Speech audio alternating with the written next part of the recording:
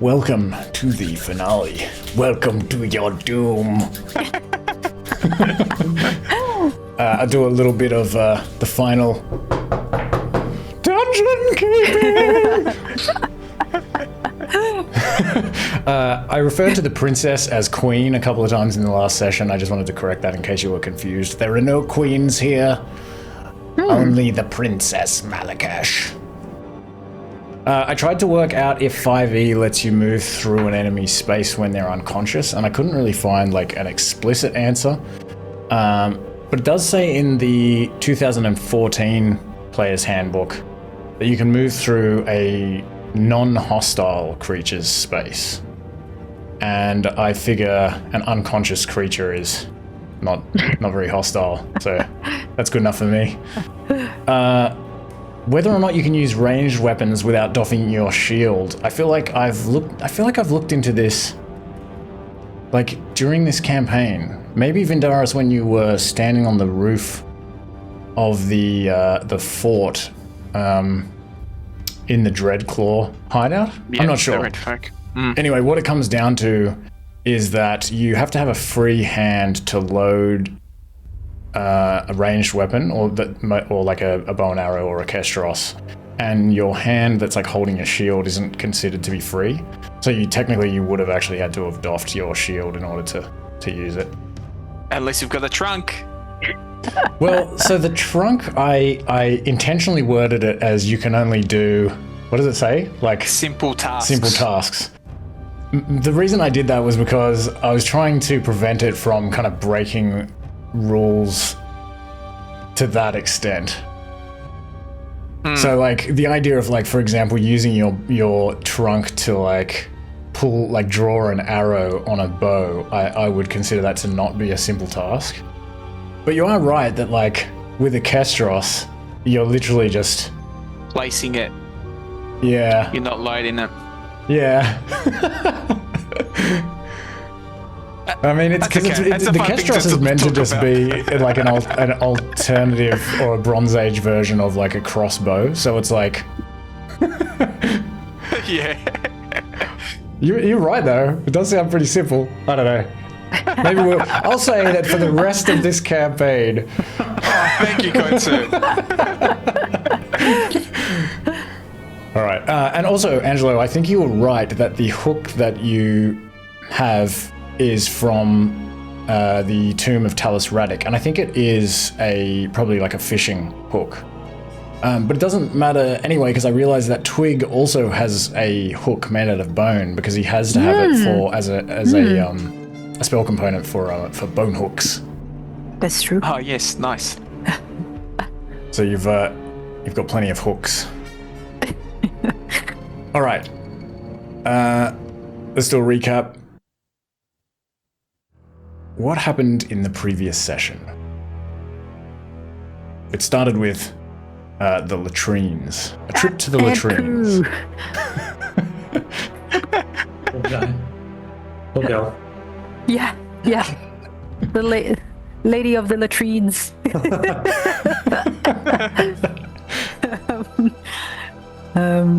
Geraldina. I think Geraldina passed.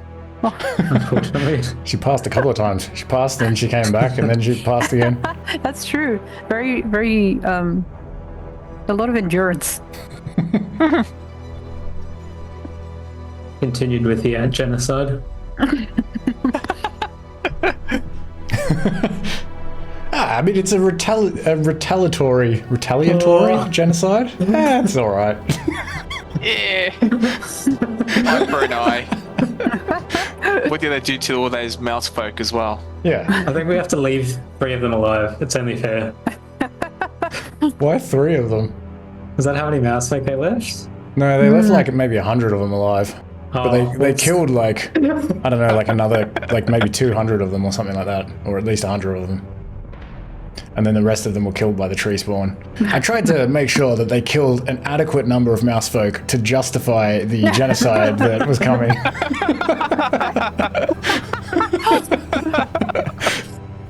Whatever the number needs to be to make you feel satisfied, it's that. Ready's on board. We battled with a mound. Like, Yep. and had a little rest, In a pillbox. which was nice. What is a pillbox? It's like a sort of a military outpost from, like, I don't know, the World Wars. Like a little Lookout cement. spot.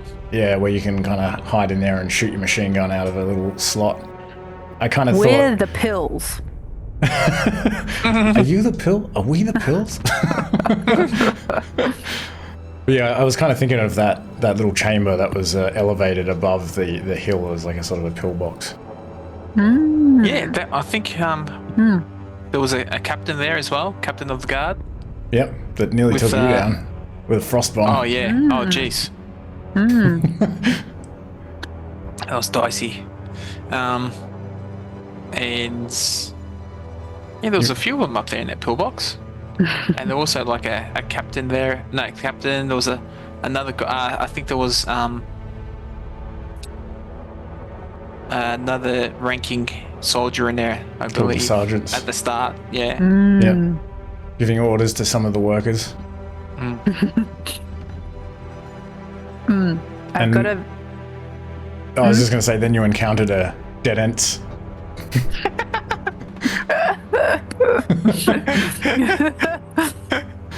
Which is all very exciting. I've got a picture of Vindaros with piercings. Oh yes. I've got a lot of those. Yeah, I don't know why I was targeting your ears in that session. The previous look. session, actually, it was Big targets. Flint was accidentally targeting your ears. I gotta Yeah, work out big a target. strategy to pin them back or something. Tie them up in a bun. Yeah. Do your ears hang low? That's what I was thinking. All right. And yes, you went into a dead end and returned, and now you have found a keyhole that is smaller than the keyhole you encountered before. And it's sometime in the afternoon. You're not really sure. You've been down underground for a little while now, probably like a couple of hours. In the nest of Princess Malikesh. And it's a pretty tight squeeze in here. Some of it is still under construction, just shored with wood shoring, while other areas are like kind of cement rendered with like lime cement and have like stone supports, a little bit better constructed or further along in the construction process. And these areas, like the one that you're in now, which are shored up with wood, they are lit usually by these little wall recesses with candles or oil lamps in them. So just a reminder that unless someone is providing light, well, so these areas are well lit, but the better constructed areas have this like bioluminescent moss on the walls for lighting instead. So when you're in those areas, I think Reddy is the only one who, unless somebody is providing light, has a dim vision. Okay, Yao Mei's got their sword, but I might take my torch out as well. Just for now. And just a reminder that the map is side on, like an ant farm. And Vindaros, you are currently squeezing, as I mentioned, when you're in these corridors. I think we forgot about that at least once in the last session. Yeah, I was keeping in mind when it came to combat as well. Yeah, I noticed it once, but I think like generally it wasn't an issue. You were like mostly in sort of larger rooms and things.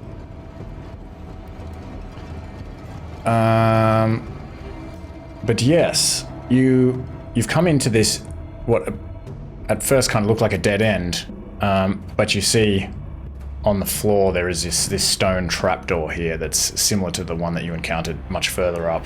This circular stone disc, approximately 1 meter in diameter, with a small slot in the middle, and a hollow on either side that you now know serve as like handholds. So you can kind of twist it and lift it up, except that it's locked.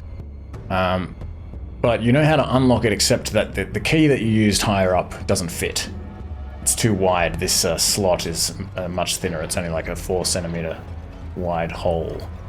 But when we left our heroes last week, Twig pulled out a loop of copper wire that is at least a little bit more than 30 centimeters long, which, as you know from going through the previous ant hole, is approximately just long enough to reach the wood bar on the other side of the trapdoor.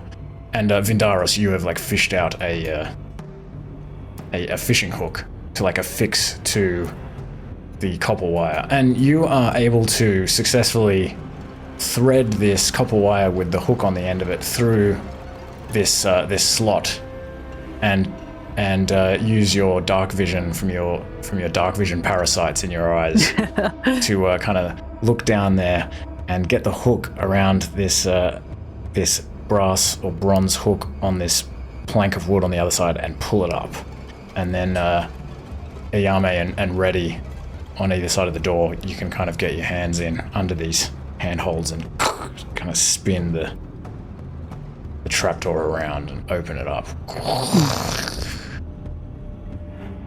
And you see another passageway leading down, also lit by candlelight, and also it looks like it's kind of at an earlier stage of construction. And you can see another one of these sort of temporary or kind of makeshift ladders, just these rungs that have been pegged into the clay wall a little bit further down. What do you do? Do we hear anything in particular once we open the door? You hear echoing up through this tunnel what sounds like chatter. Talking from probably like a pretty large number of individuals. Ooh. It sounds like it's a fair way away, but it's kind of echoing all around, all through here. Okay. Vindaros most definitely, as he's going through this doorway, wants to check for traps. Actually, it's elevation. So along the floor, the ceiling, anything looks suspicious, or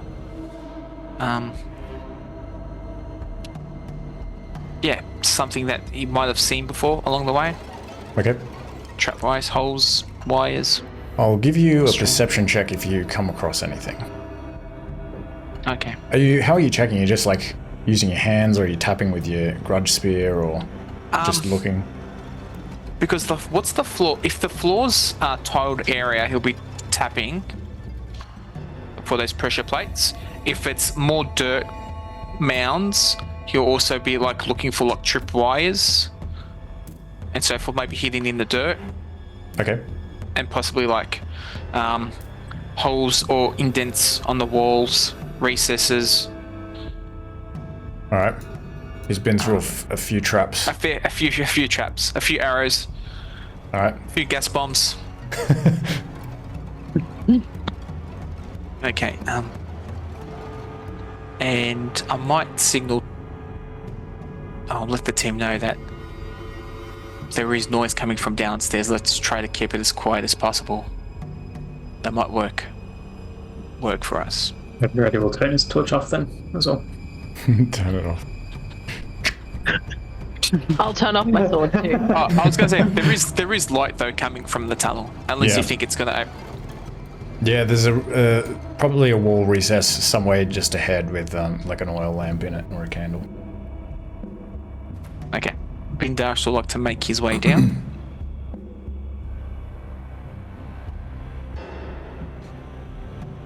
You sort of jump down. And you land on a trap. No, I'm just kidding. There's no trap. And you just see another dead end. Another, like, portion of the nest that looks like it's due to be extended. Renovated. And this thing here, once again, it just represents you can walk along there, along the side of this hole, and then the hole is on the left of the passage. I would like to test that plank and walk across it as I do so. It's not really a plank, it's just like more of the same as the floor that you're on. Because I'm just looking down the shaft to see if I can see anything from the angle below, like if there's any guards. You see a very long ladder, 6 meters down. You don't see anyone walking around down there as you walk across the top. You do think that you can see down there some more of this lime cement. It looks like this section will lead into another section that's been built up a little bit more. But you don't see anything else. Okay. I might make my way down to the first, the little niche on the side there. All right. That little cutout, if that's possible. Well, let me. When I'm on the ladder, also make sure that it's secure. Ones that we've seen before, as well. Yeah, it seems secure, but I will say, having reflected on some of the previous sessions, that you probably have to doff your shield to climb down here. Or I'll say that you can keep it on, but it will be cumbersome, and you might risk falling or something like that. In particular, especially if we get into a difficult situation. Okay.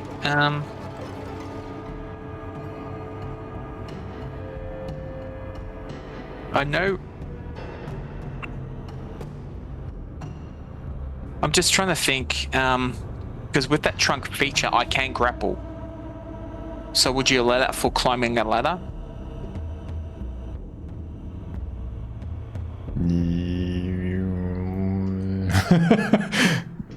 Probably. Okay, I will say that it's not as like strong and dexterous as your arm and hand, but I will say that if you do run into a situation where you are destabilized, that you can definitely use your trunk to help you remain stabilized. Okay. And how long does it take to don your shield again? I forgot. Is it just an action? Yeah. Okay. Oh yeah, I'll doff it then to climb down the ladder. Okay. I'll start heading down slowly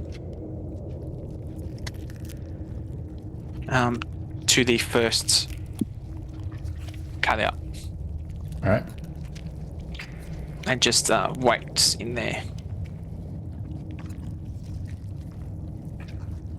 Oh, I can see all the way down. I got your back.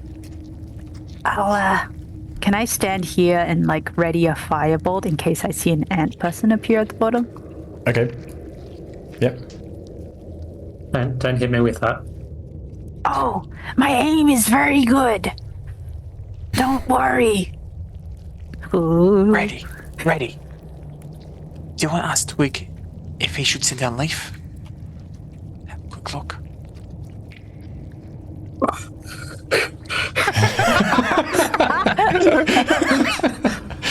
Hey, Twig, do you want to send down Leaf? Have a quick look.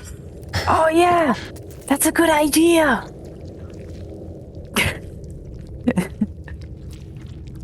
Also, Reddy, I'm assuming that you've got your shield equipped while you're climbing on here. Yeah. Okay. And also, Angelo, don't forget Ankti. And Yao Mei, don't forget Milo. He's just hanging out all the way back there.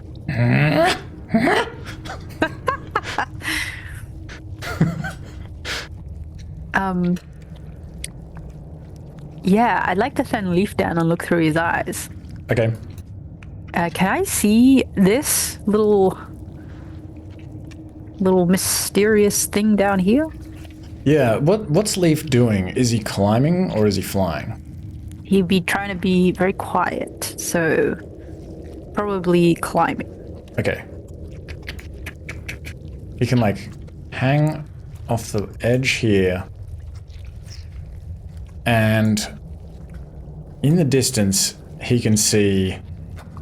I mean, are you looking through his eyes? Yeah. Whoa. Yeah, you can see that the chamber goes up a slight incline into what looks like a very large room compared to anything that you've seen so far. And the room has a lot of antfolk in it.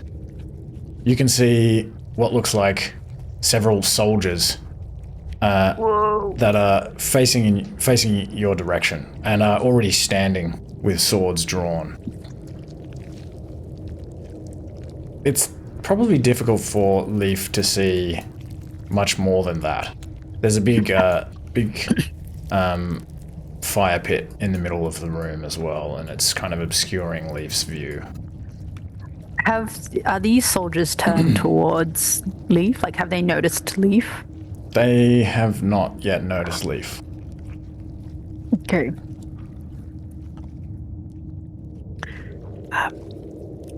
Guys,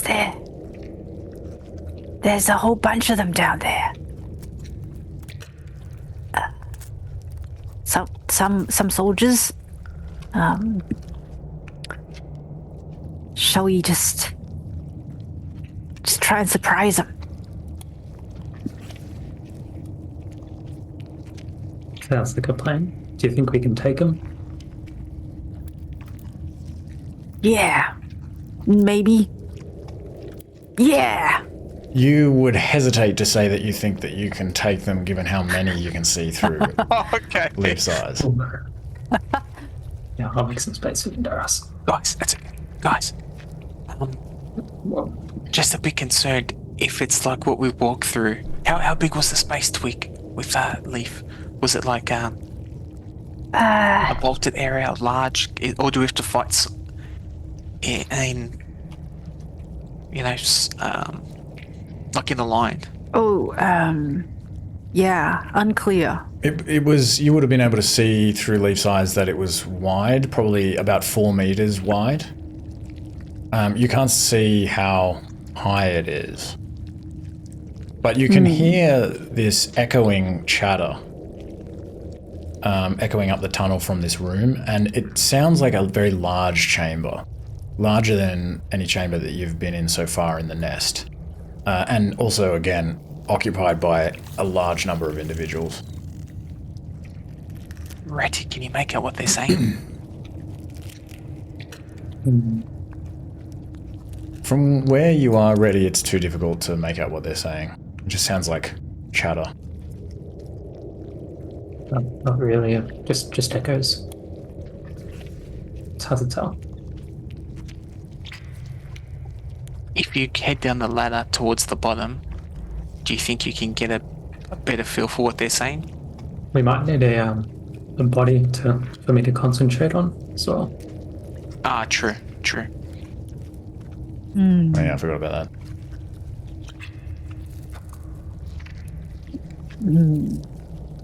What if...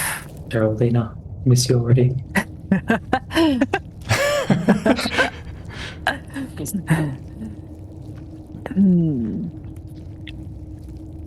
So, do you have an idea? No, I mean... Well, you think if we could draw them out a little bit, we could, slowly nibble away at their numbers? I'm not sure if they'll get distracted, you know?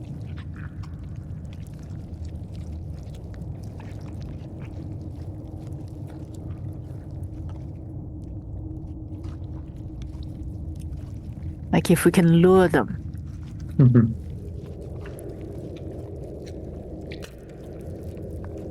Or yeah, because that means they'll have to climb the ladder. They might not do that. Yeah. Then we have to go down the ladder. They'll be right at the base of the ladder. As you continue to have this discussion, you begin to hear footsteps that sound like they're approaching you. Guys, Does... step back, out of sight. Oh shit. Leaf can see them, right? If you look through Leaf's eyes, you can see two ant-insectoids They're coming. walking in your direction. Give me a stealth check for Leaf. Okay. Ooh, he's pretty good at stealth. He's not good at stealth. Yeah, as he is like flying up the tunnel, or perhaps is he flying or is he trying to rapidly crawl up the side of the tunnel? Rapidly crawling. As he like kind of tries to scurry up the side of the tunnel, he dislodges a couple of small pieces of rock and grit and cement that kind of clatter on the ground, and you hear this. You hear the footsteps stop, and then you hear this like, "Hey, hey," and then the chatter coming from further along in the tunnel also like quietens down. Maybe you even hear like shh, shh, shh. That was shushing. I realized it could have just been any sound effect.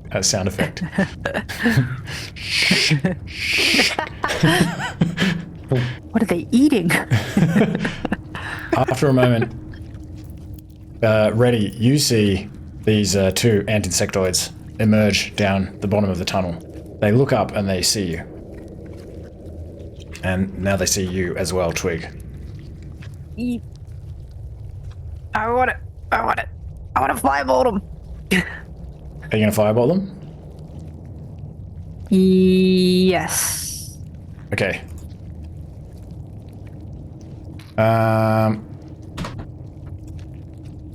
Firebolt. Okay, give me a firebolt. Give me an attack. I won't put us into initiative yet. Oh. Interesting. They might die instantly. I'm just saying.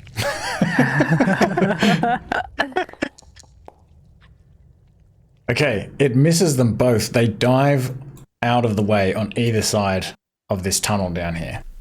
Oops. They kind of cry out and like jump out of the way as this firebolt just like explodes on the ground here. One of them calls out, and Reddy, you can still see this one if you're focusing on it. It's like, wait, we wish to parley. Wish to parley, Twig. Wait, no more fireballs. What's parlay? Partay. Oh. I think they want to negotiate. They want to party?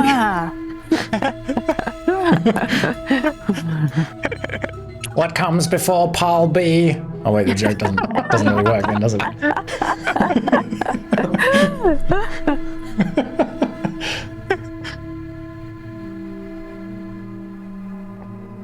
The other one calls out as well. The princess will see you now. Come down. Stop this foolishness. You are outnumbered. They want us to go down and see the princess. Apparently we're outnumbered. Maybe we can meet with a delegate in the neutral zone. Feels like a trap. It does seem that way.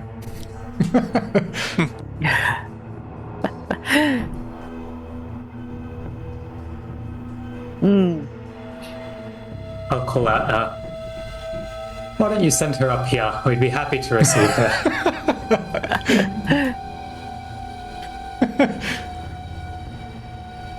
That is absurd.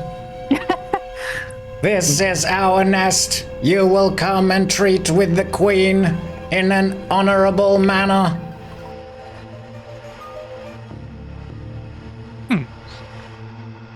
This will be interesting.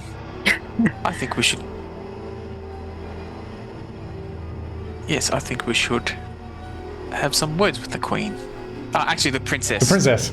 I'm sure he said the princess. The other one, ready, you hear the other one say, Sorry, I think I she translated is that not wrong. queen yet. Oh, yes. I forgot. Please don't tell the princess. She will cut off my head for insulting Queen Invicta. Just don't do it again. Well, how about I keep an eye on the rear? Hey.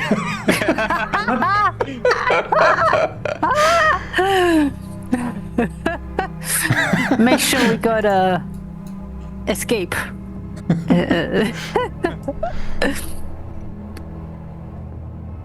Okay, Vindaros is gonna make his way forth and start climbing down. Wait, do you And wanna, also translate that to Yao Mei as well, if he hasn't heard any of the conversation. Oh no, he's listening. do you want to take this, Vindaros? I think you're a bit better at negotiating than I am. Oh, I thought you just wanted to give me a high five. Oh, okay. Thank you. Moral support high five. So you take the pendant? Correct. Okay.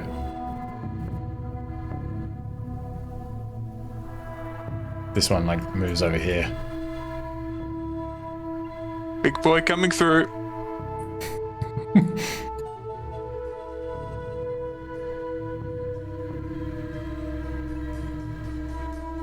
They visibly shrink at the size of you as you kind of come down here and like and have to like kind of stoop over to like clamber through this tunnel. They sort of back away. They're like holding their spears out in your direction. They like back up this hill. Yeah, mate, do you want to go? I'll keep an eye on the back. Okay. It's a bit more roomy down here.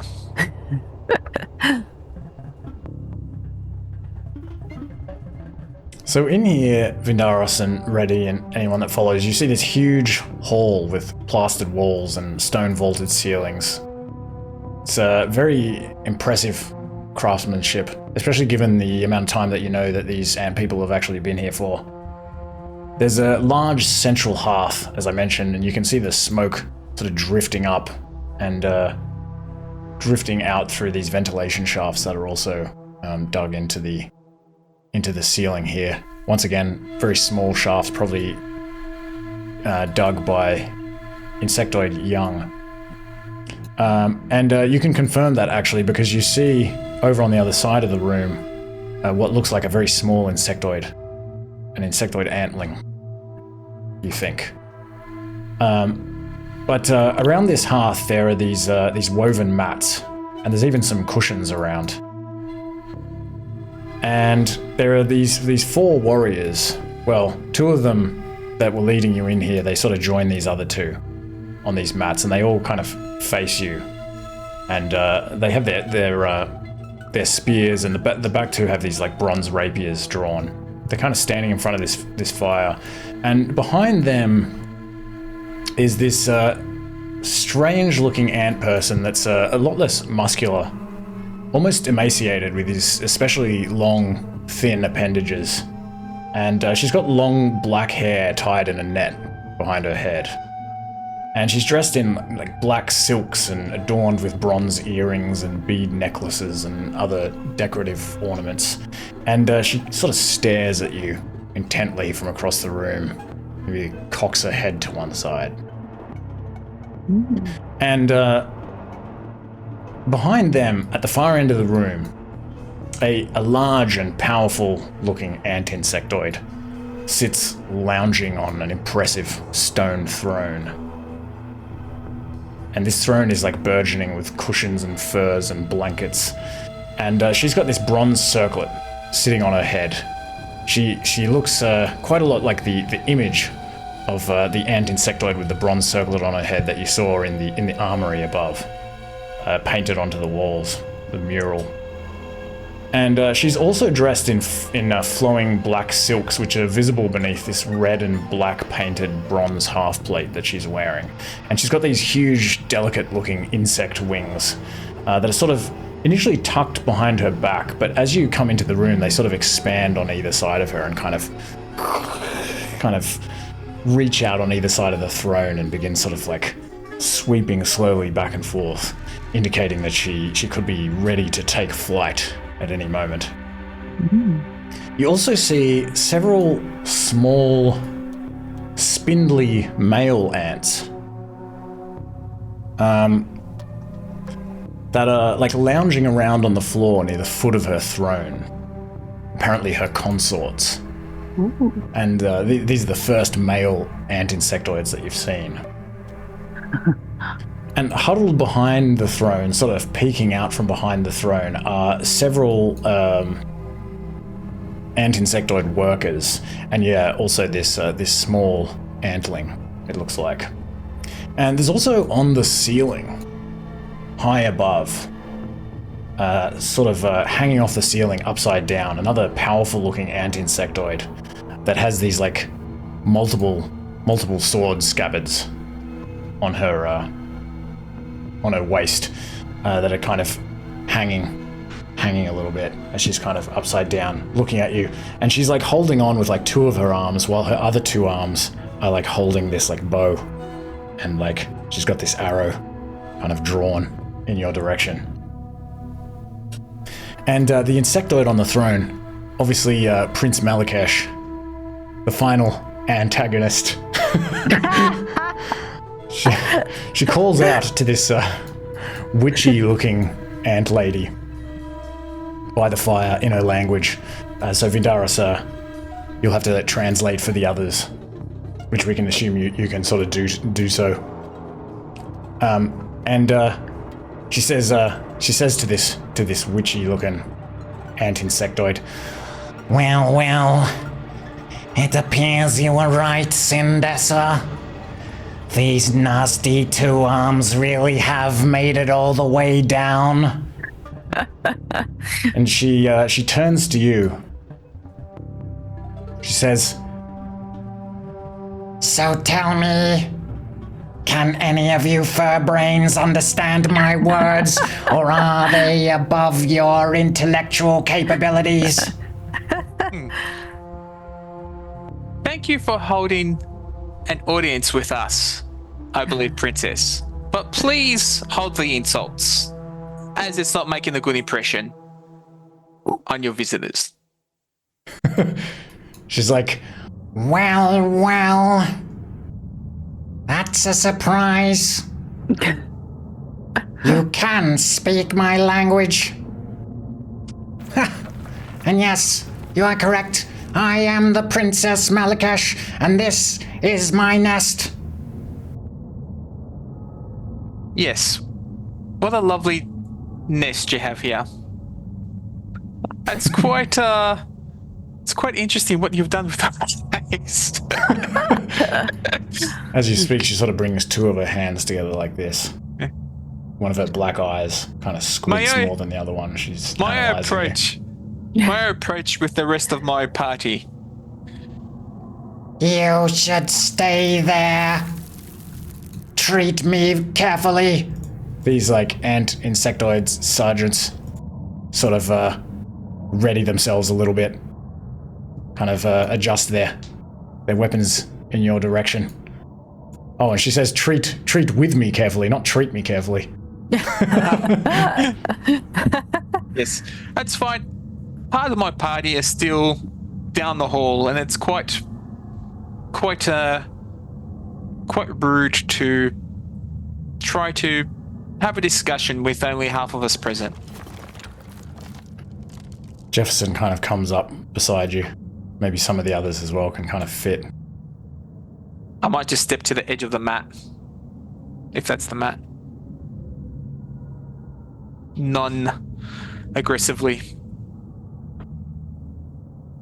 The princess says,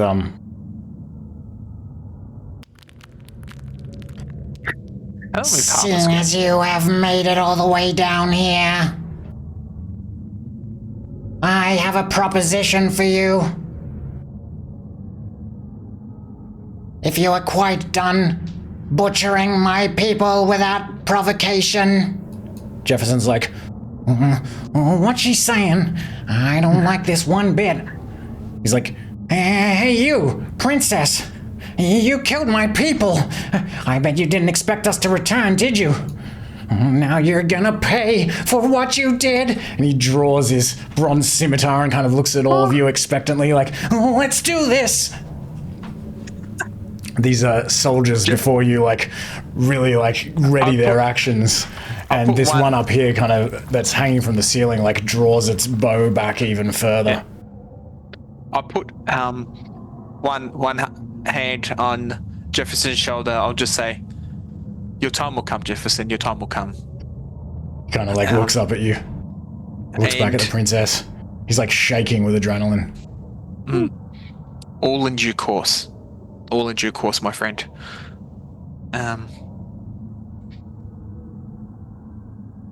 Yes. So hopefully just calming Jefferson down. Before, sorry, I forgot the question from the princess with that, She says, It's a proposition. she kind of like looks at Jefferson Jones, looks back to you. She's like, yes, well, there is no reason we have to all kill each other like this. As I was saying, I have an alternative solution. Why don't we settle this in a civil manner, with honor, in the way of warriors? and what way will that be? I propose we hold a contest. Winner takes all. Tournament of sorts. We should Interesting. meet on the hilltop tomorrow at noon and fight it out. That is my proposition. If your gang can defeat me and 3 other combatants of my choosing to make it 4 against 4 without the help of your mousefolk henchmen, then I give you my word that my people will leave this place and you can do with it as you please. What say you? Let me have a moment to discuss this with my companions. Guys, you won't believe this. She wants to have a fight. Are you? 4v4 on the hilltop. Oh, I think it at dusk. I don't know. Work out the time. I mean, do you trust her? Yeah, like what says that she doesn't honor her end of the deal? True. The stakes were winner takes all. What if she just wants to get reinforcements? Yeah, what's to stop us from killing them all now? numbers for one.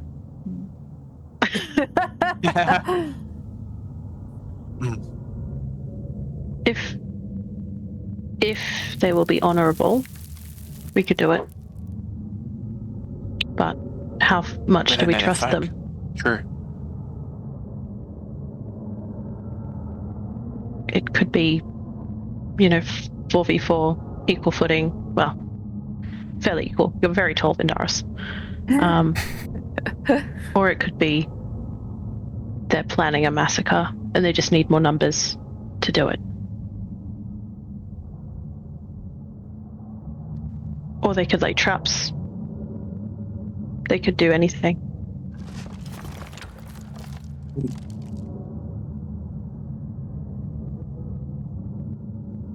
Other questions. What? Because it also, she did mention of her choosing. We don't know what that could be. Exactly. She could have some sort of aberrant. You mean one of ours or or somebody else's? We have evidence too. I call upon you, great snake.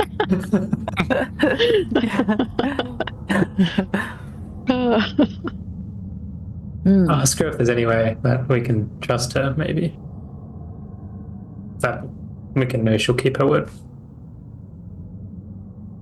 Princess, how do we know that you'll keep your word? How can we trust you? How can we trust you?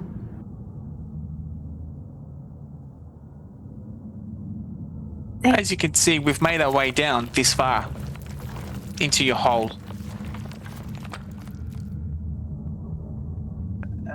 Who's not to say that there's foul play afoot with this tournament? It is true that you have killed many of my people and made your way all the way down here. This is the reason why I propose a fight. Because I do not wish to see any more of my people die.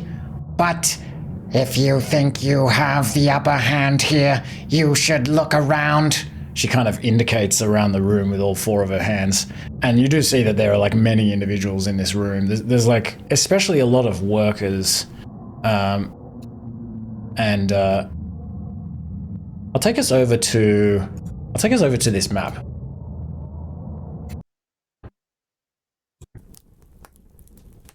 This is what it looks like top down. Oh, wow. There's a lot There's of a lot of consoles. workers. There are also more of us downstairs in my chambers. She wouldn't say downstairs. Down tunnels. Down the ramp.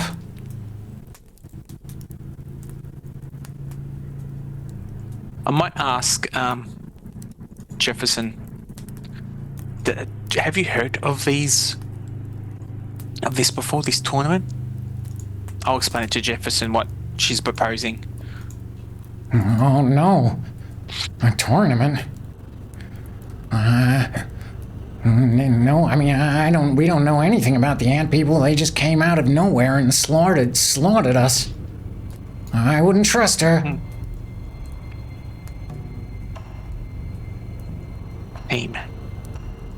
I'm thinking possibly if she announces who's in the tournament for tomorrow.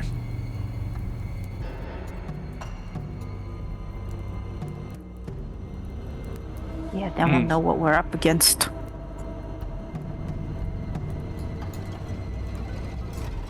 What time is it? Wait a minute. Sometime in the afternoon. You think it was around 3 in the afternoon when you entered here. You rested for an hour. You're not exactly sure. Sometime in the afternoon. It's hard to tell. You can give me maybe a wisdom check if you want to try to guess. And see how accurately you can guess. Sometime in the afternoon.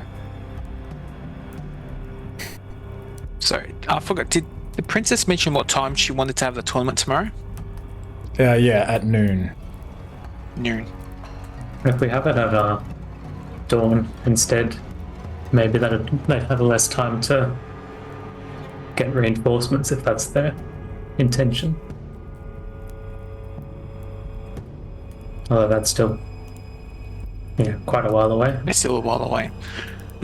What if we say on the condition that no one leaves this anthill? Alive. Yeah, like if we can guard the entrances. I do agree, but there's another tunnel behind them. I mean, if I was now designing a hill, I'd certainly put at least 2 doorways.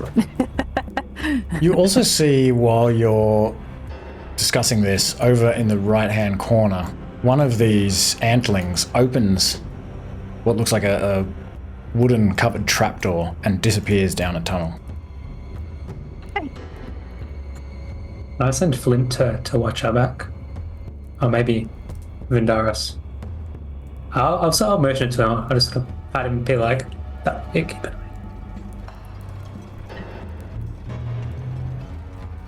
Yeah, so you know there are at least 2 other ways to go from this room.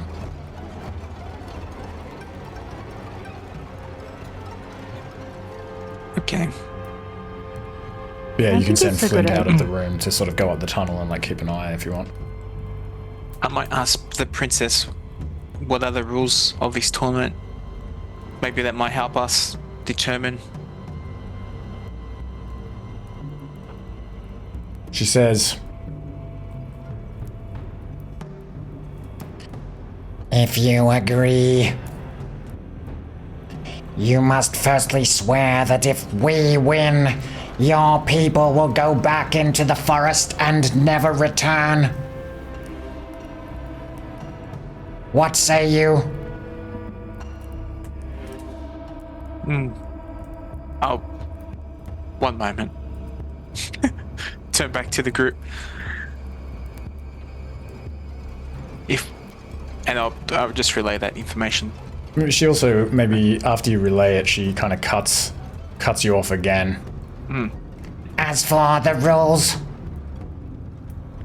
my terms are whatever magic you use after the fight begins is fair game, including those abominations of ant people you have been returning from the dead.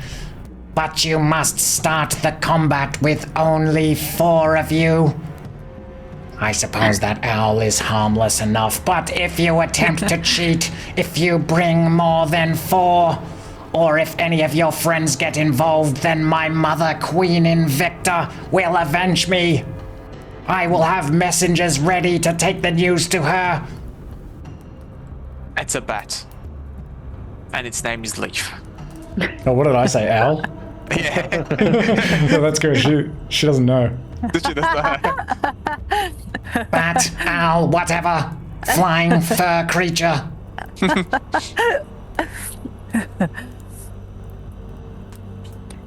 Eve. Is there anything else you want to know? What, so, Maybe if have we a win, Yeah. Winner takes all. winner takes all, but, what do? Do they just disappear? Or, Yes. where do they go?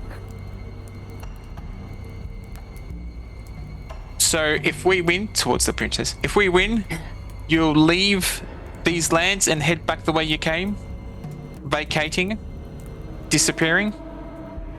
That is correct. I and the other daughters of Queen Invicta are expected to go and expand the queendom when we come of age. This is the place I chose, but I can...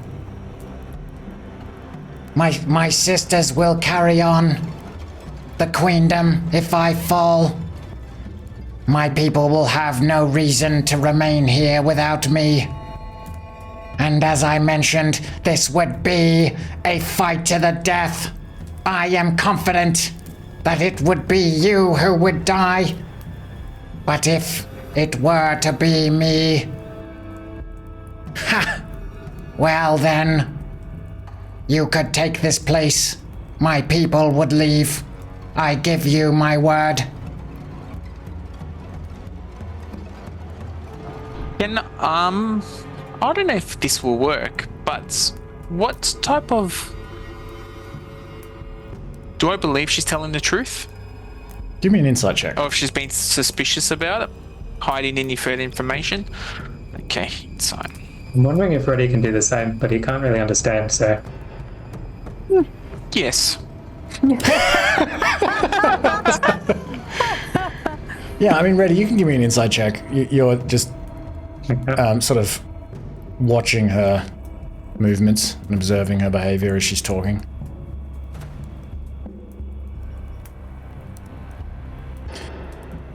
She seems very arrogant to you, very confident.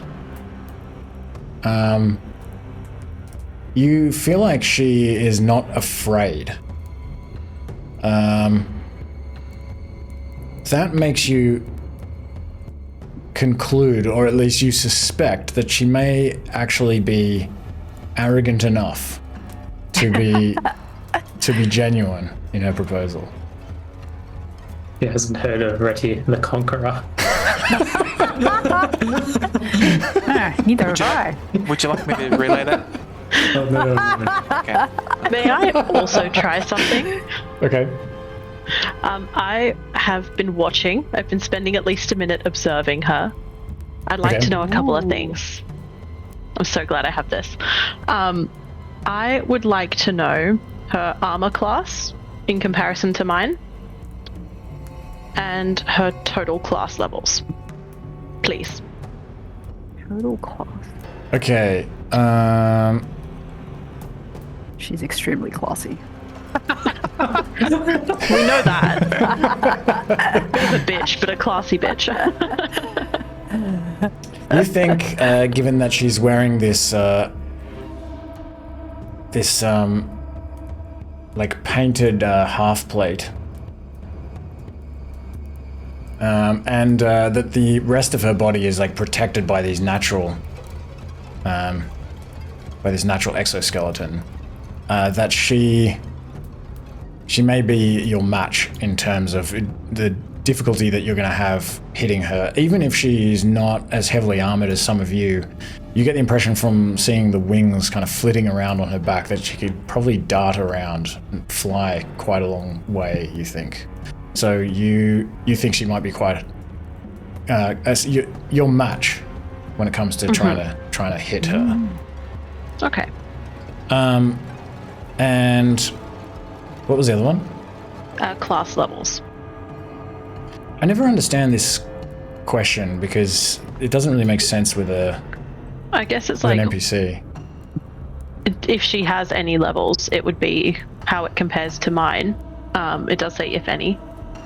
So if she doesn't have any, then what would I be able to glean about? I can pick something else if that's easier. If it's going to make more sense. Yeah, maybe pick something else. Okay. I mean, I can try to answer that, but I don't know if it'll really tell you anything because she doesn't, she's not really a class. She's just like a creature that I invented. So she doesn't have like class levels. Yeah, that's fine. Okay. What about hit points? Currently.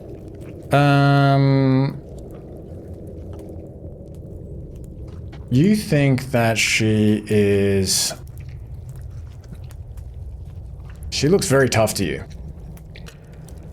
And given that she hasn't been fighting and that she's sort of well rested, you think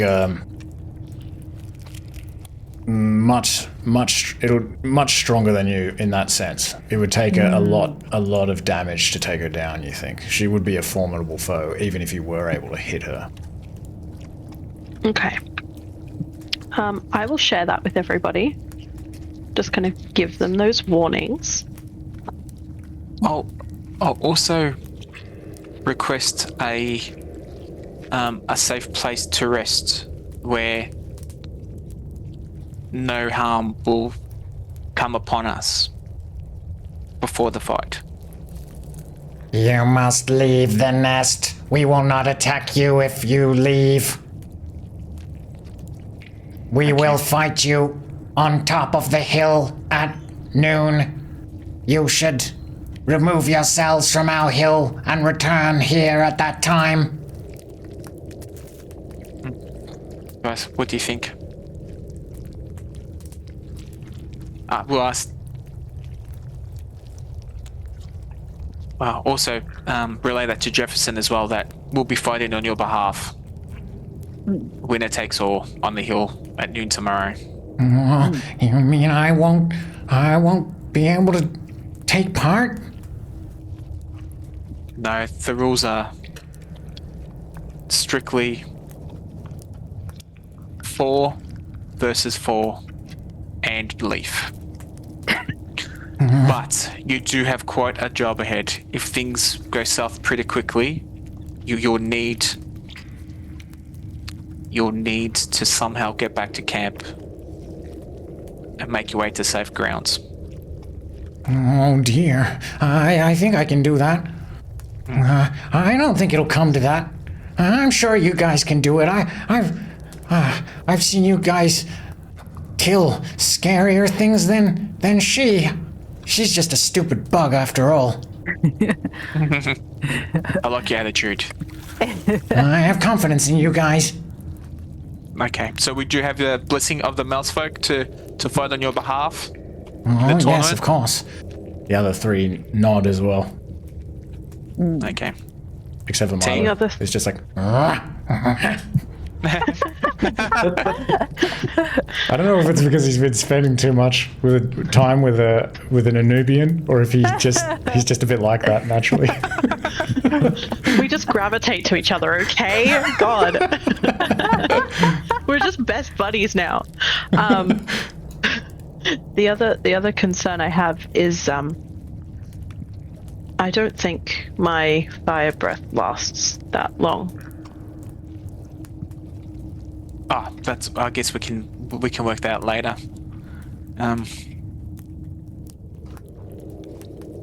But we have to be fully ready for this. Well, to be fully ready, I probably would need to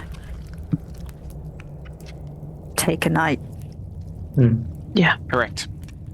And I think we should spend some time preparing what we do have. Taking stock. That'll be very valuable. Okay. Who are the other three we're fighting? Sounds like the princess wants to fight herself. Who else? Assume it's those odd-looking ones over there. Probably. They do look weird. Interesting if she wants to fight herself. I think she gets a lot of them to do her work for her.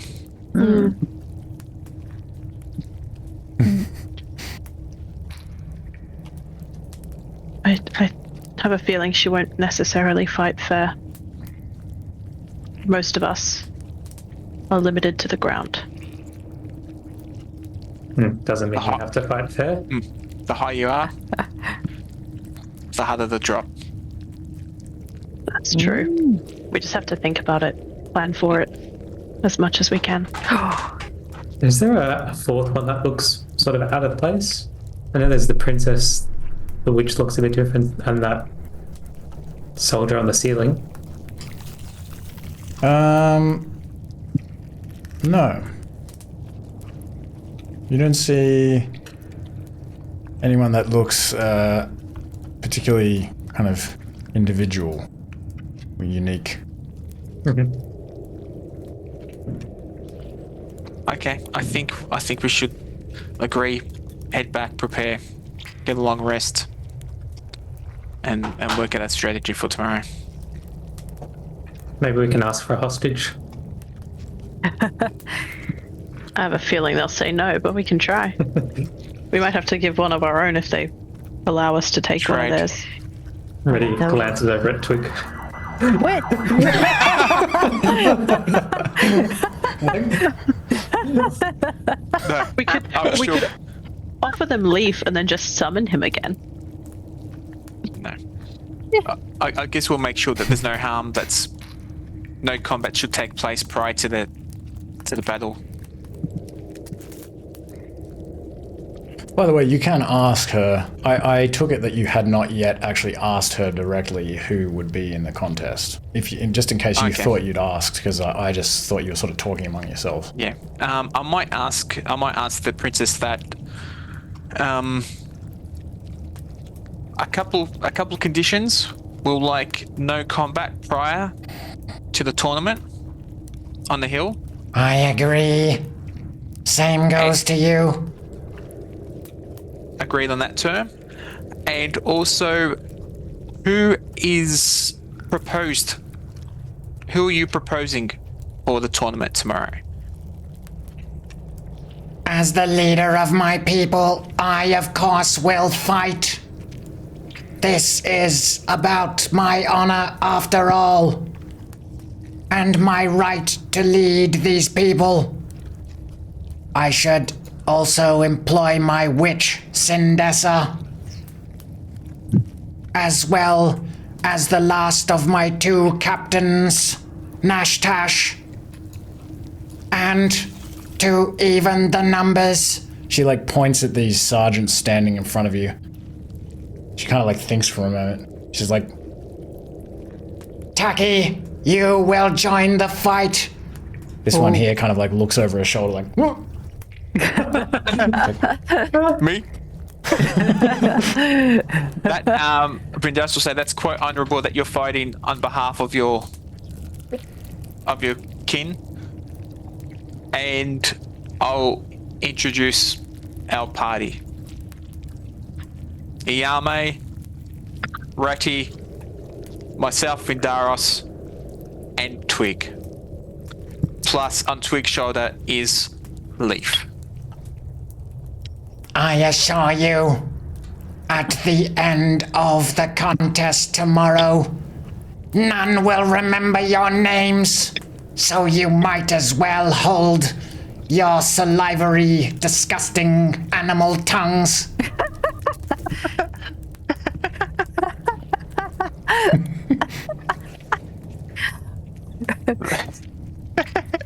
I would like to rally the troops and just pass on that information that she's quite confident that she'll win, and yes, say which party members are involved. You're right to agree. Yes, I'm talking to the companions. Yes. Yep. Oh, good. Okay. Yes, Princess, you have yourself a deal. We'll meet you at noon on the hill. Very well. I will wait for you there tomorrow. May you have an unpleasant evening and not very restful. You too. I am sick of looking at your pincerless faces. You disgust me. Leave this place immediately. Yes. Yes. We'll head back out all right. of the hole. It's a bit musty in there. Do you leave the nest? Is your intention to leave altogether? Vindaros, yes. Yeah. Yeah. Okay.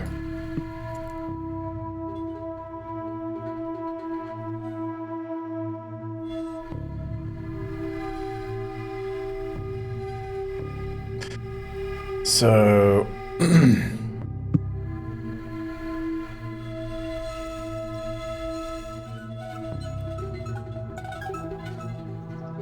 you head out of the nest, climbing up through all of these passageways. Maybe some of these ant people follow you like several meters back, just to make sure that you leave. You see them kind of like peeking around corners and things and sort of creeping up some way behind you. You look back and they kind of duck away, and then maybe one of them pops out and kind of shakes its fist at you. Every time I look back and see one, I'm gonna growl at it. Just really like show the salivary teeth. Be as intimidating as possible. Yeah.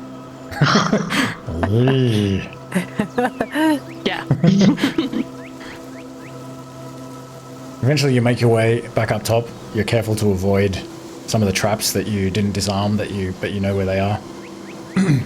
And you can head back out onto the side of this hill, out through the entryway that you came through. Unless you want to leave a different way.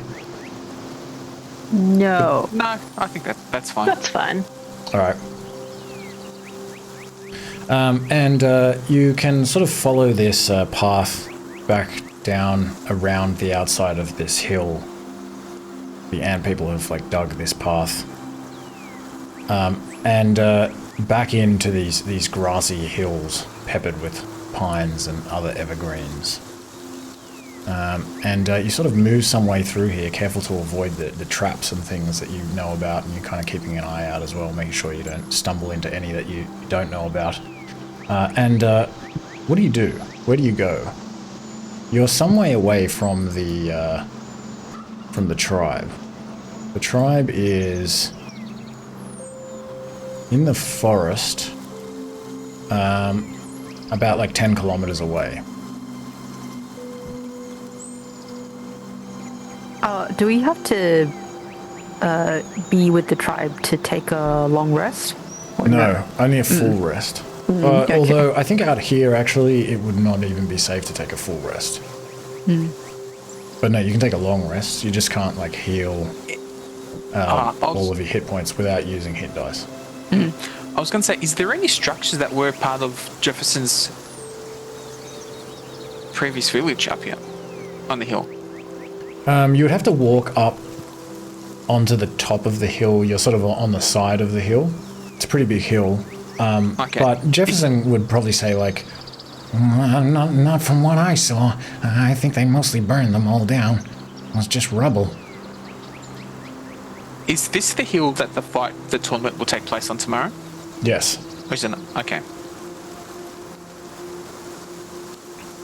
Yeah, it's a large hill, a big, the plateau at the top is probably about 300 meters across. It's like a really big hill.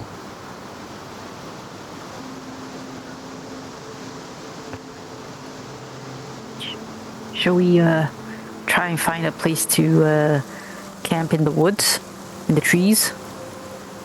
I guess somewhere sheltered as best we could. Yes, but I'm thinking maybe with an eye on the anthill, just in case anything fishy is happening.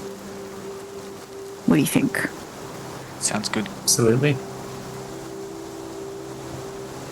All right, I'll say that you're like close enough to the forest here that if you kind of want to stay like close to the hill, but just sort of go near or just within where the tree line is, approximately where the trees start getting kind of thicker, that you can do that without having to leave this 5-kilometer area. And you can tell now as well, Reddy, that it's about 5:30 in the afternoon. I might also set up the shade sail, the trusty shade sail, for cover in case it rains throughout the evening, and probably also start a fire if need be. Then we can, I guess, make camp. All right, yeah, you can spend a little bit of time like collecting some firewood and building up a little fireplace, using your flint to light it, and sort of putting up your sail. How do you put up the sail? Like between some trees or something? Yeah, or like a skill in low at one end, high at the other end, if need be. So the water just runs off. With like a spear or something? Oh, if we camp between trees or can use a spear. Oh yeah. Yeah, you can do that easily enough. And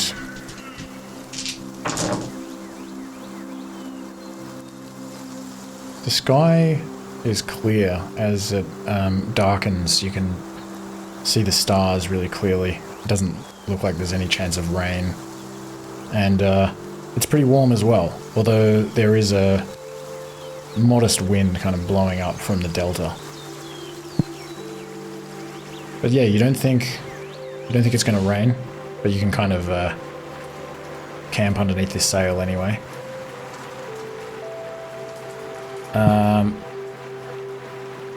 Has everyone eaten? I think everyone has eaten. Yeah, in the morning. Yeah. And do you set watches? Yes. Yes. Twig, Vindaros, ready, and Yao Mei? Yeah. All right. Yeah. And go ahead. Are we sleeping right away, guys? No, I think we can just have a chat about what's going to unfold tomorrow. Yeah. Yep. Also, Yao Mei, I'm thinking if you have a spare piece of what were you writing on drawing with your maps? I have a wood tablet. A wood tablet. Maybe we can jot down some instructions that we can give to Jefferson to bring back to the tribe. Yeah, we can case do it- that. Ball south. We might need to have we might need him to do it for us. I don't know if there's a language that we could write in that we would all understand.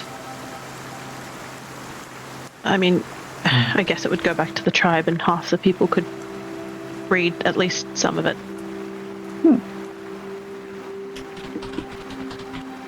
Yes, we can write it both in jungle and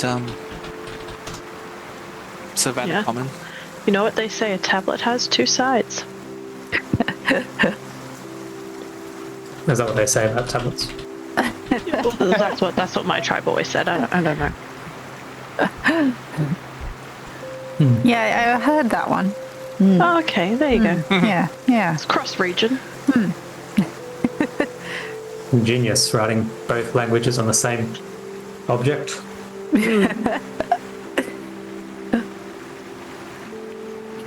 Very interesting. But yeah, I think that's a good idea. And I will pull out my wood tablet. All right. And I think I have something to write on it with. I think it's got like wax on one side, so you can basically. But yeah, you do have like map making tools that would have something in them that you could use as a sort of a stylus to like scrape letters into it. Yeah, it says my cartographer's tools comes with charcoal sticks Oh yeah. and a bronze or bone awl. I've got a few different options. Cool. Okay. So, what do we need to tell them? Maybe if we keep it simple, it'll be easier.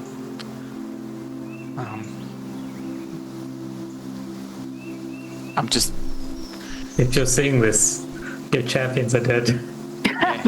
If you're reading this, we're probably already dead. Turn back the way you came. Run. That's the only instruction we really need to write. Just run. Oh no, they don't need to run. They're not going to be chased out. We just need to leave. No. Just don't explain it. They're like, holy shit, what's happening? What have you done?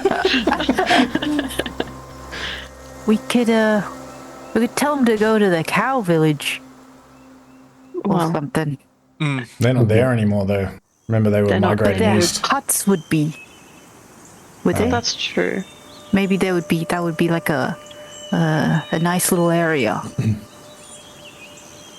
It's like they go Yeah. there, Land. and then the Suskins show up, and they're like, "You killed all of our our representatives." No, I'm just kidding. It's a good idea. Thank you, God. That is a good idea. The heavens rumble. Lightning streaks through the sky. This is Shutushka, aka God.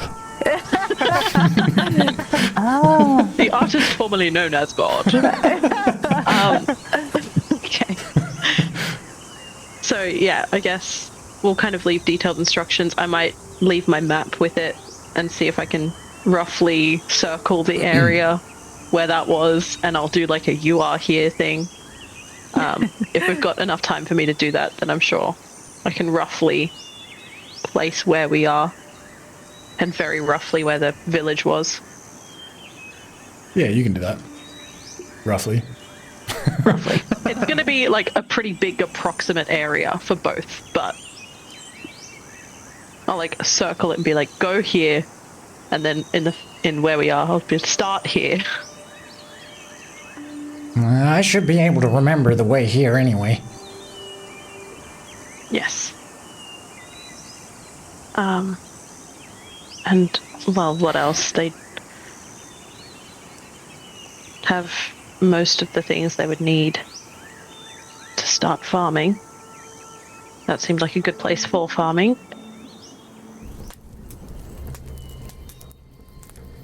You're a resilient bunch. Is there anything else we need to tell them? keep us in their prayers. Pray to Vraka for the ant's downfall.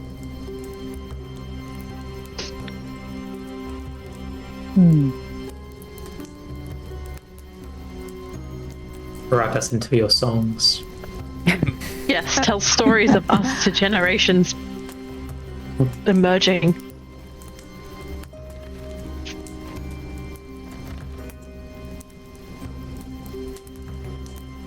Is that everything? Maybe Jefferson can take the locket if we Yes. I'm not sure if that will allow that. It might be nice to have during the battle. Take what? The pendant. Oh, sorry. right. Yeah. Worth a try.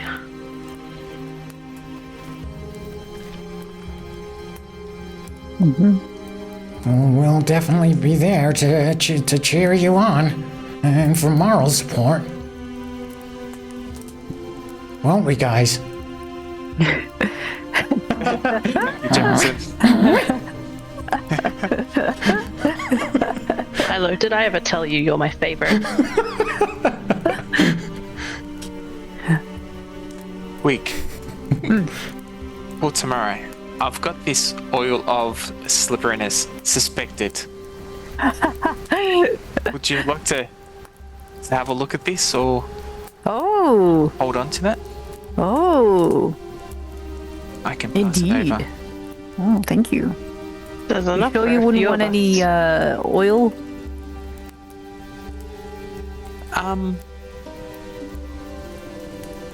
Of slipperiness? There's enough for a few of us.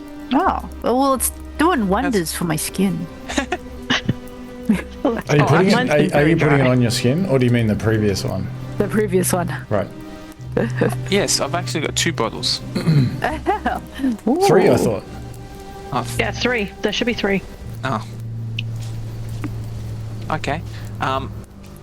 Twig, did you Why, want to make thank you. sure it is the oil of slipperiness? Ah. Well, can I tell from a small amount of this if it is a oil of slipperiness?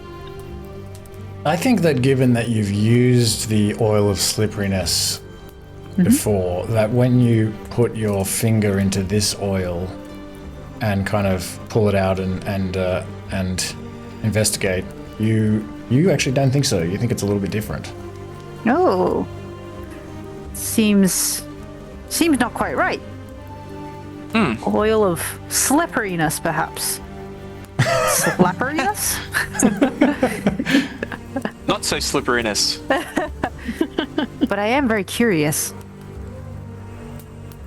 Is it possible to kind of figure out what it is by smelling it or anything? Yeah, give me an investigation check.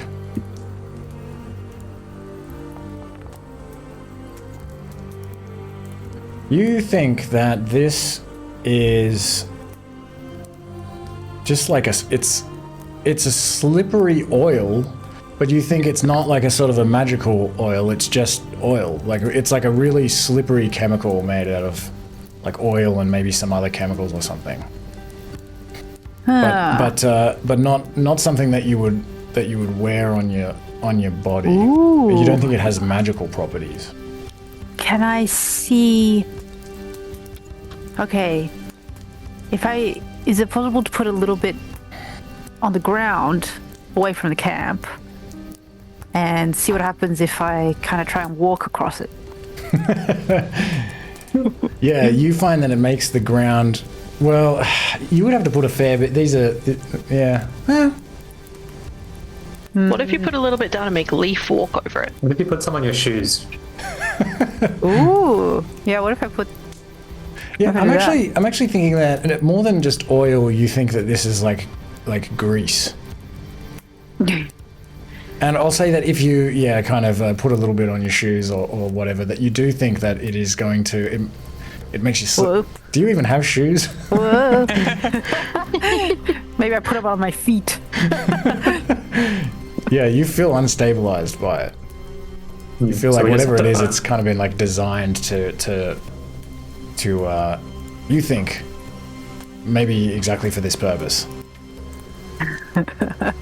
We'll have to get in and steal their shoes before the battle. Or we just throw it on the ground around us at the beginning of the fight.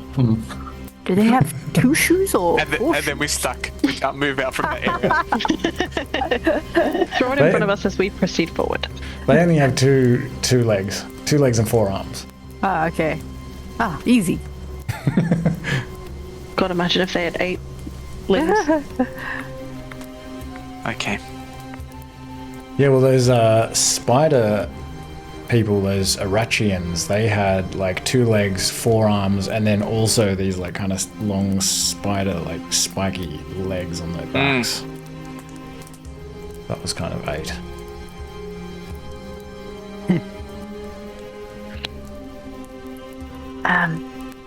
So, did Yao Mei or Twig, did you pick up the acid bomb? We still got 1 acid bomb. I've Or got do we 2. use it? Oh, you got 2 acid bombs. Oh, nice. Yeah. Yeah. I've got 1 smoke bomb left. Still. I've got the dust of sneezing and choking. I've also got a healing potion. Oh yeah, I've got a healing potion as well. Retty, do you have a healing potion? I have 2 healing potions, actually. Okay. I also have a potion of greater healing Ooh. and a potion of healing. And Got some Sorry? poison as well. To put on weapons, maybe. oh, nice. I've also have 2 healers kits. Does anybody need a healers kit? I still have one. Healer's kit. We might not get a chance to use them anyway. Well, go ahead and take a long rest while you're having this discussion as well. Nothing happens during the Actually- night, and you can use your healer's kits while you're resting. I want to look for stuff first. Yeah, I might also use my second wind because that refreshes at a short rest. So I'm going to use that first. I also have a couple of lay on hand points if anyone needs a little bit of healing before the long rest. I don't have much left. No, go for it. I actually wanted to go looking for some bugs in the forest. Spell components. Okay. Bugs are going to be probably pretty... What sort of bugs? Pretty easy to Look find. for fireflies. I do have, Oh, this- fireflies. yeah, specifically. That's definitely not going to be easy to find. I think like fireflies, you'd have to be in like a cave or something, right? I don't know. I don't know if you are. I'm just visiting. Fireflies can be out in the open. They can be out in the open, but I don't know I if they're going want to be around in them When like it's, far as well. when it's, yeah, it's just about the time of year. Yao Mei, do you need lay on hands? I've got 3 points if you want. Actually, I am perfectly healed. Thank you. Twig, Retty. I'm okay. Thanks. No, Vindaros. it's okay. Thanks, Vindaros. I might just hand him out to the mouse folk. Some warmth.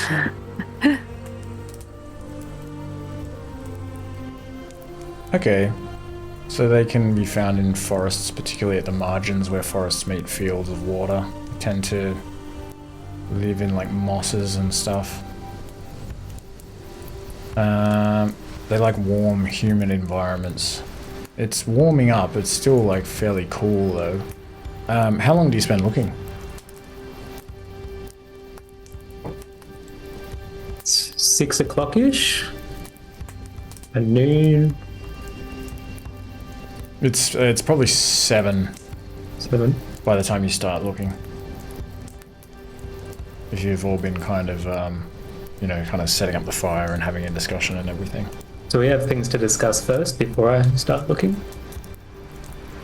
Uh, Well, we could finish the conversation as if Okay. we're having it before you go, I guess. yeah, we can do that if you wanted to sort of leave before that. Because we're probably We can start at talking while 6. we prepare the fire and stuff too, so...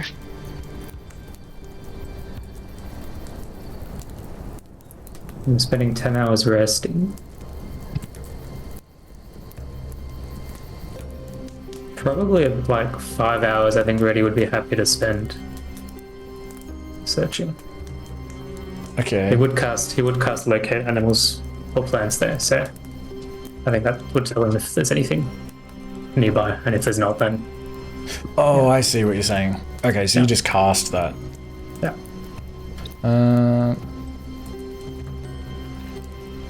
Okay.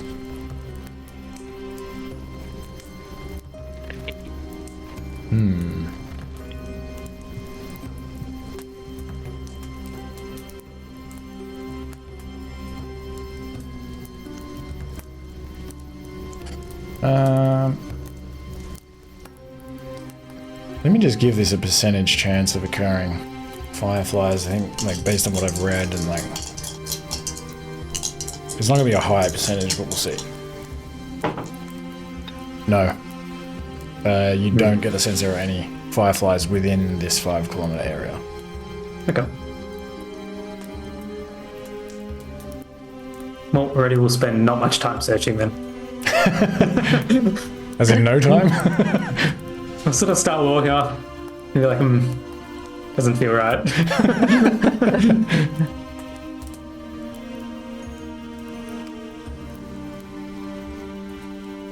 I think I'll long rest then.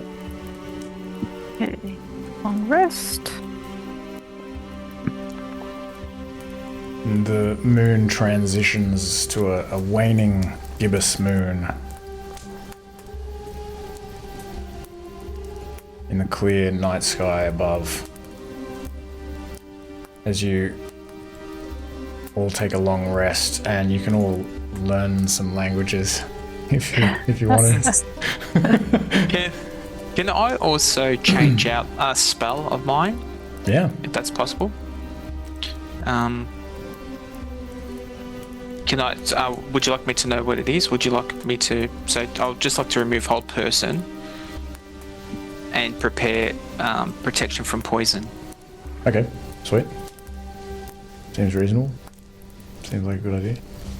Yeah, I'm doing a bit of spell switching as well.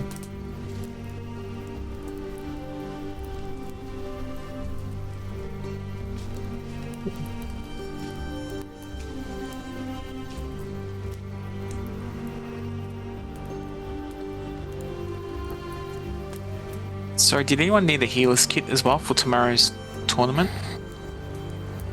No. Has everyone got? Okay. Reddy, when I Okay. organize your character sheet like that, does it do it for you as well? Sorry? I sorted your character sheet by prepared spells, and I was just wondering if it also does it to yours. No, but I've just got that on like I've got that on now. Oh yeah, okay, sweet. So I usually just have it on. I don't have a healer's kit. So I could grab one. Yeah. Have we long rested? Did we already have time to look for another sort of bug? Yeah, you can do that. I want to look for some caterpillars. Okay, caterpillars. Give me a survival check for that. I don't think it'll be that hard to find that. Survival. I want to find a caterpillar cocoon. A cocoon? A cocoon. Ooh. You just don't turn anything up. You just can't find one. Oh no. Golly. No, I think I'm anxious. Okay. Happens to the best of us, ready?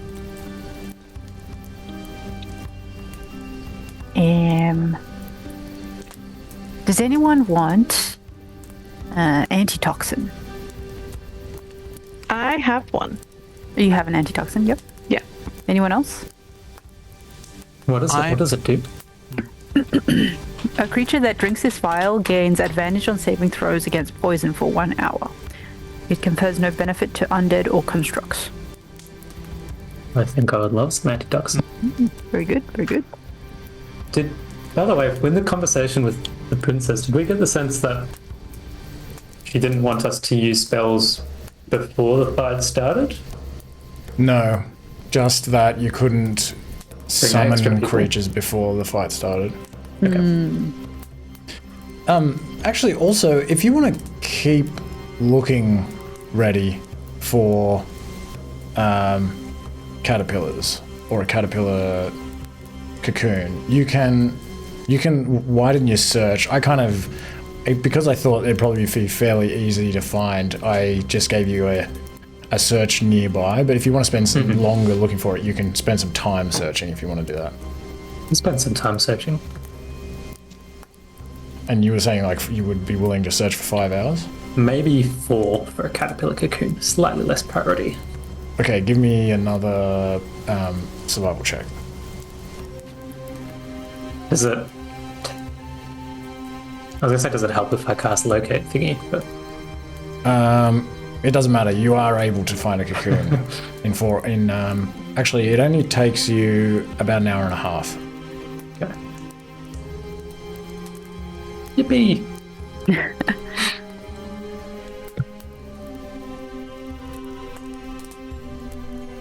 So, with the fight, what are we bringing with us to start? What do we start with?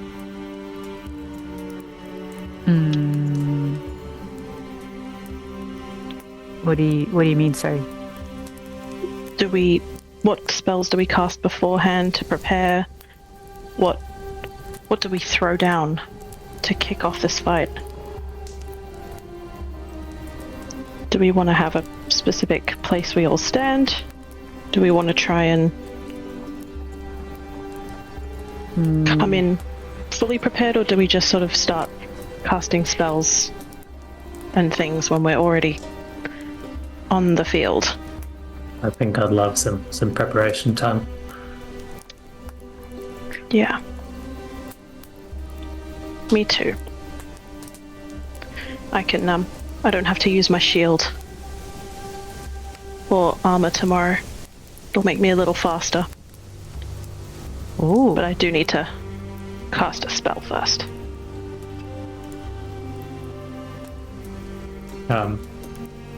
Being a druid, I learned a lot from my master back in my village. And I'm not sure if you're all aware that sometimes, creatures can transform into other creatures. Oh, I had no idea. And I was wondering if any of you would be interested in such a proposition. I'm not going to say you were going to transform into something. If the situation calls for it, there are some spells that I could cast. But, I didn't want to spring it on anyone. So. Just that I'd ask everyone now, yeah. You have my blessing. Lucky. Yeah, if you see fit, or if we look like we're maybe having a difficult time, feel free. Maybe not the magic one though. I don't know if he can cast spells. Yeah, can I cast spells? Still? Oh, I don't know about that. Oh, okay. Maybe not you, Twig. Maybe one day. When we're not fighting, maybe we can try it. You can, yeah. Give me a shout if you need it. Thank you.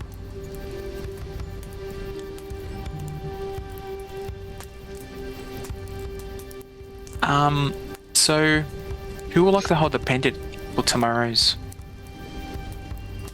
fight? I think you should, Vindaros. I was thinking maybe Ratty or Twig, just because they'll have an understanding of what their witch will be casting, possibly. Ooh, Their magic users. good point. I was thinking diplomacy. I wasn't thinking advantage. No. And I also have a potion of comprehension as well, if need be. Are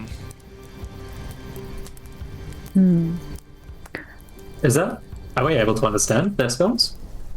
Is that a thing? I guess. No.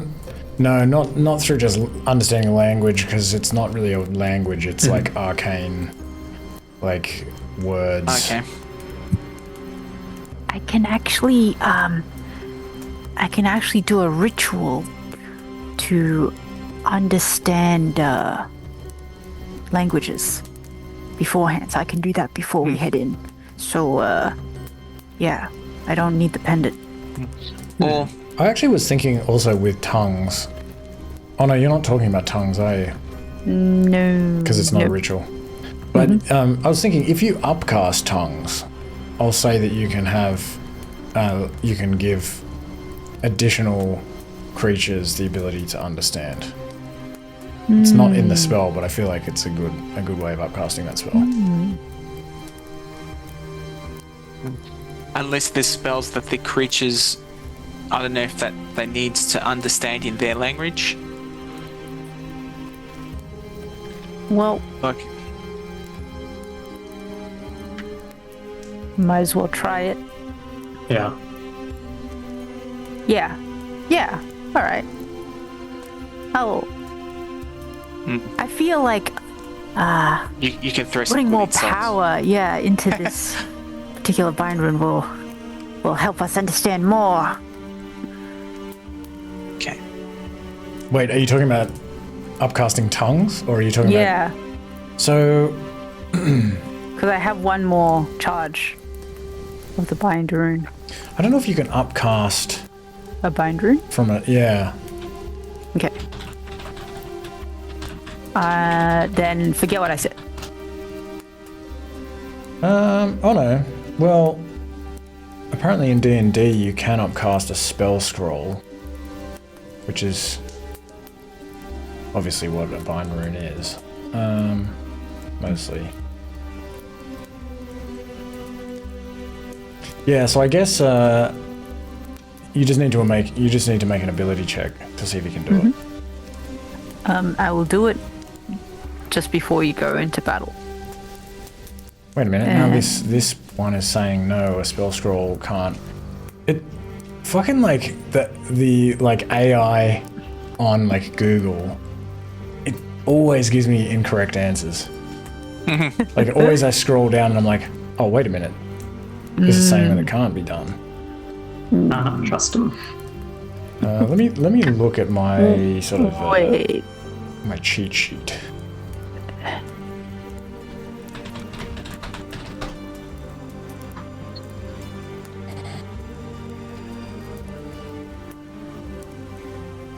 I didn't know we'd have time to prepare. Now I gotta look at my spells.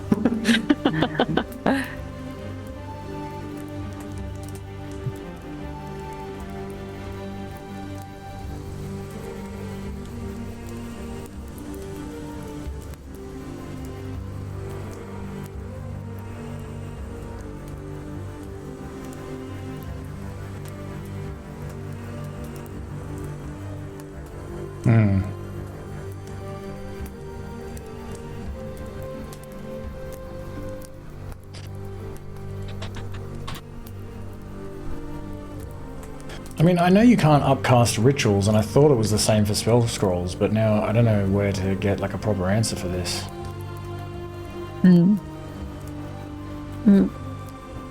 I can just do the ritual. If you just want to do comprehend languages.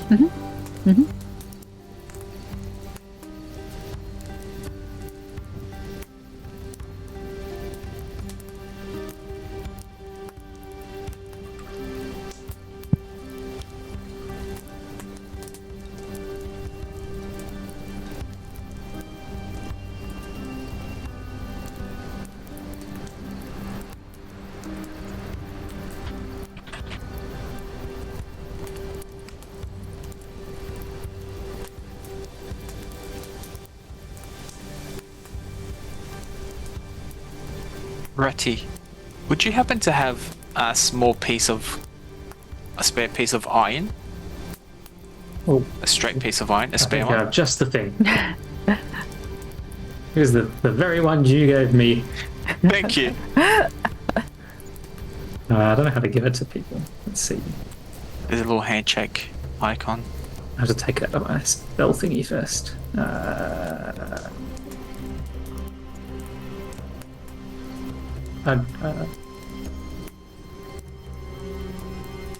Let's do like, I don't know, I can't give it to you, but yeah, you can have it. Thanks. Iron Rod.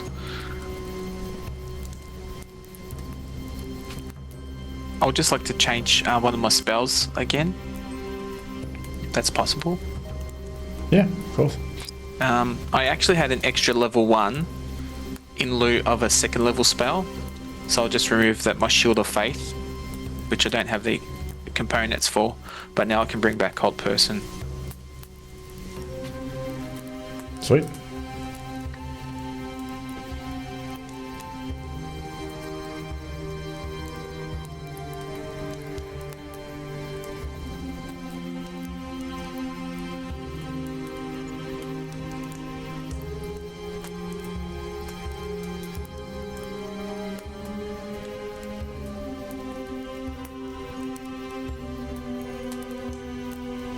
I just can't find an answer that I trust about whether you can upcast a spell scroll, so I'm going to say that you can't. And then I will never be able to correct my erroneous ruling, because this is the final session.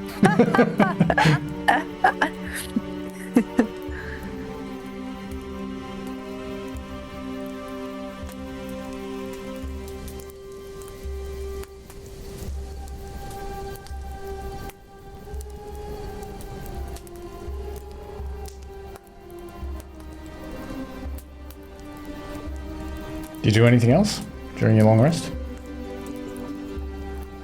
No, I'll just let the group also know that I also have the potion of sharpness that I'd like to use before we enter the arena.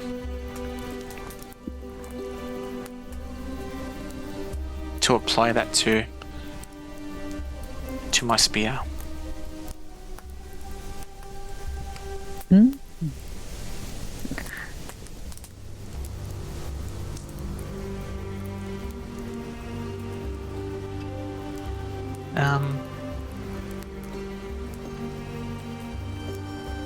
I think that's about it, really.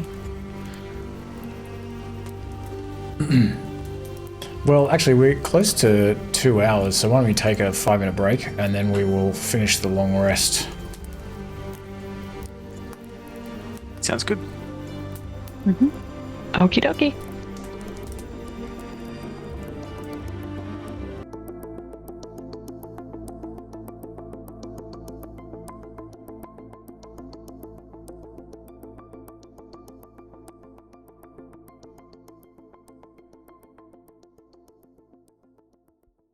You wake up the next day,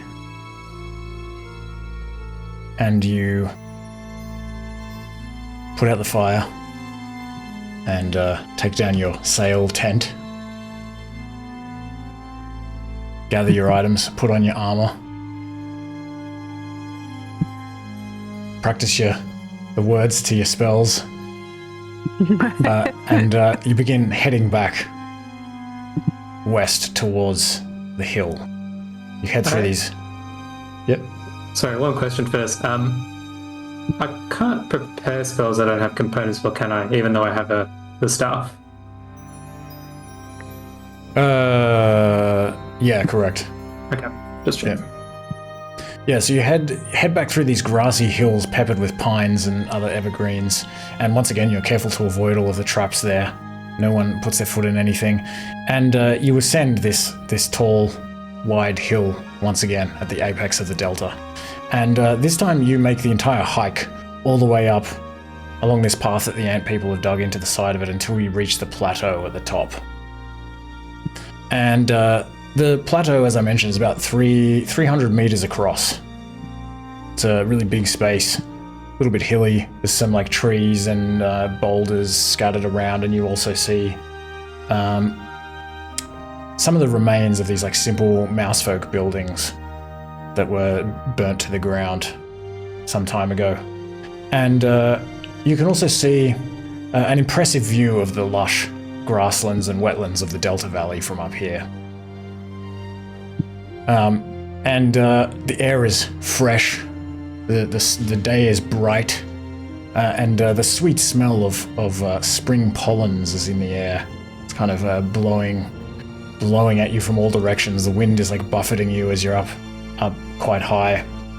It's sort of like the tallest, the highest hill in the area.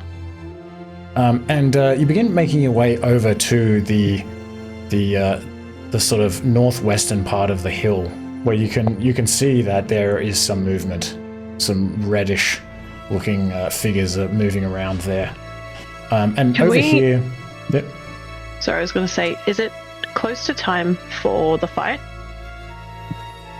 Is it like about noon, or are we heading out there earlier? Why? What did you want to do? Well, if we're not too close and it's about time, I've got a couple of things I need to do. Okay. To prepare. Let's assume that you do all of the things that you need to do in order to prepare as you're heading up here. Okay. So everyone kind of does everything that they need to do as they're kind of climbing up the hill, and it's now just before noon, and you're all well prepared. Okay, cool. And so you head over towards the steeper side of this plateau. There are like steep bluffs descending into the banks of the Andavega over here. The river, as I mentioned previously, is about 1 kilometer wide. So it's just this big body of water stretching out further west. And it's a lot steeper on this side than on the side that you came up from. As you approach, you see this crowd of ant people near the bluff that's overlooking the river. It's quite a large crowd of these red ant people that are like waiting for you. And you see as you approach them this large circle that's been like burned into the grass, like a big ring, probably using some sort of chemical or maybe some sort of fire or something like that, some sort of controlled fire. And this circle like cordons off a large area that's encapsulating like trees and rocks and also more remnants of the Mousefolk village. And there are many of these ant people that are also like sort of gathered around the sides of this ring as well. Also among the workers there are like several soldiers, smaller males, and a few antlings kind of running around, maybe not like fully comprehending the weight of the situation.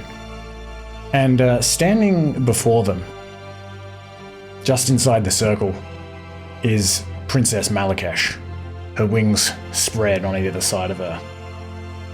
And a few meters to one side of her, also in the circle, is the insectoid witch, Sindessa. And beside them, you see this muscular ant insectoid captain that was on the ceiling, that was named Nashtash, holding a longbow in its two upper arms, just as it was when it was clinging to the ceiling. But it's also holding two long swords in its lower arms. And then there's one of these sergeants, kind of standing over by some rocks with a wooden shield, and it sort of unsheathes its bronze rapier as you approach.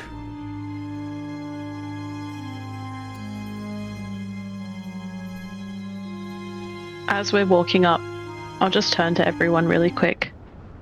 With a very solemn face, I will say, I know we met under terrible circumstances, but I think we've come to be very close since then. Almost like another family. And if any one of us die, the rest of us will remember them. Let's not die. Let's not die. And as I say that, I drop my shield, I take off my armor, and I just drop it on the floor outside the ring, staring at the ant lady. And then cast bark skin on myself anyway. So, as in you break the rules? No. I just take off my armor and I cast spark skin before I step in. So what was the rule that would be broken? Didn't she say you can't cast any spells before the combat begins? No, I guess she didn't say that, did No, she? she Just you said can't bring we couldn't have summons. any. Yeah, we couldn't bring anybody else in. Okay. Sweet. Excellent. And in preparation, as before we got up here, I would have dipped my vine and bone sword in the poison. Okay. Just, I don't know. I can't open Foundry at the moment. It's completely locked on me, but I don't know. I don't remember what that does. But Okay. it does something. So the poison, basic poison, a creature hit by the poison weapon or ammunition must make a DC 10 Constitution saving throw or take 1d4 poison damage. Okay. And it retains potency for 1 minute before drying. Oh, only a minute. Okay. Well, then I haven't done that. If it's only a minute. The Okay. other one is just mechanically, I wanted to use the potion of sharpness, Alright. which I didn't have a description of what modifiers to add. So it doesn't say anything? No. Okay.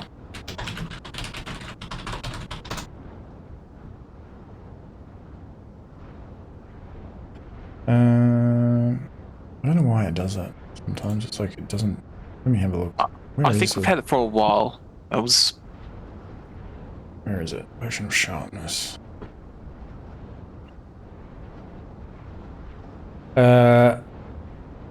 I'll just copy in this text here. no, I said that's on the Grudge Keeper. There you go.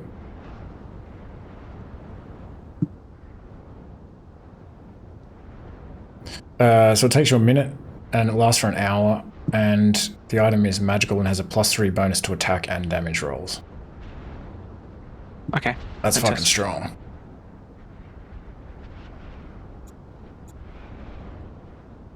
And as you're doing this, as Ayame's skin is kind of going hard like bark, and he is kind of preparing to put this poison on his sword.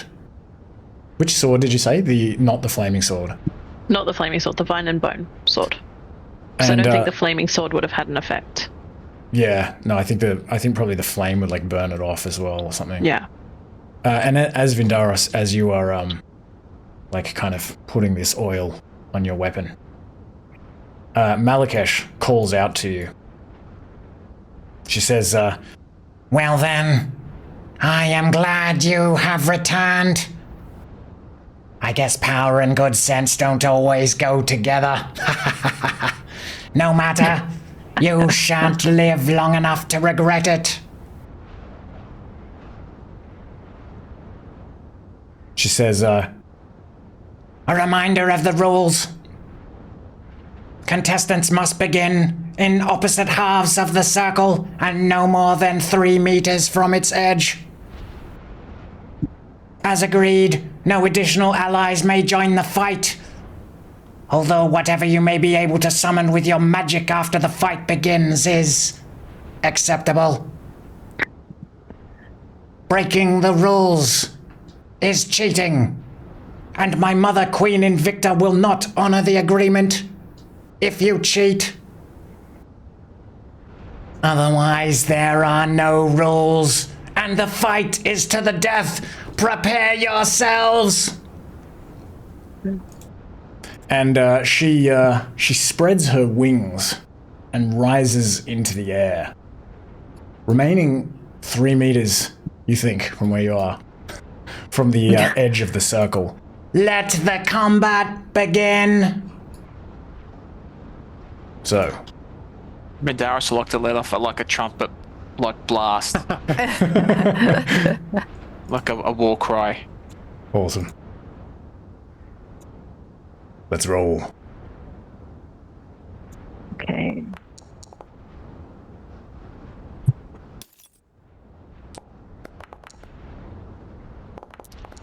Oh, that's good. Malikesh. Really late. Ooh, lucky That last. one. Haha. Sucks to suck. I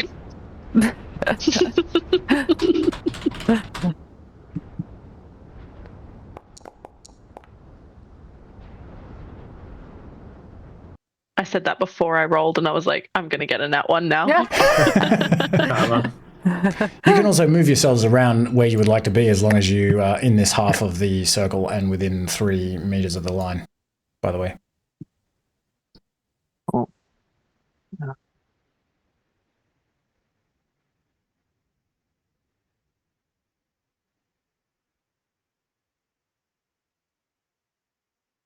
Where are you going? I don't work well from a distance. Do you want to stick together or stay apart?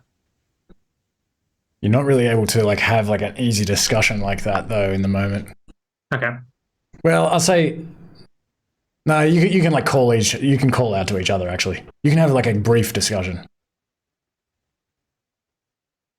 But Vindaros, I don't know if you're within 3 meters of the ring. Oh, sorry. Oh, sorry. Do you have to be at least? Sorry, at most. I was 3 meters away from the edge of the ring. Oh no, sorry. Within 3 meters of the ring. I probably thought it was like 3 meters off the boundary. Oh, yeah, no, sorry, I probably said the wrong thing. Yeah, no, it's all good.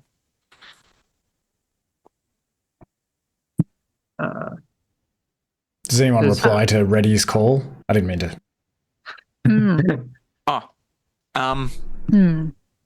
Who's first?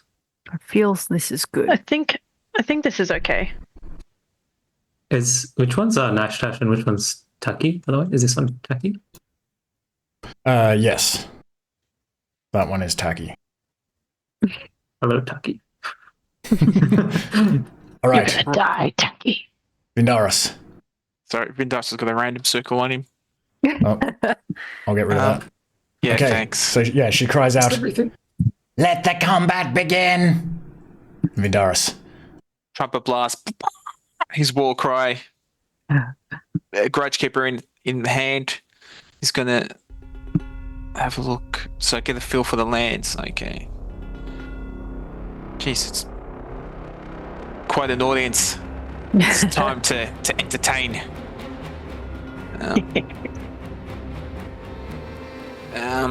He'll make his way in this direction. Just ready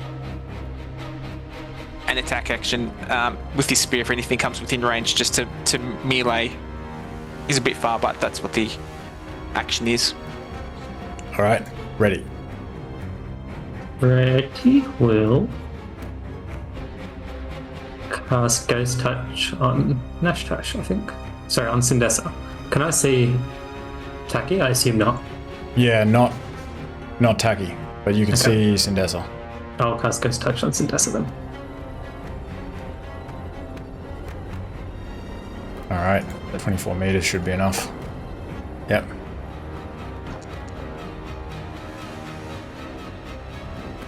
That hits.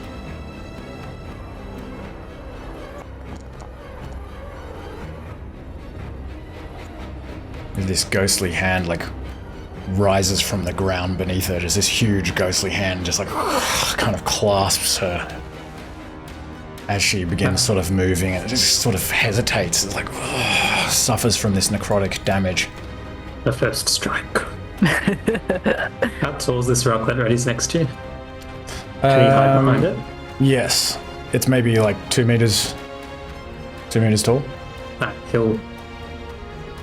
I think he'll end his turn here. Okay. Sindessa.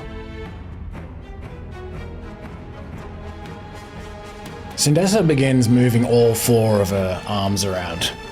And she even like cackles like and you see this kind of like swirling fog appear in the middle of the battlefield. As she summons a fog cloud. And she's going to summon it.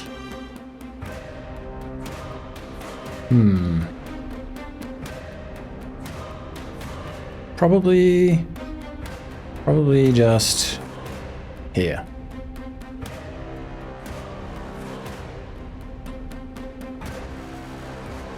Maybe a little bit further. Maybe there.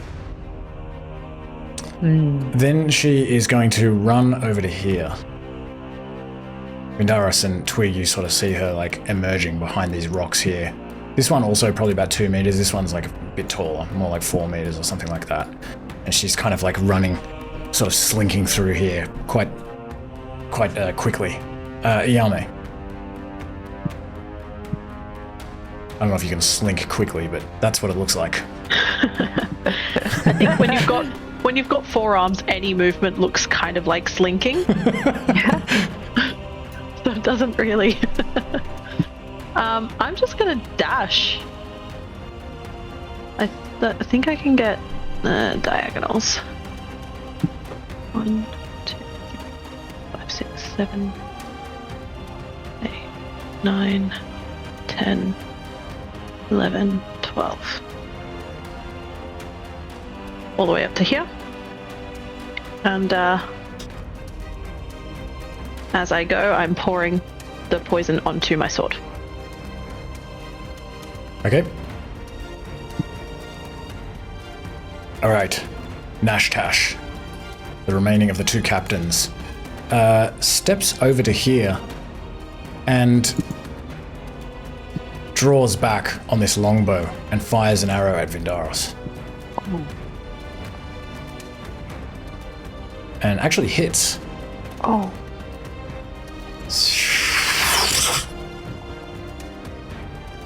For just 3 piercing.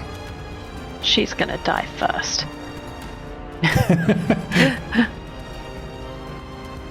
She is then going to... She just moves up a little bit. Maybe actually she ducks behind this tree. Leaf. Leaf stays there. Alright. And also a Yao Mei, that poison, so it lasts for 1 minute, was it? So at round 7, it'll finish. Round. Okay, Twig. Would it be round 11? Oh, yes. Just because, yeah, cool. Okay, Twig is gonna come out and see Sindessa be intrigued. And also send a ghost touch her way. Hey. That misses. Okay. This one comes like flying out of your staff and like hovers towards this gap between these 2 rocks, and she manages to kind of like just step out of the way between this rock on your left. Just out of the way as this hand like flies past her. Okay. Enter. Okay.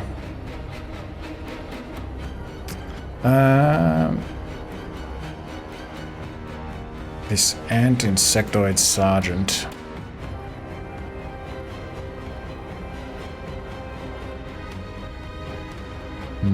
She can move. Ooh. Okay.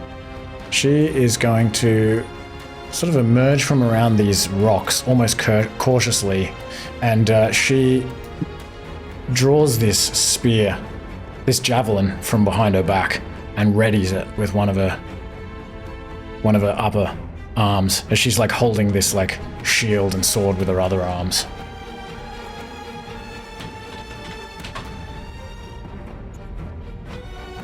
Okay. Princess Malikesh moves with terrifying speed and just zips through the air over here. Flies up onto these rocks. And she draws one of these. You can see now that she's closer to you that she has several of these like clay jars kind of strung around a rope that's like around her torso. She kind of like pulls one of them off and like readies it. Readies to throw it.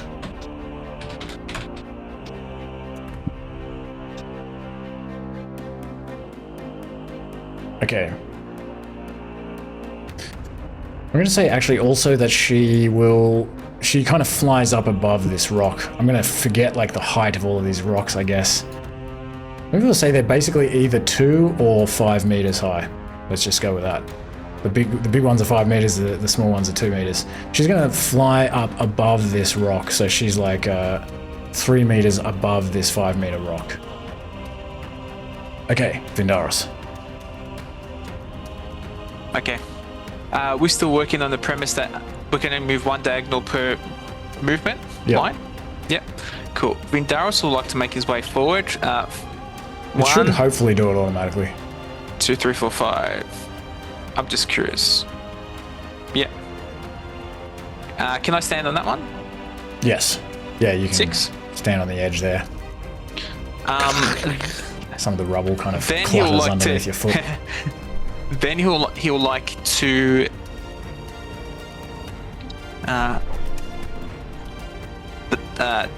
use a bonus action. Okay. Which is Divine Favor. So I'll just do that. All right. And his action is to dash, go invisible. Oh, 1, 2. Sorry.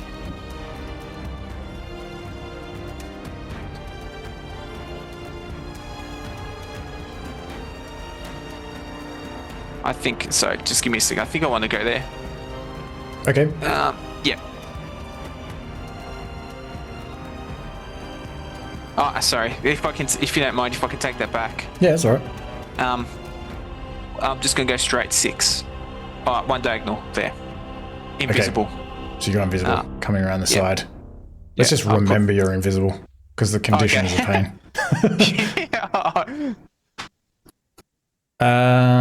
Okay, ready. What was it about only moving 1 diagonal? Every second diagonal is counted as 2 meters. Yep. Okay. I think that's what you meant, Angelo. Is that right? Yep. Correct.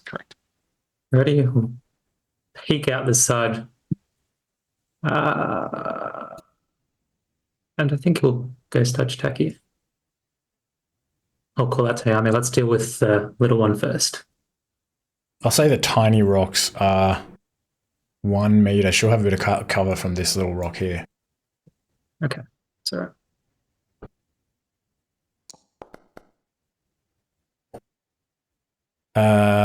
That misses. Yeah. She kind of ducks back behind this larger rock.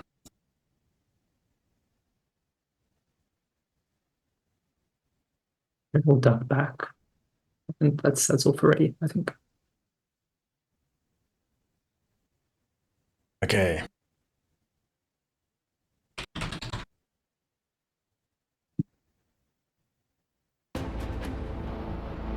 Sindessa saw you turn invisible, and she can hear you running around here.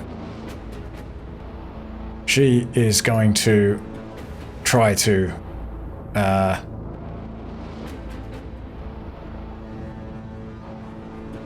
forget the word that I'm trying to use, but she tries to anticipate where you're coming from, and she tries to cut you off. You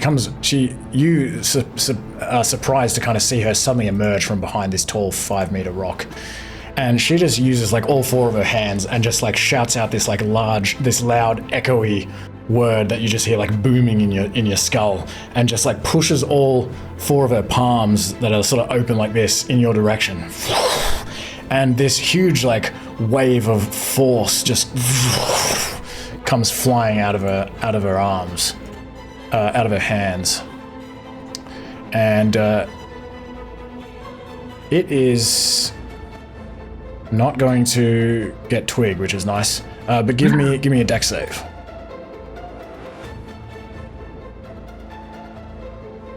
Oh. As you try to like jump between these rocks to get out of the way. Nice. Okay, so you take half the damage, and you manage to. I feel like it probably shouldn't have been exactly a dex save, or maybe a strength save. Anyway, you passed anyway. You only take four force damage. Whoa. As this is like not just wind, but this kind of like force energy that's like... And you do recall in that moment that when you asked some time ago the mouse folk about the abilities that some of these ant people have, that Jefferson Jones told you that one of the ant people that kind of slew his people was wielding these swords and kind of controlling this like strange force magic.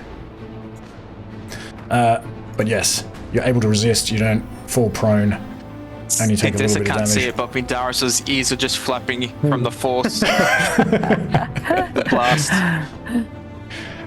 She then is going to kind of step back. Let me see. 1, 2, 3, 4, 5, 6.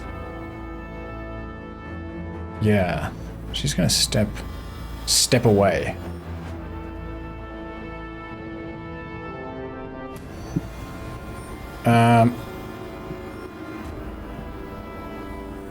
Wait, did we have... I'm confused about the combat tracker.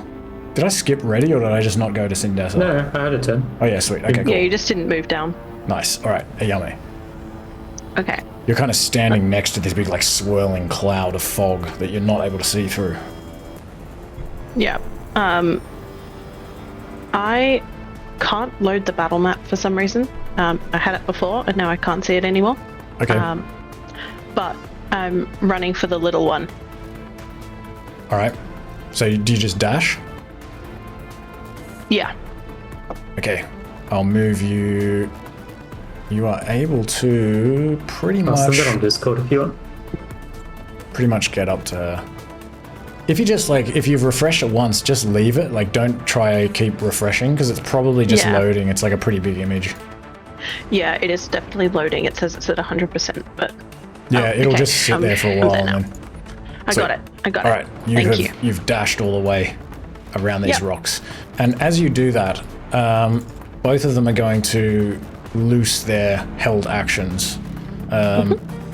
Taki is going to try to hit you with this javelin.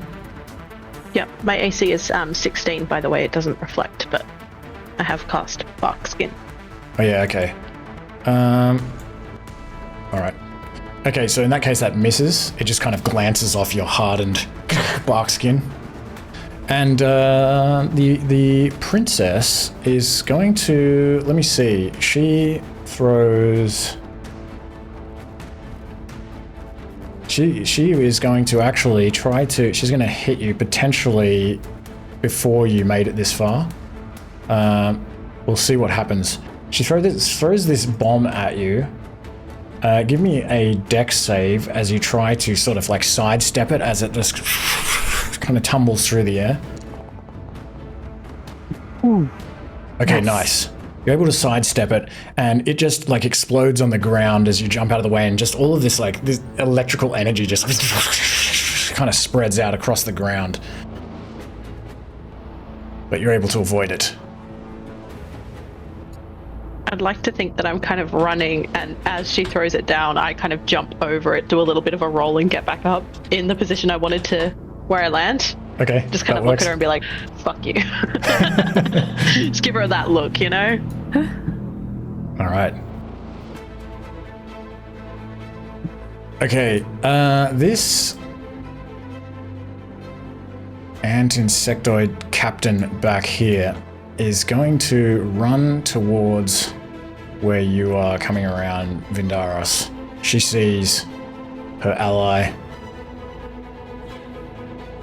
has engaged somebody that's coming around the side of these rocks. And she... Let me see.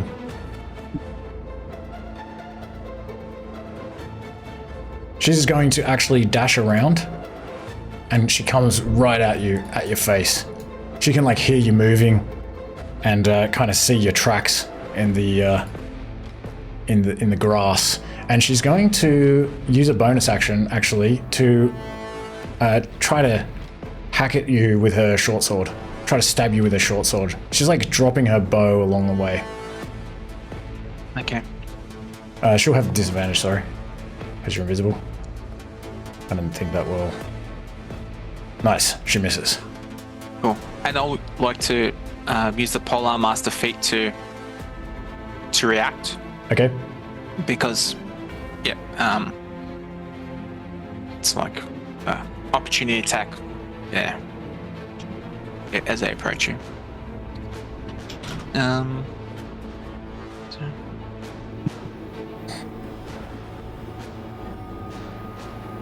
So just making sure it's the right attack.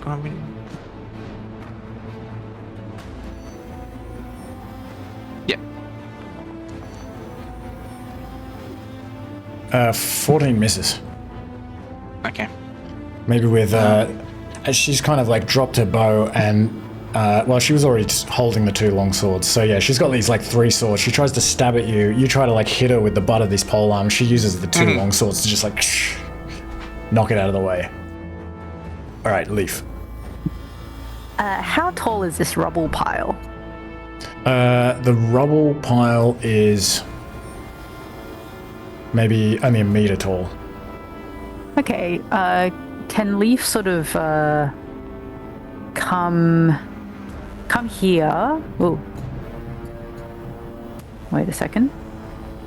Here, and take the dodge action. Okay. Okay. All right, and Twig. And then Twig is also gonna... Alright, Twig is gonna come...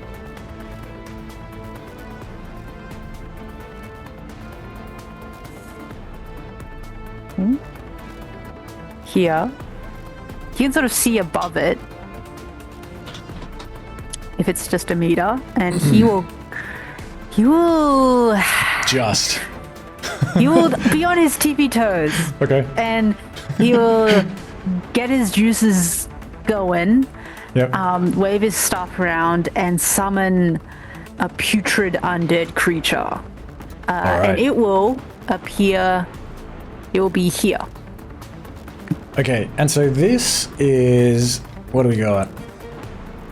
Ghostly, putrid, or skeletal? Yeah, putrid. Putrid. Oh, okay, I see. All right, I don't think I have any stats for this. Okay, I so, have... can you look them up? Yes, I have... Well, I have a link. Do you want that? Or do you want me to tell you the hit points and stuff? Yeah, I'll look it up, but you might want to look it up as well, so that you... Oh, you already have it, do you? Mm-hmm. Okay, sweet. All right, summon undead... undead spirit stat block. Okay. And it's putrid. Let me just go with a generic undead token.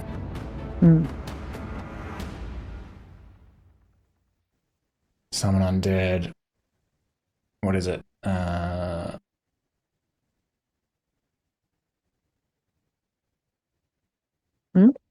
Sorry, bear with me. I'm just trying to...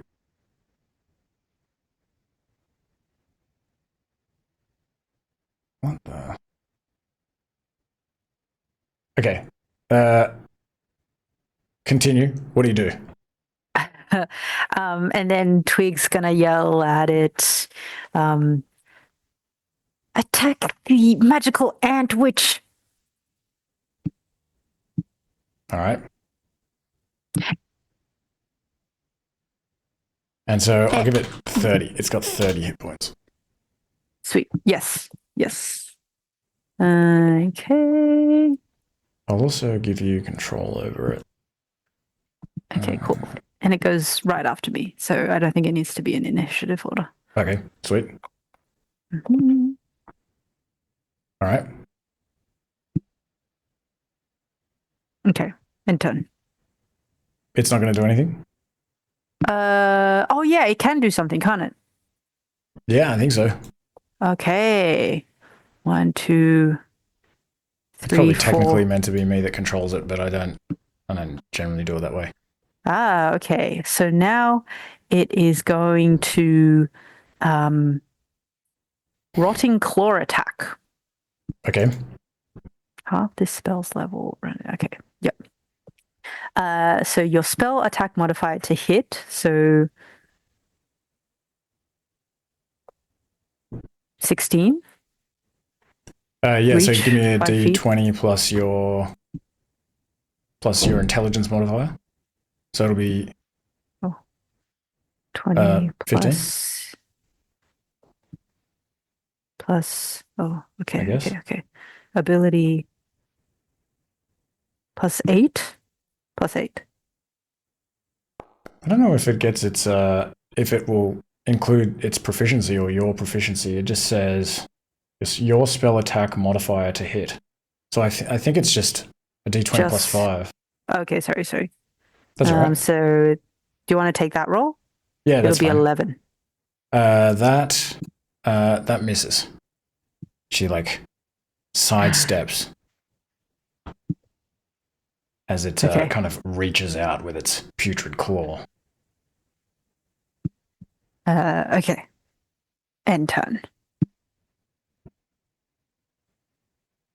Yeah, it kind of confuses me about whether it would have proficiency of its own on that attack, but I don't know what it's. It does say proficiency bonus equals your bonus. Oh yeah, equals my bonus. Can you try to do a quick Google of that and see if you can work that out? I feel like maybe it should actually. I don't know. In which case, 14 would hit. We kind of need to know. Does not include. Well, that's according to AI. Because I think usually when you do like an unarmed strike. Actually, I remember writing rules in here for unarmed strikers. I always forget how it works as well.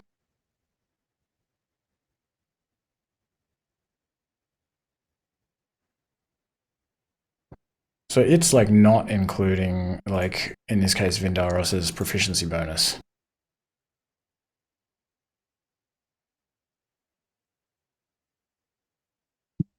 So yeah, I don't think it does. Because I think it's like an unarmed strike. It doesn't say in the stat block that it's not proficient. I'm probably wrong, but I'm going to go with no for the time being. But yeah, maybe have a look, see if you can work it out. If you can find like a definite answer, we'll retcon it. Okay. This Sergeant Taki she's just like thrown her javelin at Ayame as Ayame comes sort of jumping over this explosive bomb, doing a somersault and then jumping up and continue running towards her. She is going to... Well, she's going to engage. So she's just going to... She's holding this rapier. She's just going to take a couple of swings at you with the rapier as she's like holding this shield.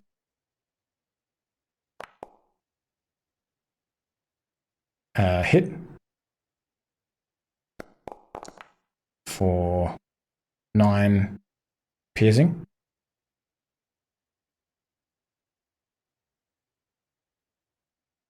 And you need to make a con save as well for bark skin, I guess it is.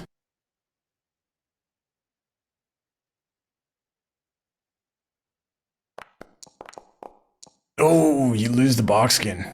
Shit. Oh shit! You're on mute, by the way. Yeah, I know. I'll try to... Oh, I was just going to try to change your AC and then your bark skin went away and I was going to try to change it. Okay. She like hacks at you with this Bronze Age rapier and it just, messes with your concentration and this bark skin begins to like fade away on your skin as she like follows up with a second attack. Oh shit. And manages to slash you on your exposed skin for another 14 piercing. Technically. I'm doing good, guys. We're good. We're having fun. Oh no. Okay. The Princess Malikesh.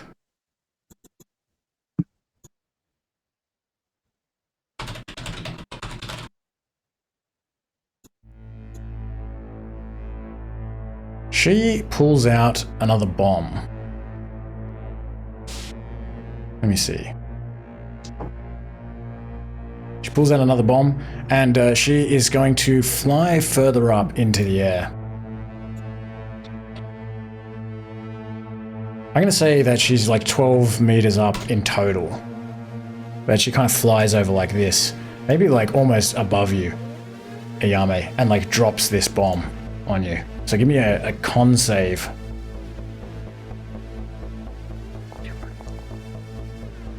Ooh. Okay. This bomb just explodes, and everyone on the battlefield can just hear this like loud eruption. It's just this. It's just like thunder going off. You take some thunder damage. Oh shit. You take 20 thunder damage. Oh. And you Hey move. guys. Are you down? No, not yet. Not yet. Okay. Not yet, And you it's close. move in a random direction. So let me just work out what that is. I actually have direction dice. Northwest. West. You can't really move in that direction, so I'm going to roll it again. Northeast. Okay, so you move over to there. No, sorry, you move over there. And you are prone, I think. So I'll give you the prone status effect. She is then... Let me see. What did I say? She moved up... she was 8. So she's moved 4 meters. She is then going to fly over to here.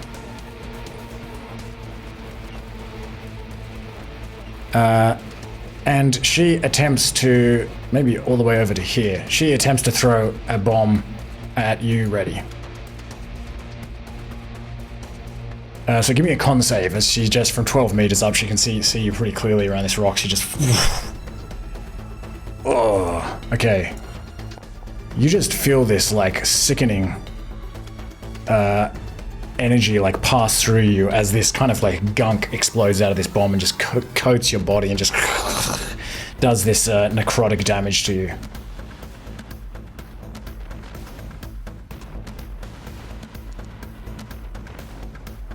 Okay, nice. You managed to maintain concentration despite this. She has now moved, what did I say, 4,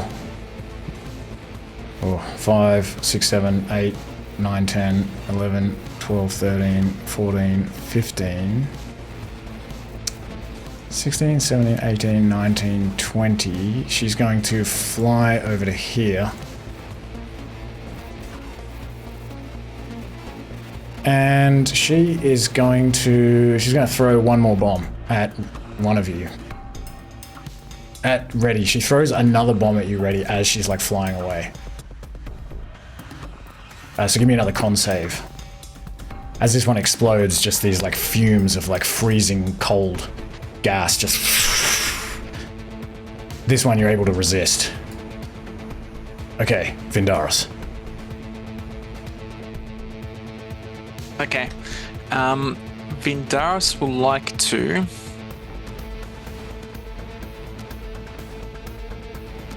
What's he gonna do?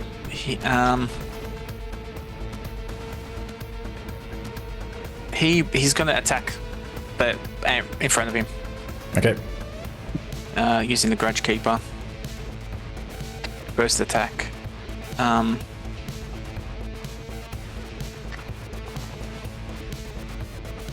That hits. Cool. And damage. Sorry, plus 1d4. I forgot what the divine. I pasted it in the... Oh, so not the divine. Because you also put that oil of sharpness on. Yes, I modified the formula. Oh, sweet. Okay. To add the plus 3. So yeah. Awesome. Okay, so 19... Is it all piercing?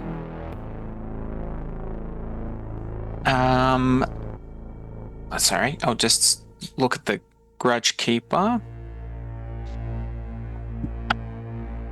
No, so divine 1d4 is divine, so it's radiant. All right. And then the rest will be piercing, I believe. Yes. Okay. The sharpness is not poison. It's just, I'm just going to double check that. Yeah. Poison is what I'm looking for. No, it just says piercing, slashing or piercing weapon. Okay, sweet. Just adds. Oh yeah, that makes sense. Why would it be? Why would it be poison? Yep. Okay. She will take that. She's just Cool. kind of takes a step back and like almost like, kind of bends down a little bit as she just takes this grudge keeper in the side of her torso. And then the second attack. All right. Same creature. That hits. Cool. She tries to deflect with her 3 swords again, but you manage to just get up between them. Another 15. Oh, she's looking bloodied. Yep. And not to forget the pole arm.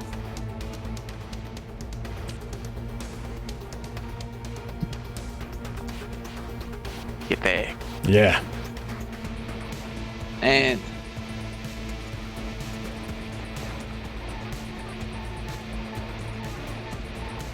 Okay. Where did you hit her with the pole arm? where? Yeah.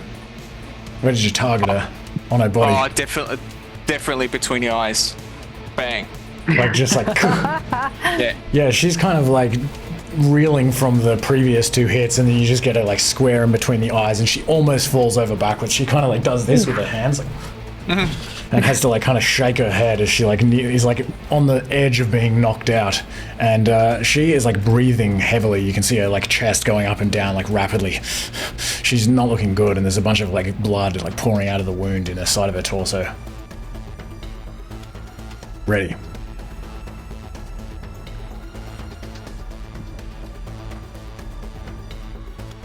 Also, this crowd of onlookers, obviously, whenever you take a hit, they like cheer.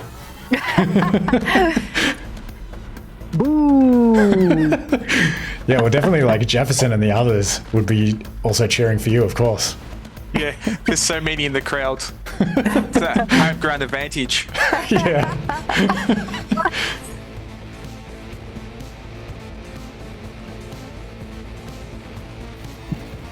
Oh, I think you're muted.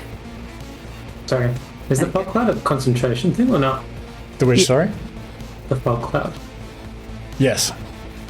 You, well, yeah, you think so. Try that. Okay. And what was the height on the fog cloud? Is that 20? 20?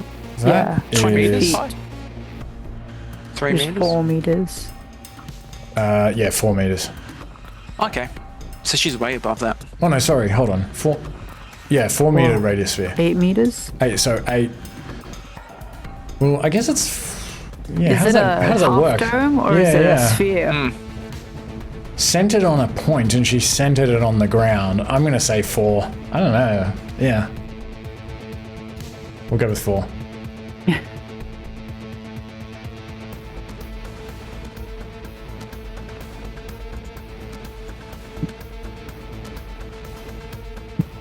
Ready? We'll ghost touch this again. Alright.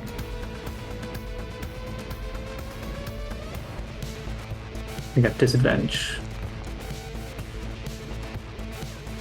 16 hits. Why did he have disadvantage? From one of the bombs. First one said. Oh, right. Oh, I don't even remember. Okay, 12 damage from the ghost touch.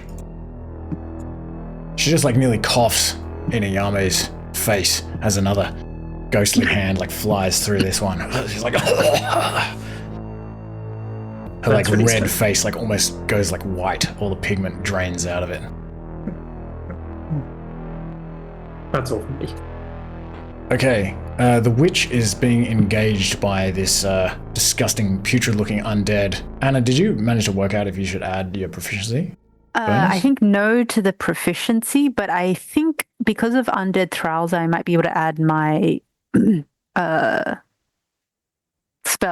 wizard level to the hit points. Okay. So it includes like all undead? Maybe like all people of your say it summons? does. People say it does.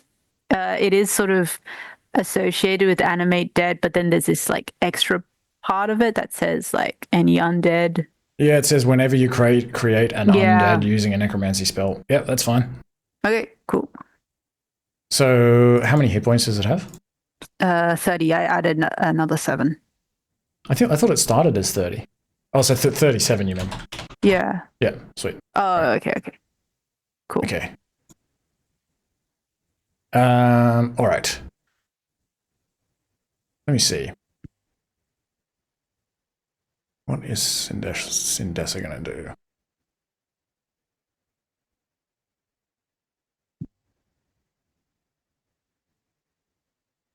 All right. She's going to draw a scimitar with one of her hands and like hack at this undead. Putrid undead. Oh, okay.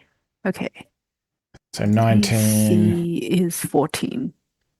Oh, why did I close the sheet?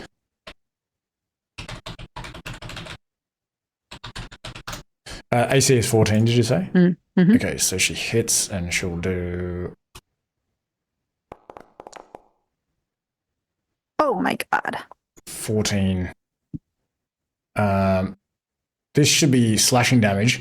You can see from where you are, kind of just like tiptoeing up and kind of peeking over this rubble, that as her sword comes like flying through the air, this ghostly like force is sort of trailing behind her sword. It almost looks like the sword is kind of like stuttering through the air, like, and you can tell that she's like kind of charging it with this like force energy. And when she hits this undead, it doesn't just kind of hack at it. It sort of like kind of like almost erupts into its flesh. And so it does 3. It would be slashing and 11 force damage. She then reaches out with another one of her arms, and she is actually going to attempt to like grab at this thing and shock it. What's its AC? 14. Okay, nice. She fails. Ooh. It just sort of like bats her hand out of the way. She will...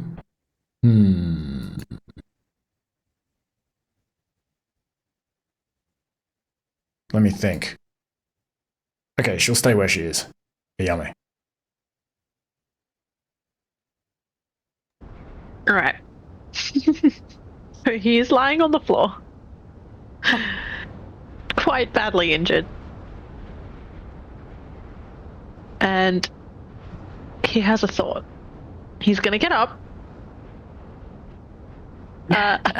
Yeah. Go on. Thoughts are hard for this one, but you know, he's gonna do it. He gets up. He pulls off his belt a clay vial. He stares at it for just a moment and lobs it straight at the ant in front of him. Okay. And he's going to launch one of the acid bombs. All right. Ooh. Sounds good. Nice. So, sorry, I'm trying to find it in my inventory. I'm going to drop quantity of 1 there.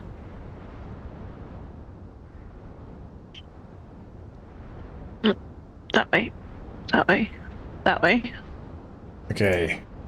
She I'm will just gonna try launch to it. sort of jump back or jump forward. Okay, she manages to sort of jump out of the way. 12 meters. 12 meters. Okay, she doesn't take any acid damage. As you kind of throw it behind her, she sort of jumps forward, and this acid just mostly misses her. Just like splatters all over these rocks, and you just see these like fumes coming up from the rocks as it's like eating into them. That's fine. I'm gonna throw it and just sort of settle into a fighting stance with my sword. Feeling a little off kilter. But I'm going to use my second wind to try and heal myself a little bit. All right. Before I end my turn. Remember, it's an action to don your shield. I would assume your shield's I don't like have on your my back. shield on me. Wouldn't it be on your back or something? Oh yeah, I mean, I'm just not going for it at this point. Yeah. I just wanted to remind you, just in case you weren't aware, that you can use your action to don your shield. Yeah, no. I think the throwing of the thing would be my action, but I'm worried about healing first. All right. And that's it. Okay. The captain is not looking good. She is just going to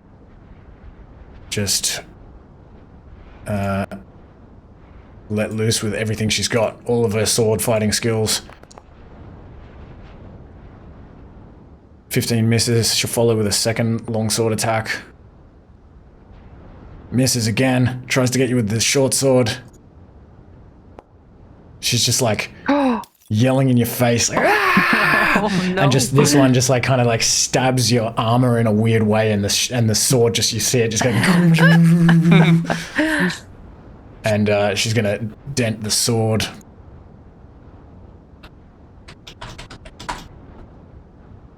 And that's everything she can do. Leaf. Hey, Leaf is gonna fly over here and lend a help action. So flapping the witch's face. Okay.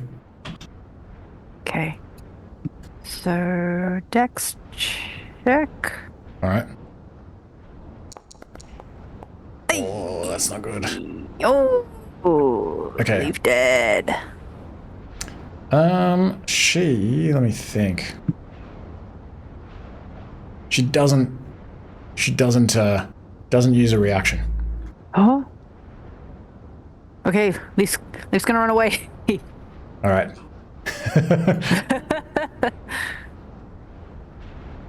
Okay, your turn. Oh, okay. Wait, she's been damaged? No. Yeah, she's been slightly damaged. By When who? was that? Oh, Vindaros like hit her with the pole arm, maybe? I forgot to make yeah. a con save for her. That's what I was asking. I wasn't sure if I should go hide in there or whether she did disappear. Yeah, no, I forgot. My bad. Nice. Actually, it's all good. Okay. Can Twig see Princess at the angle that he's at above No. this? Oh, okay. she's 12 meters up. Yes, I think so. Okay.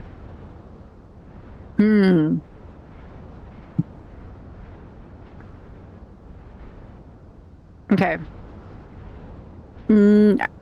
He's gonna come. Yeah, nah. He's gonna do Tasha's mind whip on the princess. All right. Yeah, so it's got 18 meters of range, so that's fine. Okay. And it'll take a DC 16 intelligence. All right. And you, this rubble here is like 1 meter high. All right. Casting this over the fog cloud. Okay.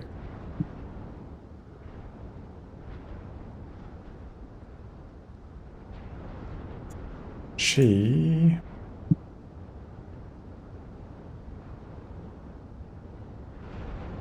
Hopefully fails the intelligence save. DC 16. Nice. So stupid.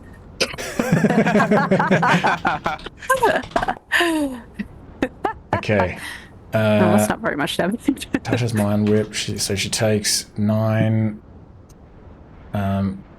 psychic damage, and what does it do again? Okay. On the next turn, it must choose whether it gets a move, an action, or a bonus action. Only one of the 3. Okay. Phenomenal. Okay. Very good. And That's To extremely make a powerful. con check as well. She's not she's concentrating not. on anything. Oh, I thought it was the fog cloud. Oh no. no, that's No, that's Sindessa. this one. Ah, Okay. Undead and putrid undead is going to make a rotting claw attack. Okay. So With advantage? It's 1d20. Yes. Okay. 1d20 plus 5, and then I'll just roll another one. Yeah, that's a miss. That's also a miss. Oh my god. All right. It will stay where it is. Okay. Yeah, she just like knocks both of them out of the way with her scimitar. Alright, this sergeant has just kind of jumped forward, narrowly escaping this acid that's now burning on the rocks behind it. She is going to lunge at you, Yao Mei, and just try to hit you with her rapier. I expect nothing less. And hits. Mm-hmm. For 12 piercing. All that healing just undone.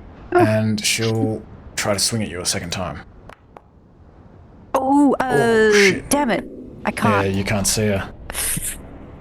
I can tell you guys I'm going down. Okay. Hopefully this isn't too bad. Okay, 15. Yeah, you go down. Yep.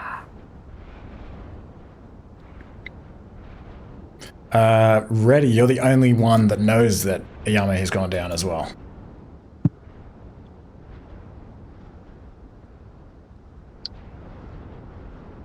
And after that, this sergeant is going to step over Yao Mei's body and run down here towards Reddy.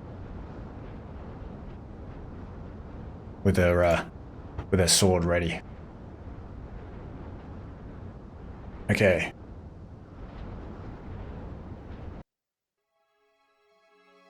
Princess Malikesh is going to move a little bit over here. As this sergeant is kind of running below her, she's going to lob another bomb at you, Reddy. Give me a con save. As you see this sick bomb smash at your feet. Oh, okay. You take some poison damage and you're poisoned until the end of turn. Oh. So 6 poison damage.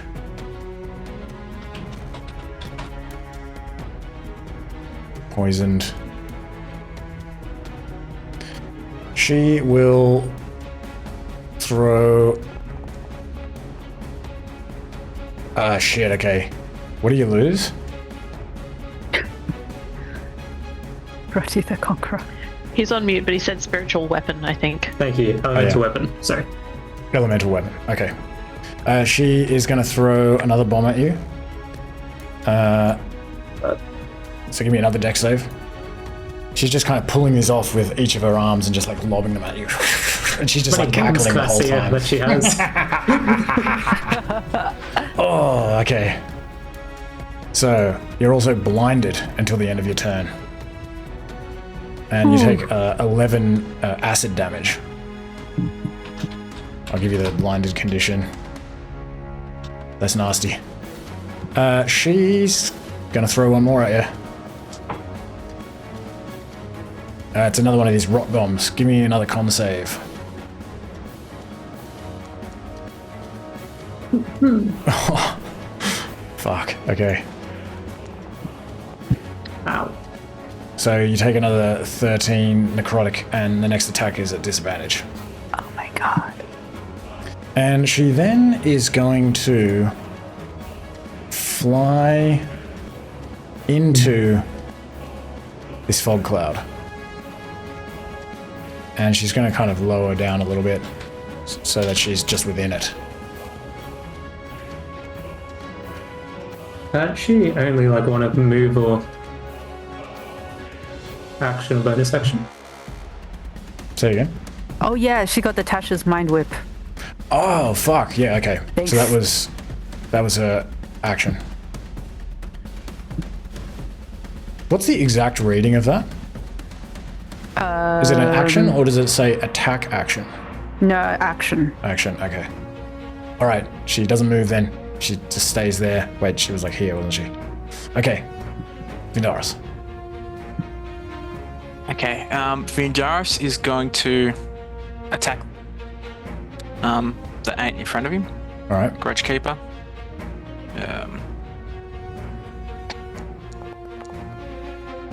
That'll hit. Cool. Okay, she's not quite... Oh no, sorry. How do you kill her? How do you kill the captain? Captain Nashtash.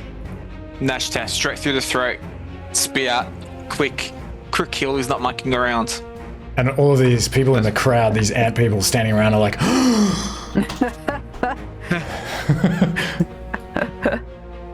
Then, One and voice in the back's like, oh no! You can do it! You can... Oh...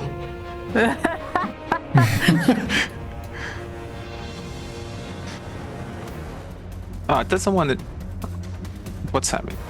I'll remove Oh, sorry. her. Sorry, I don't know if it's my getting in the bad. way. Oh, you're on the measure tool. Yeah, wrong tool. Oh, she no longer is. He'll come around. Would he happen to also notice Yao Mei lying in the field at that distance Yeah, I think so. as he takes the corner? He heard Yeah. a lot of things going on, that explosion. Yeah, I think so. He would look over there. Cool. Sure. Okay. His second attack will be on the witch? That witch? All right.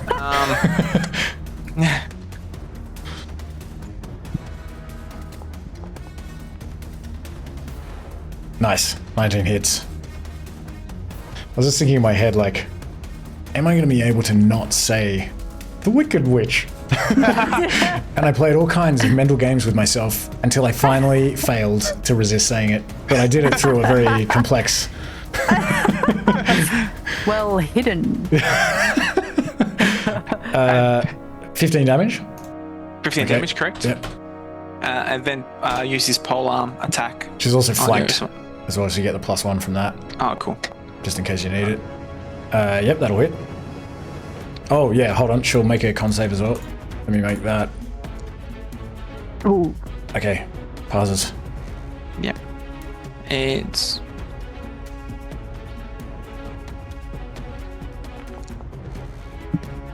Okay, another 11 and another con save. Come on, fail the con save. Yes, okay. Okay. You kind of like smash her in the back with this pole arm. She like falls forward practically into the arms of this putrid creature. This putrid undead creature. And in that moment, this fog cloud just kind of evaporates. Oh, end turn. I wonder if it should have been kind of blown around or even blowing away, because I did say there were winds like buffeting around here. Maybe not quite strong enough for fog cloud. I think it specifies just not quite for that amount of Probably time. enough to not be blamed. All right, ready. So, Wait, are you stunned? Or are you just blinded and I'm just poisoned blinded, and but have the thing disadvantage? is, I was really counting on that fog cloud, so Reddy's gonna like dive sideways. And assume It's like just as it dissipates, you see Reddy like rolling into it. You mean because you don't know that it's there? yeah. Yeah, it's not there. He thinks it's there. It's Do you already have inspiration? You can have inspiration. Reddy can have inspiration just for like how good he feels about like, even though he can't see anything, he still was like making this awesome judgment and like jumping into this fog cloud. But as a turtle person, you have a skin that is like very sensitive to moisture, and as you make this jump, you like don't feel the moisture in the air that you're expecting on your Archelonian skin. Do you think he thinks for a second, like, did I jump the wrong way? Like he's all turned around. Did I really sense of turn direction, around? maybe. He's gonna call out that Ayame's down, and I can't see her. Him. I can't see him, sorry. I don't even know what sex he is anymore. I can't see anything. I've forgotten everything about what he looks like. Makes sense. I can't see his genitals. I can't see his or her genitals. I don't know. I rely on those genitals to. Oh, sorry. Continue. To know how to address him. All right. I think he's just going to cast Cure Wounds on himself. Okay. Does he have to be able to see? No, thankfully. All right. There is a spell like that where you, even though you can deliver it by touch, you have to be able to see. I can't remember what it is. Okay. Where did I start? I might just make sure that I've moved the full distance. Yeah.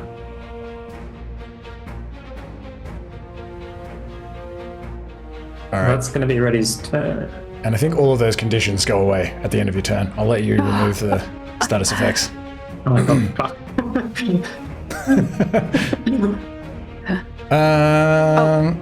Yep. I noticed something with the summon undead which I didn't realize. Okay.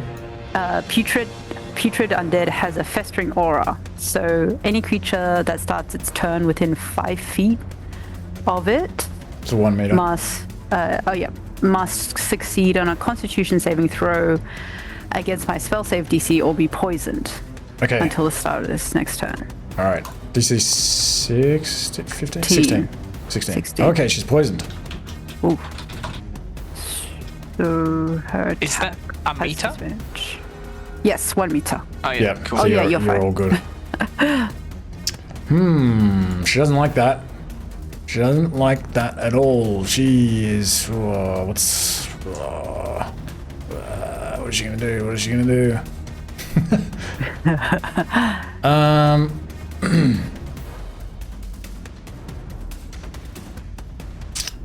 Disadvantage.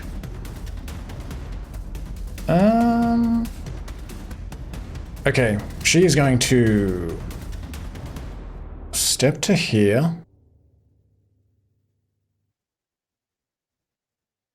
2 meters wide. I think this will actually work. She steps to here and she pulls out another sword. So she's got like two swords now and 2 free hands. And she begins kind of like spinning like her hands and her swords kind of in a way that only a 4-armed creature could do. And as she spins, she's like chanting these words, and Vindaros, you feel the wind pick up as it is almost kind of like sucked towards her, like into this kind of whirlwind that she's creating, and then she just kind of goes like all 4 arms out like this, outstretched, and this another force comes out of her, but this time it is actually a wind. Excuse you. And so she is going to cast Gust of Wind like this. Directly at the rock, and it is going to hit both Vindaros and this undead creature, so give me some strength saves. Does it bounce back and hit her in the face? I might. I mean, I was just thinking, like, would it like blow her back? Wow. I don't think it says anything like a about jetpack. that. Yeah. I forgot my +3 as well, and also the other creature gets a +3. Nice. My ally. Okay, so both of you are good with that. How about these guys? Yeah,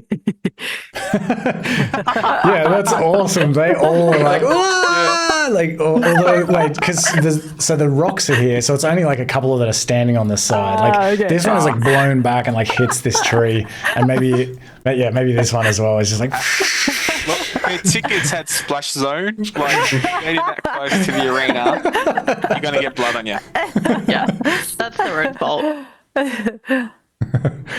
All right. I don't think it does any damage or anything like that. But she is now going to do a risky thing and try to run back here. So, give me some up attacks, baby. Ooh. Done. Okay. I think it should continue to always come out of her hands. Where is it? Bonus action on each of your turns for the spell. You can change the direction. Yeah. So you're saying it is a jetpack? Yeah, I mean, we can just say that that's what this is. Like, it like blows her backwards. Oh, both of them hit. This is gonna hurt. Okay. Let's see what happens now. Okay. Also, how long does that poison last, Anna? End of start of its next turn. Okay. Her next turn. 16 from the Grudge Keeper. Correct. Wait. And actually, she'll make a con save for this very wind. Okay. She loses the wind. This was a poor calculation on her part. Not mine, on hers. And 9... Is that... Oh yeah, that's actually 9 damage. Okay. Alright, she lands like very unceremoniously here. Kind of like nearly like topples over backwards and barely is able to like stabilize herself. All of these like black silks are kind of like blowing around her as she loses concentration and like drops this like wind spell. Kind of lands on like one knee, uses one of her swords to like stabilize herself. Yao Mei. Oh, sorry. Before you have Yao Mei's turn, All right. I just want to use also my Relentless Adventure feat. If I hit a creature that's with an up attack, I can actually move half my movement speed without provoking an up attack as well. Excellent. So I'll just like to move as well forward. But it might not let you. Try Yeah, it. once. Just in that direction. Done. All right. Yao Mei, give me a death save. And remember, All if you right. fail a death save, you have to make another death save. Mm-hmm. Oh, okay. Oh. Excellent. Ooh. So is that 2 or does it mean you I stabilize? think it's 2 off the top of my head. Yeah. But I can... Wait. Oh, you like, no, CBH's you actually stabilize. It posted it here. It says you regain 1 hit point. Oh, Oh, yay! Oh my god. Jeez, rolling 20s I'm when you need it. alive! Crazy.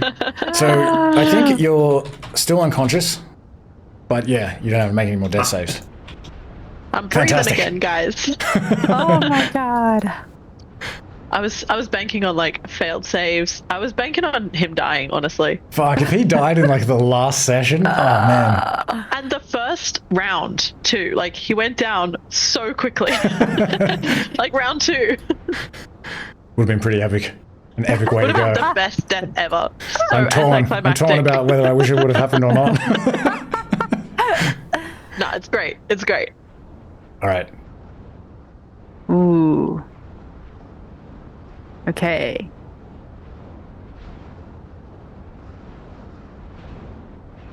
All right. Leaf is brave but not clever. She will take it without using a reaction to try to lash out at Leaf. Leaf can't move. Oh. Oh. Okay. Quick. Okay. He's gonna come here and he's gonna rub his hands together and cast a certain fireball spell. Hey. As you begin to build the energy for this No. fireball, you hear Sindessa's voice echo out across the landscape as she counterspells your Wait. fireball. Can I do anything? The counterspell Do counts. Can I you still have a counterspell the reaction? counterspell? Yeah, Yeah. you definitely can. I love a counterspell counterspell. Yes. Okay. Awesome. Okay. Yeah. Let me just use it. All right. Everyone hates counterspell, but I fucking love a counterspell. Counterspell. It's like Mage fight. It's kind of like ooh, whoa. Okay. It's the best will they won't they of this game. Yeah, and I mean, like, it uses a spell slot, so it's like, you know. All right, so the fireball goes through, and Malikesh... Oh, okay, hold on. There's one thing about this. Malikesh is still 12 meters up. Oh. I'm sorry. That is because she moved into the fog cloud, and I moved her down, but then I realized, then I was reminded that she couldn't move. So the fireball, you can target her in the air. But it won't, I don't think it will... It won't get the little guy. Little guy's fine. We can take the little guy. Once I'm back up on my feet, I'll take the little guy. All right. It is. It'll be what it'll be. Malikesh? Yes. Okay. She will make a dex save. What's your DC? 16. So she's got Tasha's Mind Whip. Oh, okay. No, the Mind Whip is gone. Okay, cool. Okay. DC 16. Okay. Wait, what? What did I just do? I don't know what I did. Something weird. Okay. Wow. Yeah. Wow. This is epic. Does that do anything? No, it doesn't. No. That's normal. Okay. Normal. Give me the damage. Oh. Yes, there's some vibes in there. Awesome. This fireball just like arcs through the air. As you're like channeling it, Sindessa like tries to like stop it, and you just like use your other hand to like, or just yeah. I guess because what have you got? Like a staff and a free hand, so you can just kind of be like, no. This fireball just like screams across the landscape up into the air and just hits Princess Malikesh directly in the side. Just explodes, and you hear her cry out as she is like blasted to the side from this like fire damage. And fuck, did I already take the damage of her? I don't think so. The crowd's like, ooh. No. As they really got straight for it. They're all like yelling out for her, like with concern. They're all like, no! Turn around! Behind you! Behind you! It's behind you! And Sindessa's like, oh no, it's not. And then Twig's like, oh yes, it is! And also, Taki just sort of like looks up and just sees this like ball of flame like envelop her princess. Okay. All right, and... Oh, my summon. Oh yeah? Go for it. I'm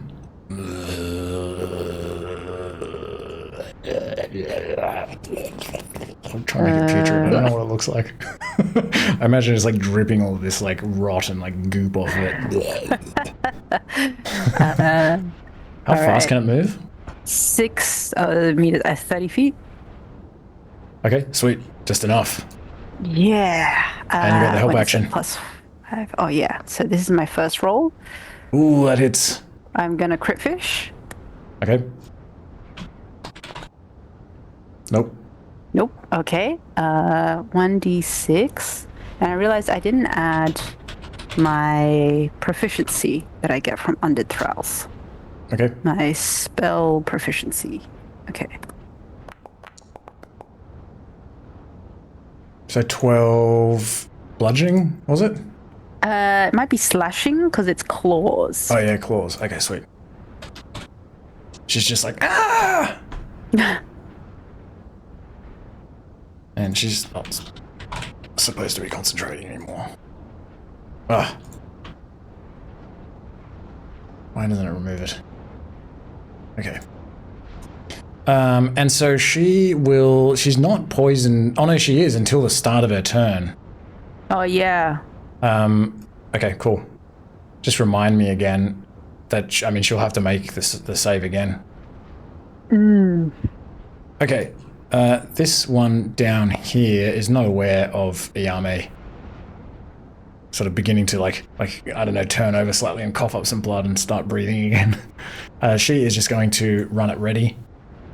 And she will make a couple of rapier attacks at him. Finally.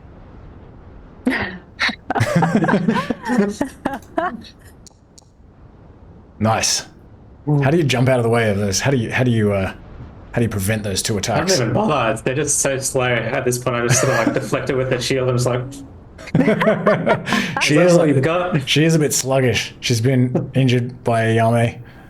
So yeah, maybe she is a bit kind of like, and you're able to just. Okay.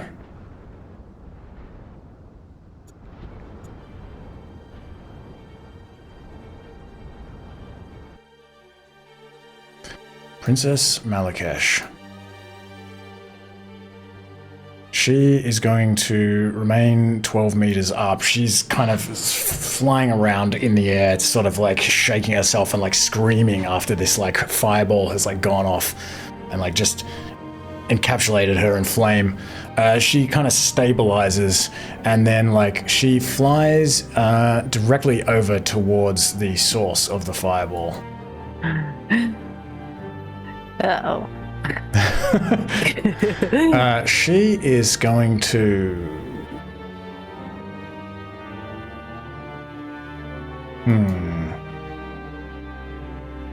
She is enraged. She lands. Uh-oh.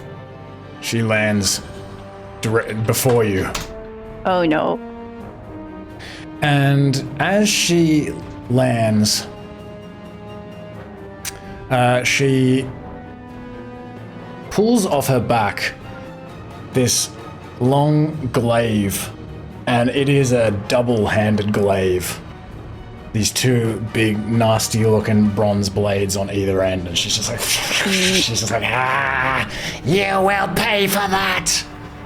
Oh no. And she's gonna hack at you a couple of times with this dual-bladed glaive. Oh, it gets me. Okay. All right, 10 slashing. Oh. She'll follow up with another attack.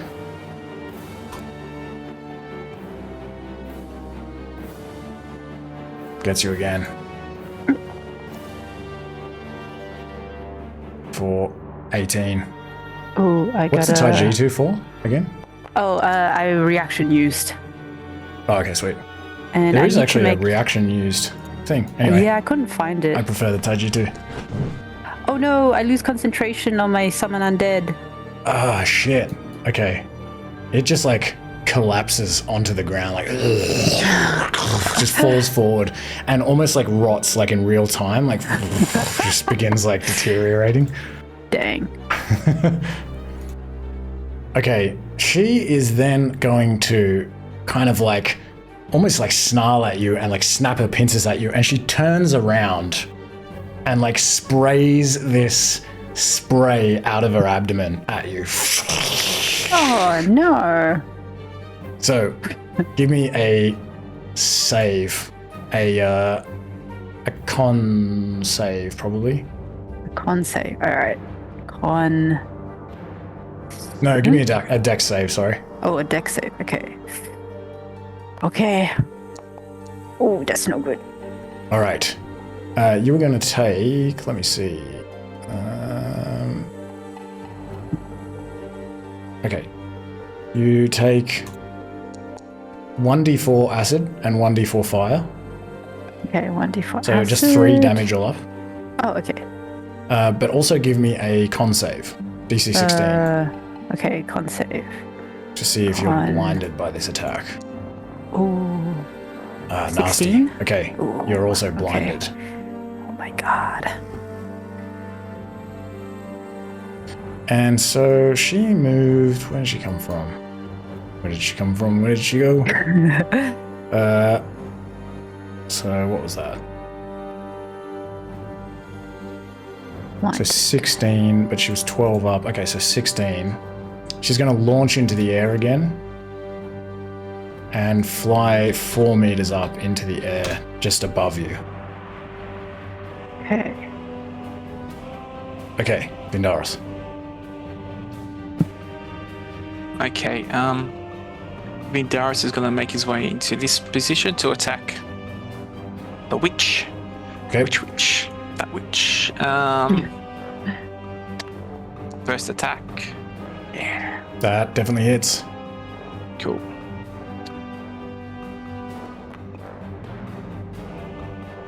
Epic. How do you slay the witch? I will actually want to like take your head off with the spear and just point it to the crowd and just fling it at it. Like, aren't you entertained?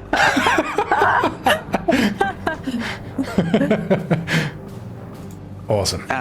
Yeah, so I just threw 1, 2, 3, 4, and I'll just make my way out.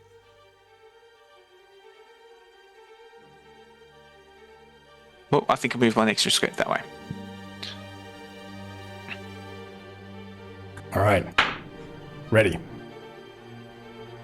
Ready, will attack. Attack Taki.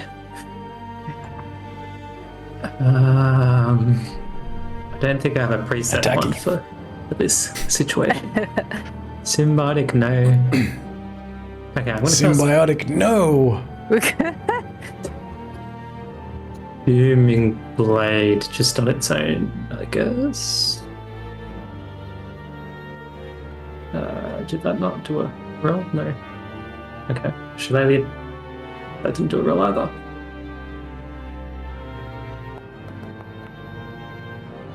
That hits. So what's the damage here? It says... So 2d8 thunder... Sorry, 1d8 thunder damage plus Shillelagh, I think.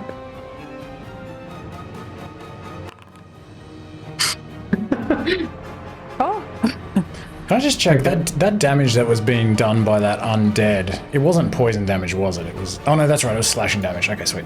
Sorry. Booming Blade does no damage. I'll do Booming Blade after. So this is the Shillelagh damage. So 15. That kills her. How do you kill her? I've just been charging up my staff for so long. I become unblinded. Just thrust it straight at them as soon as I see them with this crackling energy. She is just like blown back across the plateau. And she becomes a zombie.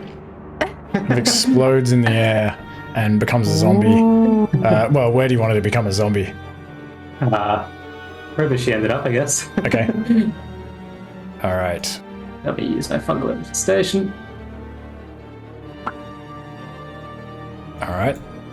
She kind of like lands in a heap, and then like you cast these like fungal spores onto her, and she like claws her way up. Yao Mei.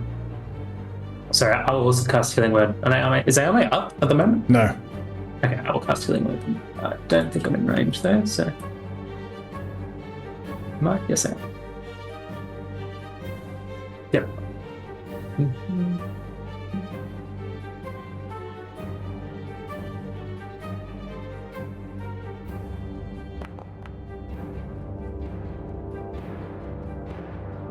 Thank you. And Taki will move. Yeah, I think. Or maybe the other way, actually. Ah, there. That's it. All right. So I'll move to...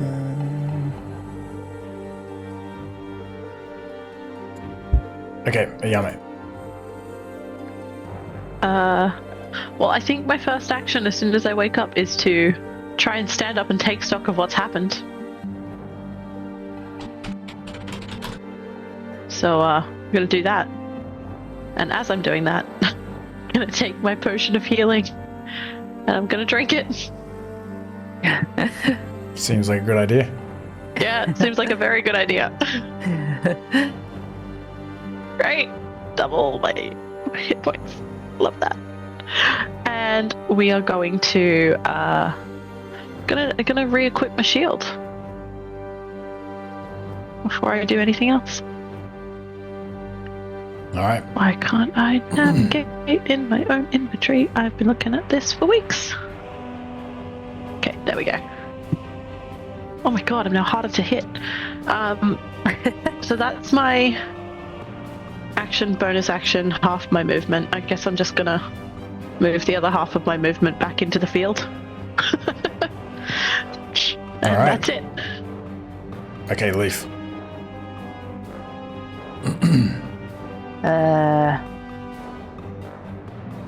All right. Leaf is gonna fly over here and menace this guy. No, that's Reddy's zombie. Oh no! Oh yeah, I was wondering. Hi, Tacky. Leaf is gonna befriend that one. What was that? That was 6 meters. 10.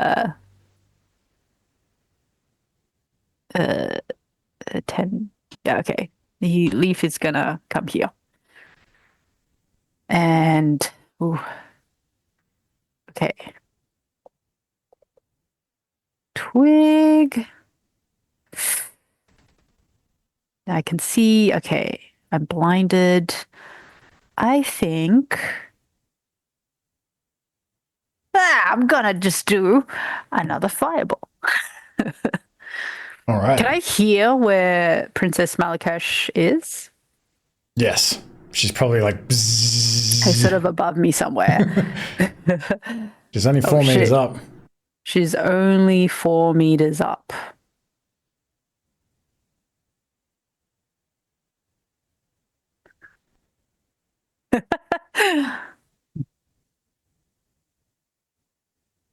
Is that Sweet. okay?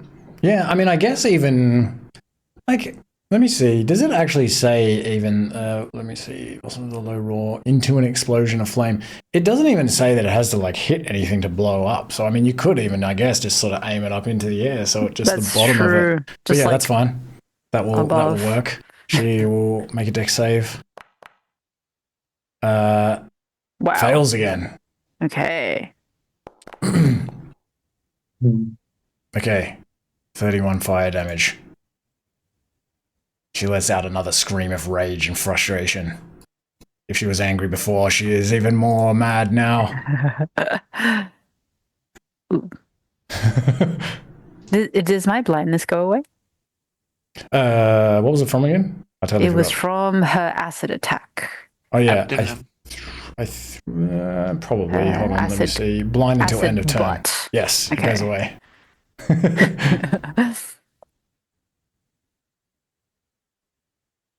Okay.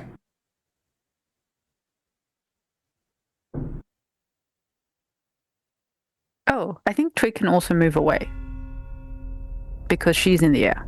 So Yeah. you will do that. Okay. All right.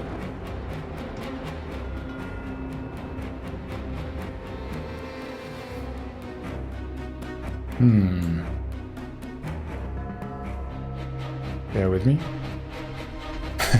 She looks around, makes some quick calculations. She is going to fly over to here.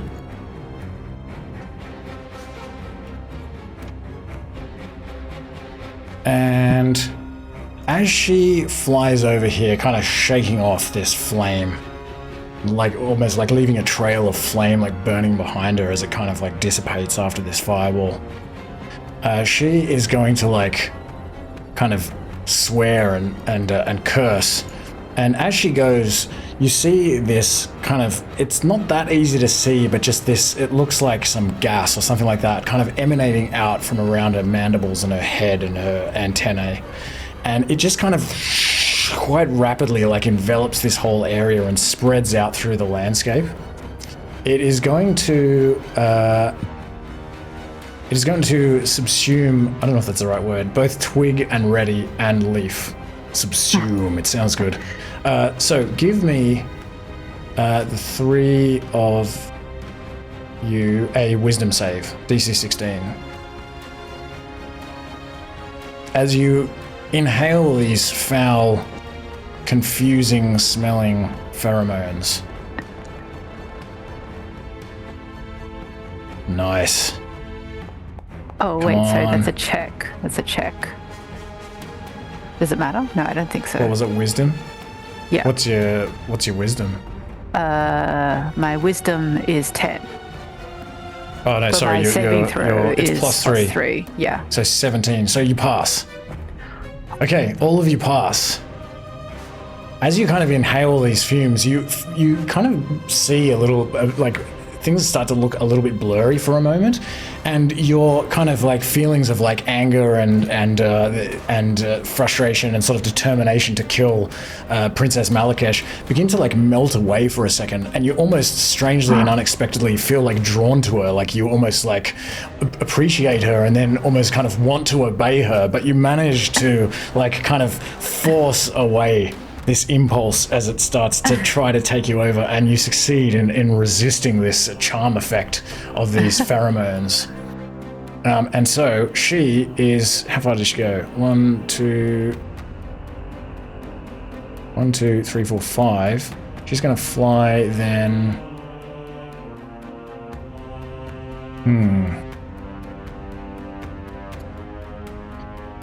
Let me see. Where does she want to go?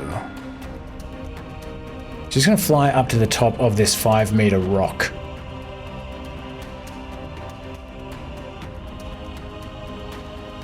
And she will perch on the rock. And kind of like spin around.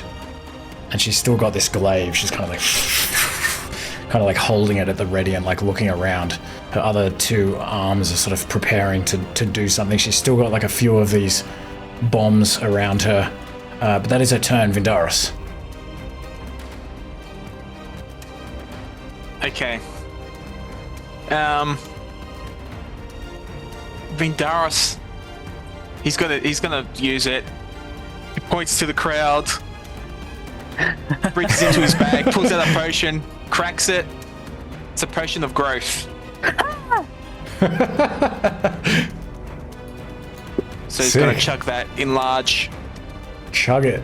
And then throw the bottle into the crowd. So... so he just goes one size up? I think so, yeah. Okay,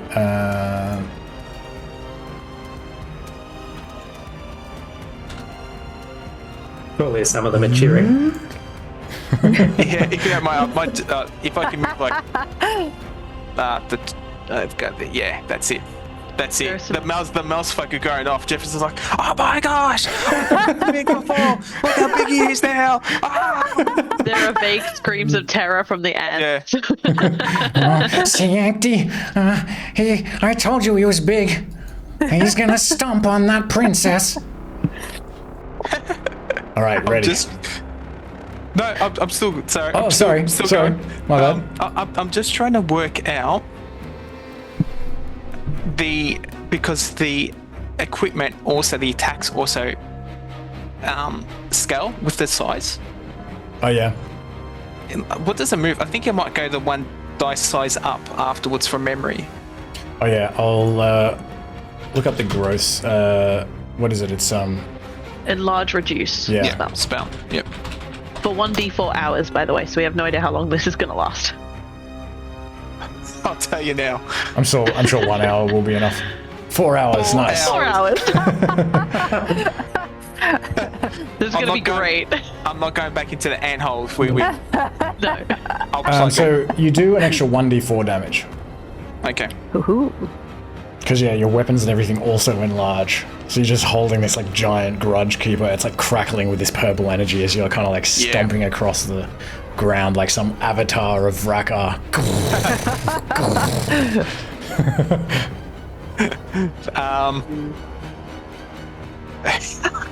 Sorry, it just was... Okay. Yes, I'll leave it. I would like to move... I can actually get there. That's only 3 meters. Okay. Right. Can I reach her? So you are usually 2 meters tall. Yeah, so now I'm 4. Yeah, I feel like you can. I think so. Ooh. She's... Okay, yeah. I'm just trying to... Okay. Cool. I want to... Yeah, I mean, Benefit. technically because of the way that these squares are and this rock is, she's kind of over on this part of the rock. Oh, actually, I still got movement if you allow it. I can move to there. That works.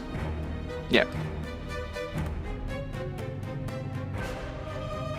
I'm just in it like eye to eye. like this big Macedonian head. Well, not so much Oto, pretty close to it. So I just have a quick look. No, end turn. These ants are like. Thanks.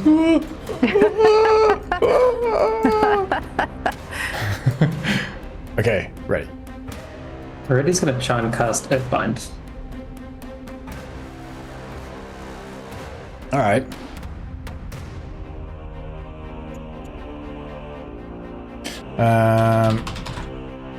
Okay.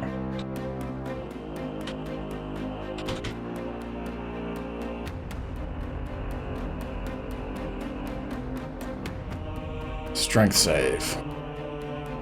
She fails. Awesome. Okay. Nice. So she can no longer fly. I think Reddy's just gonna move away. I'm holding her down. Does Taki have a weapon he can throw or anything like that? He's got a zombie stat, so maybe not. I don't. Yeah, I always kind of hesitate here because I know like a skeleton can like shoot a bow. I think I've generally been kind of saying yes, but I'm trying to think what she had though. I think she has some javelins. Yeah, I think so. I'll give him a javelin. Throw those javelins. There you go. Go, Taki. Attacky. Attacky. Taki will attack you as she runs in. That misses. It just flies over her shoulder. It for Retief. All right, Yao Mei. Okay. I'm so far away from everything. I'm literally just gonna try and dash in.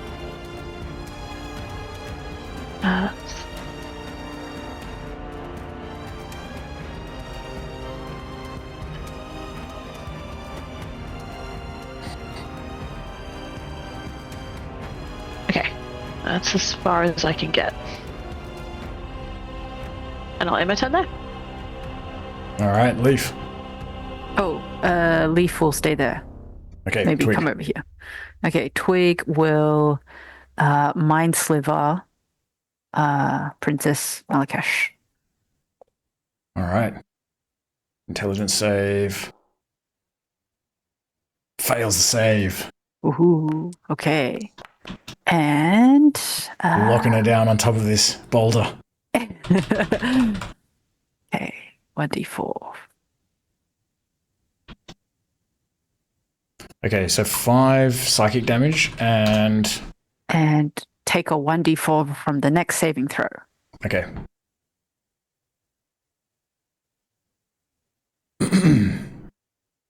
All right. What is she gonna do?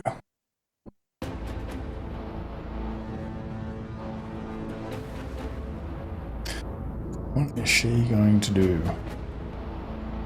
She can't fly. It's 5 meters up. This rock here is probably like 3 meters. Vindaros is like staring at her in the face.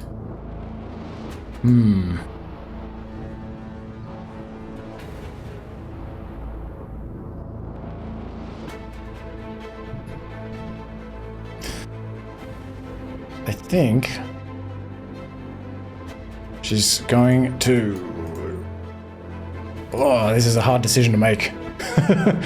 She saw Reddy cast this spell on her. She definitely doesn't like that. But she's also terrified of Vindaros.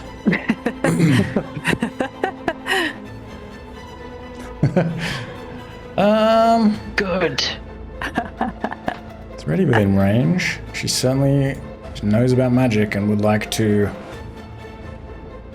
disrupt his spell. Whenever I like run out of melee and take an op attack, I always regret it. Okay.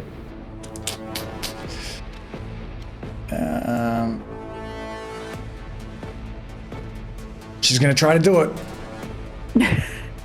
Give me an op attack. Vindaros. She's gonna jump down to this rock here. Okay, here it comes. Ah.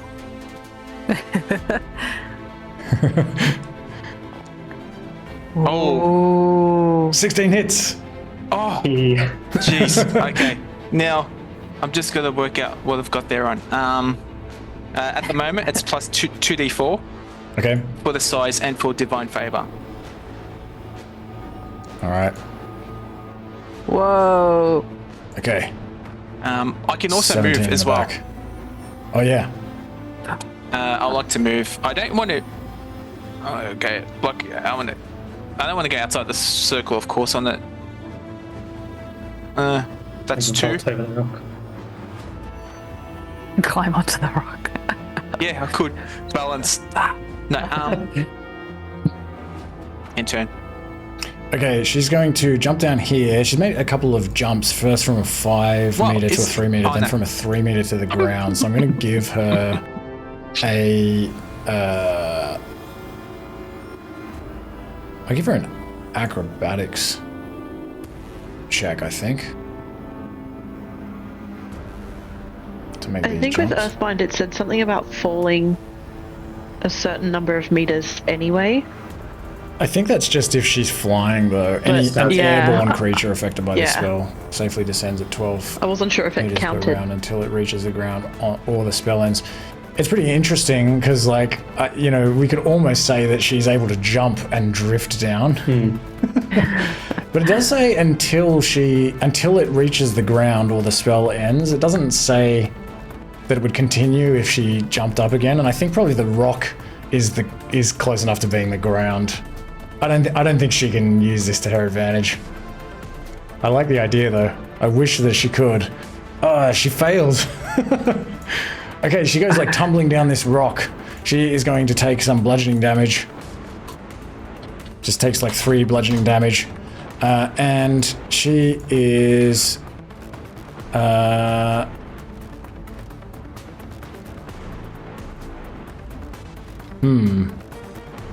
Trying to think if I should make her prone. Oh, wouldn't you make it like do an athletics check? I think that's what you've done in the past. Would I usually do like an athletics check for a jump? Oh, I was kind of thinking because she's sort of like jumping down these rocks She's that it's yeah. almost acrobatic, and she's not like it's not a strength maneuver where she's kind of. I also was a bit like I don't know if I would go strength or acrobatics for that one. Yeah. But I went acrobatics. That'll do. Cool. I don't think. I think I would make her prone. I think I would make anyone else prone. She's prone. Is she bloodied? She. Yes, she's not looking great. Okay. Yes. Okay, let me think. So she moved like.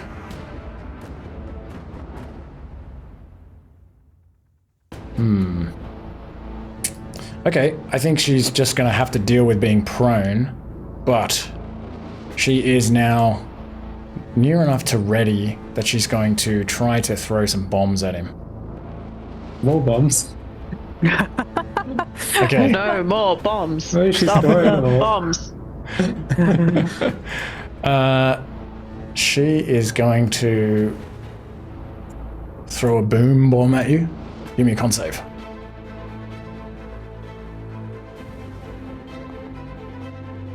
I might Okay. use inspiration for that one. All right. Come on, ready? Ooh. Yay. Excellent. Okay, so you don't take anything from that one. She's gonna follow with a. What do we got? There's options.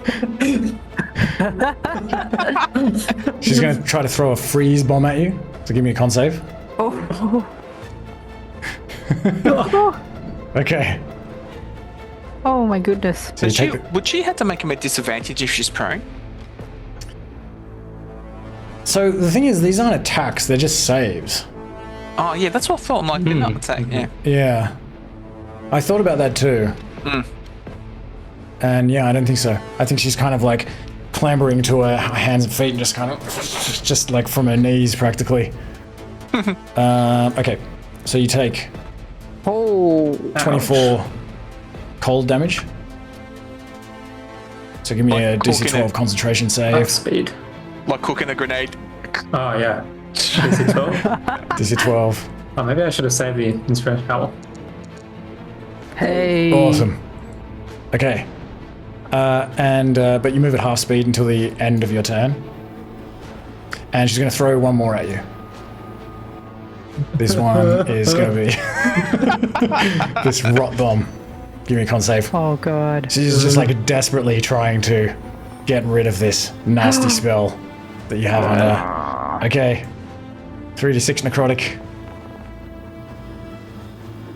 Not bad. 9 necrotic and DC 10 con save. Come on, it's probably the end of her if you pass this one. Oh. Excellent. Okay, can she do anything else? I think probably not. Can't fly. Can't do any of that. Ah, she still has a bonus action. Okay. She is going to do something that often players do. She pulls out another vial and She's wise. Superior. Art of combat. Whoa. Oh, supreme. 8? 8d4. that look like an expensive one. That's 44. Yeah, it's less. say again. It's less than Oh the... yeah, it didn't roll properly. I think it was just a healing potion, or maybe. Yeah. So what is it? 8d4. I'll just do another 4d4. Plus 4. Oh yeah, plus 4. Okay, another 9. Oh no, it another added the 10. plus. Oh yeah, it's 8d8 plus 8. Okay, Oh, that's her turn. three ones. How's that? It's working in our favor, is what it is. Vindaros. Vindaros' turn. You just feel like boom, this stomping. I actually had to write this down. This is what I need to do, or else I'll forget it. And you got advantage Okay. because she's prone. I'm still gonna. The reason being is because I am going to use. Oh no! Do I want to use it now? Oh no. No, I'll leave that. I would like to invoke the grudge of the Grudge Keeper. Excellent. On my first attack. Oh, with advantage. Oh, Ah, sick.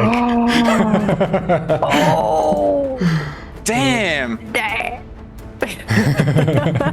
That's hard to write all this stuff down. Okay. That's gonna be You brutal. grudge this bitch.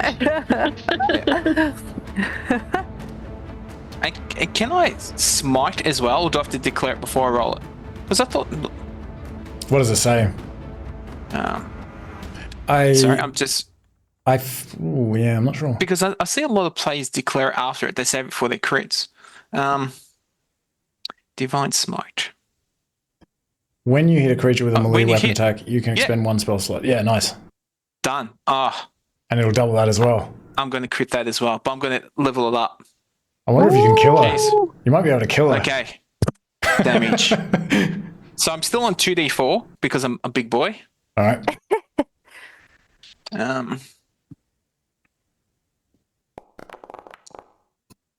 Oh, there's a few ones in there. Okay. 33. But that's she's still not not the dead. smite. That's what? No, that's not the smite. That's just my attack. Oh, that's without the smite. That's Okay. without the smite. This is the smite now. Don't forget don't forget to crit the smite. Ooh. Ooh. Wow. She's not dead.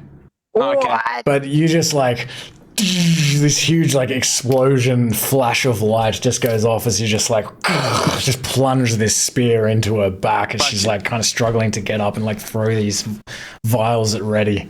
No one can see her for a moment.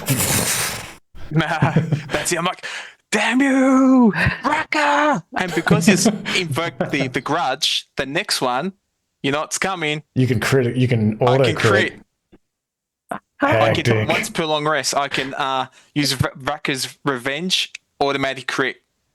I feel like Sure, this is probably gonna do it.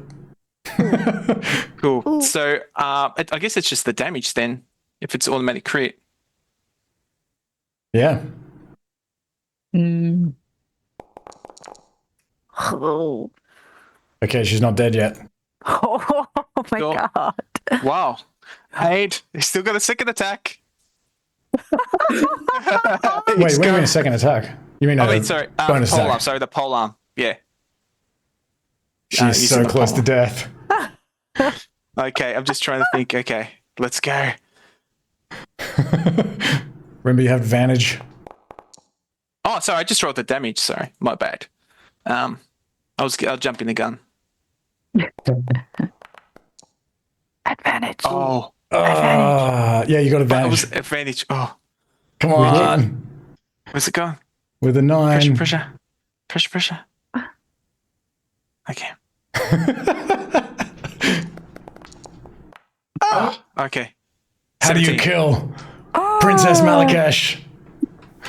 I think you just see like the grudge spear, just like it's just like not so much a force, but just a thunder, like a vibration. And as he strikes it with the pommel, you just hear this deep, like just like bass that overlaps the land. You just like this echo from her, right into the chest.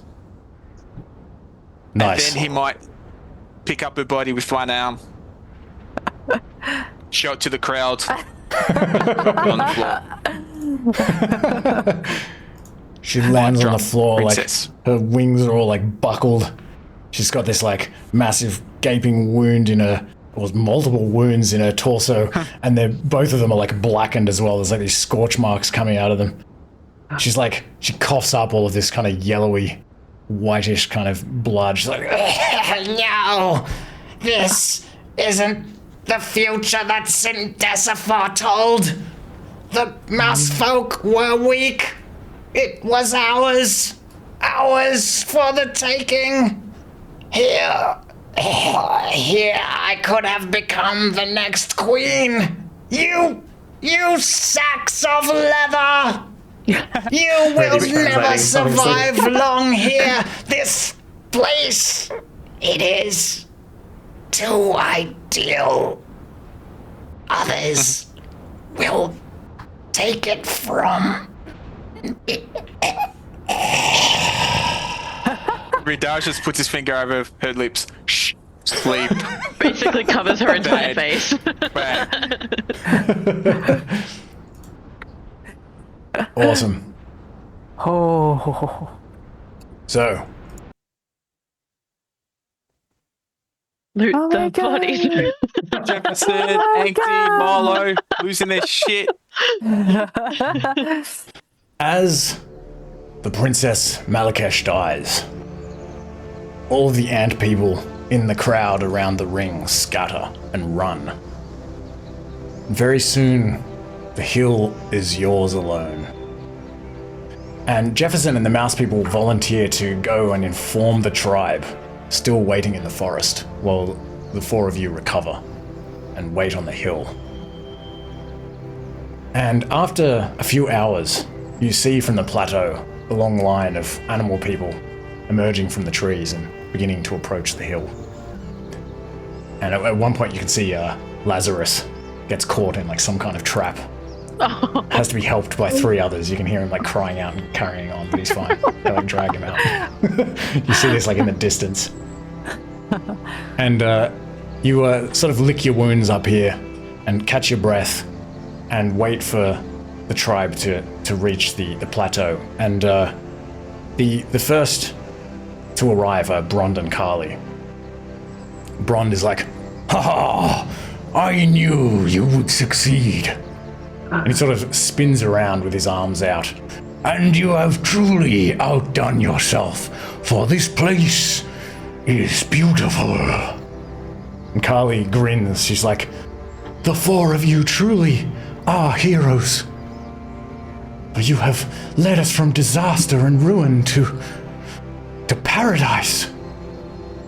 And Hembe and Ivan come up the hill next. Hembe kind of says to all of you, "Now I really am certain and it really cannot be denied. She kind of like looks up into the heavens for a moment. That the four of you are truly beloved of the gods. And Ivan looks around, he's like, Shutushka will be able to see us clearly here. This is truly hallowed ground. And Paludo and Junti are talking excitedly as they sort of peer over into the delta. And Paludo's like, oh, Junti, it's wonderful. We really are going to be able to plant all those seeds that Vindaros got for us. Junti's like, now, dear, don't get too excited. There's still a lot of work to be done. And Farrak and Razi reach the plateau next.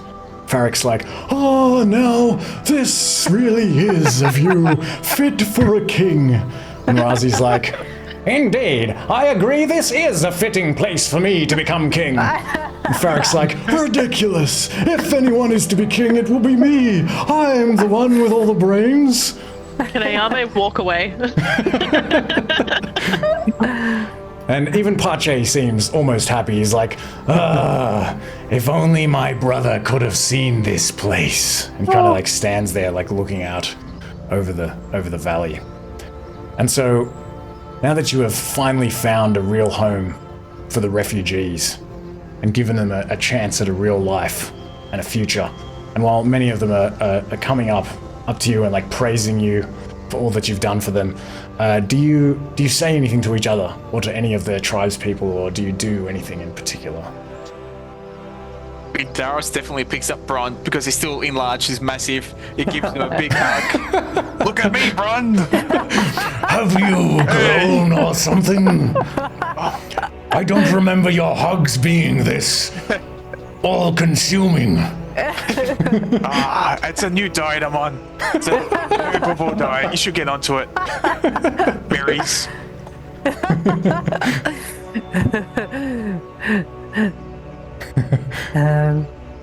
Ayame will catch Freddy's glance at some point and just sort of really, really deep nod.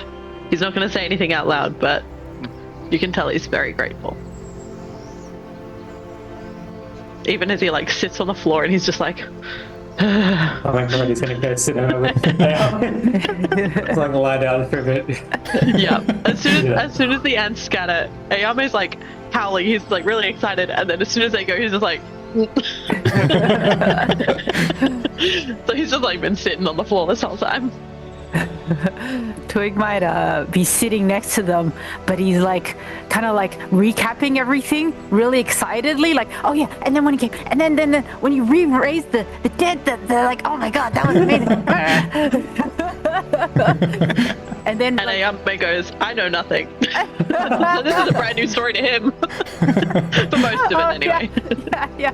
Oh yeah. And then you went, I mean, I didn't even see you, but then you went down, and then oh my god, and then he like goes off to like someone else to like to like recount the same story.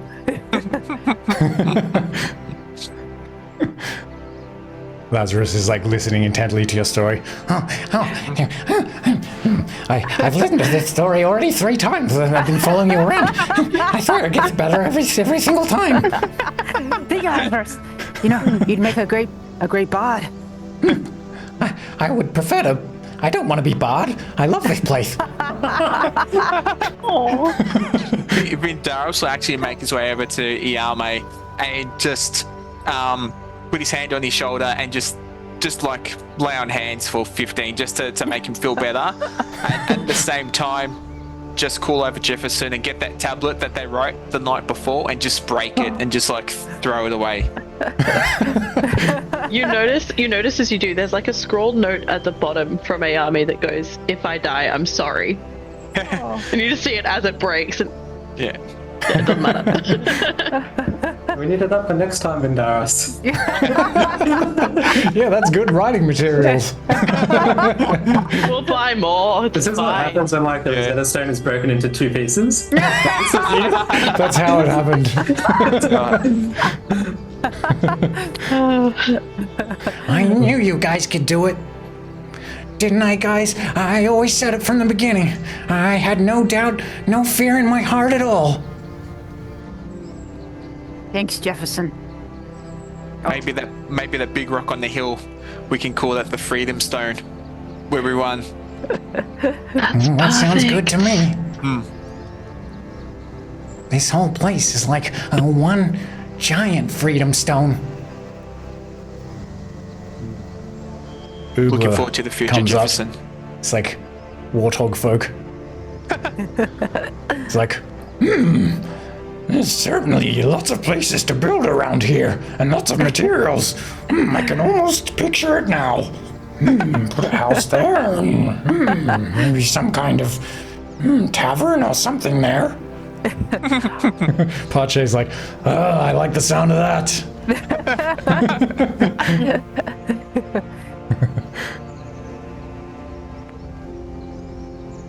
Nice.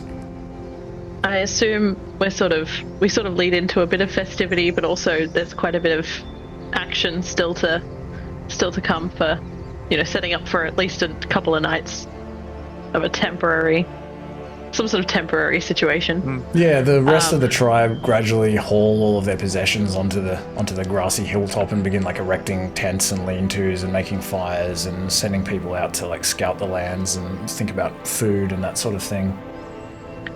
But as sort of everyone stops talking with us and starts sort of dispersing, Yao Mei will again find a moment where it's just the group of us and the mouse folk. They're welcome to join us as well. And he'll just sort of thank everyone for, well, keeping him alive for a start, but also for teaming up, working together. And he'll sort of finish a very short speech by saying, "Thank you. You're all true brothers of mine." Mine. We make an excellent team. It certainly was quite an adventure. Sometimes when you go searching for your home, you don't realise you're actually home. Yeah. Oh. I just hope there's less action now. I'm sick of it. I think I need a break. I'm ready to rest. Yeah.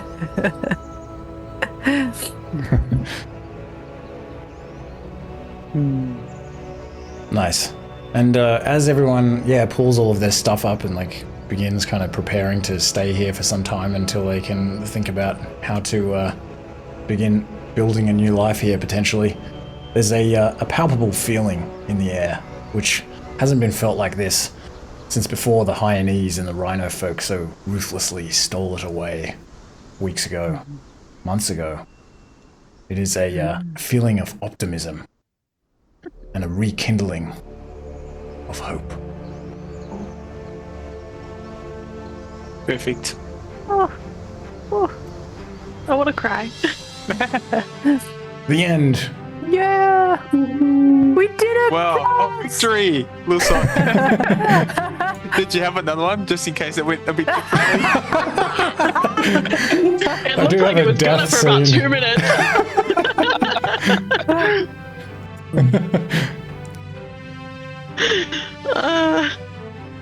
No, it was intense. I'm like, oh my. Yeah. It's funny how many like pivotal combats I've run where the boss like desperately tries to get away at the end and like falls down some sort of like and then just has this incredibly ignominious end. I told you I always regret it when I don't disengage. But I'm always like, but I want to use the cool stuff that this boss has. So I don't Yeah, she And had it all these did- gadgets. It did kind of work in her favor, because if she'd stayed, it only would have gotten worse, I think. Yeah.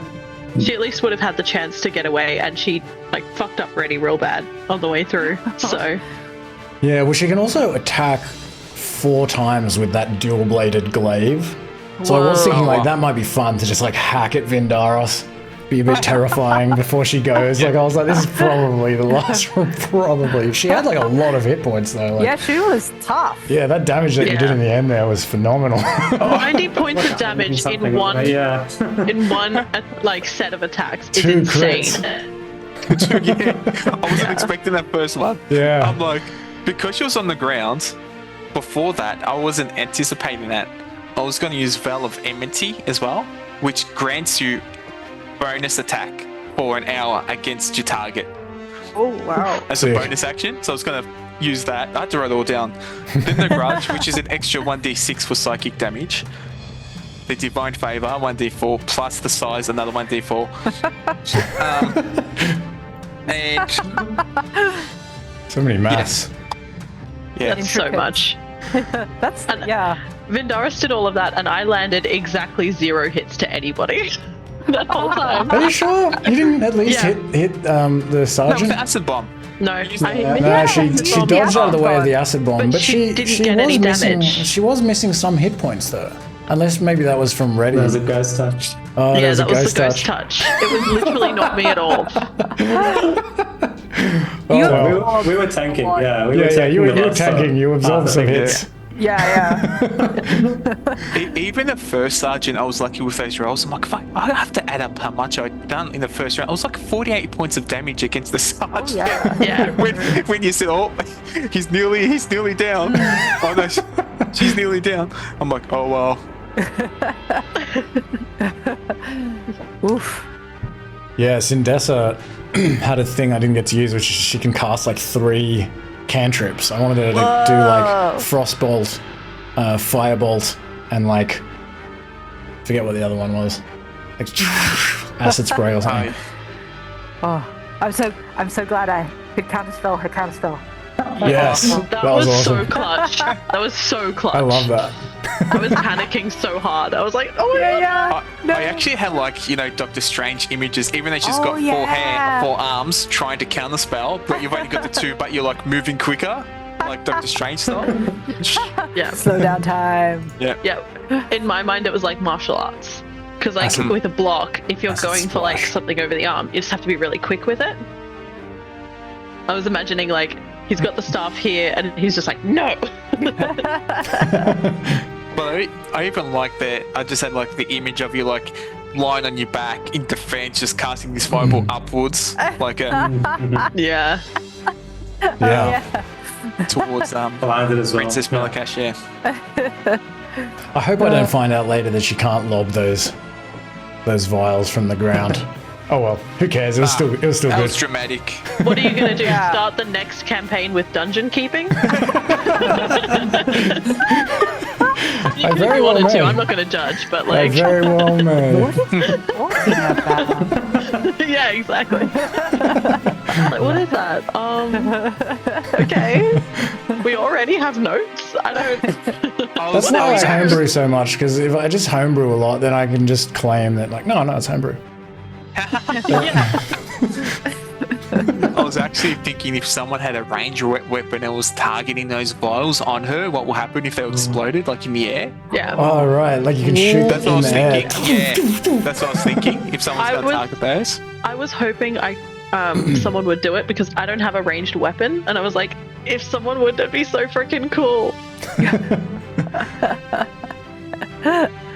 I actually also had a little semi-strat I was thinking about. I wanted to hold person when she was like 12 meters up in the air, so she dropped to the ground Would that make her drop?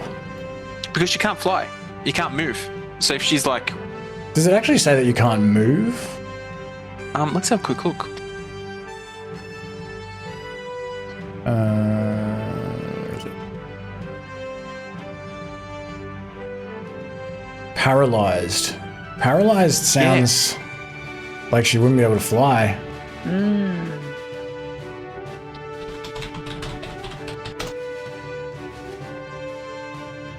Yeah, I mean, I thought of like. Yeah, because I have made that mistake in the past with like a flying boss, but because she had wings, I was like, okay, it should be all right. Like, because I was thinking that like Twig might try to cast hypnotic pattern. Yeah, and that I was would- thinking that. Yeah, but I think hypnotic pattern wouldn't make her fall Because she has so many hit points. No, well, would it?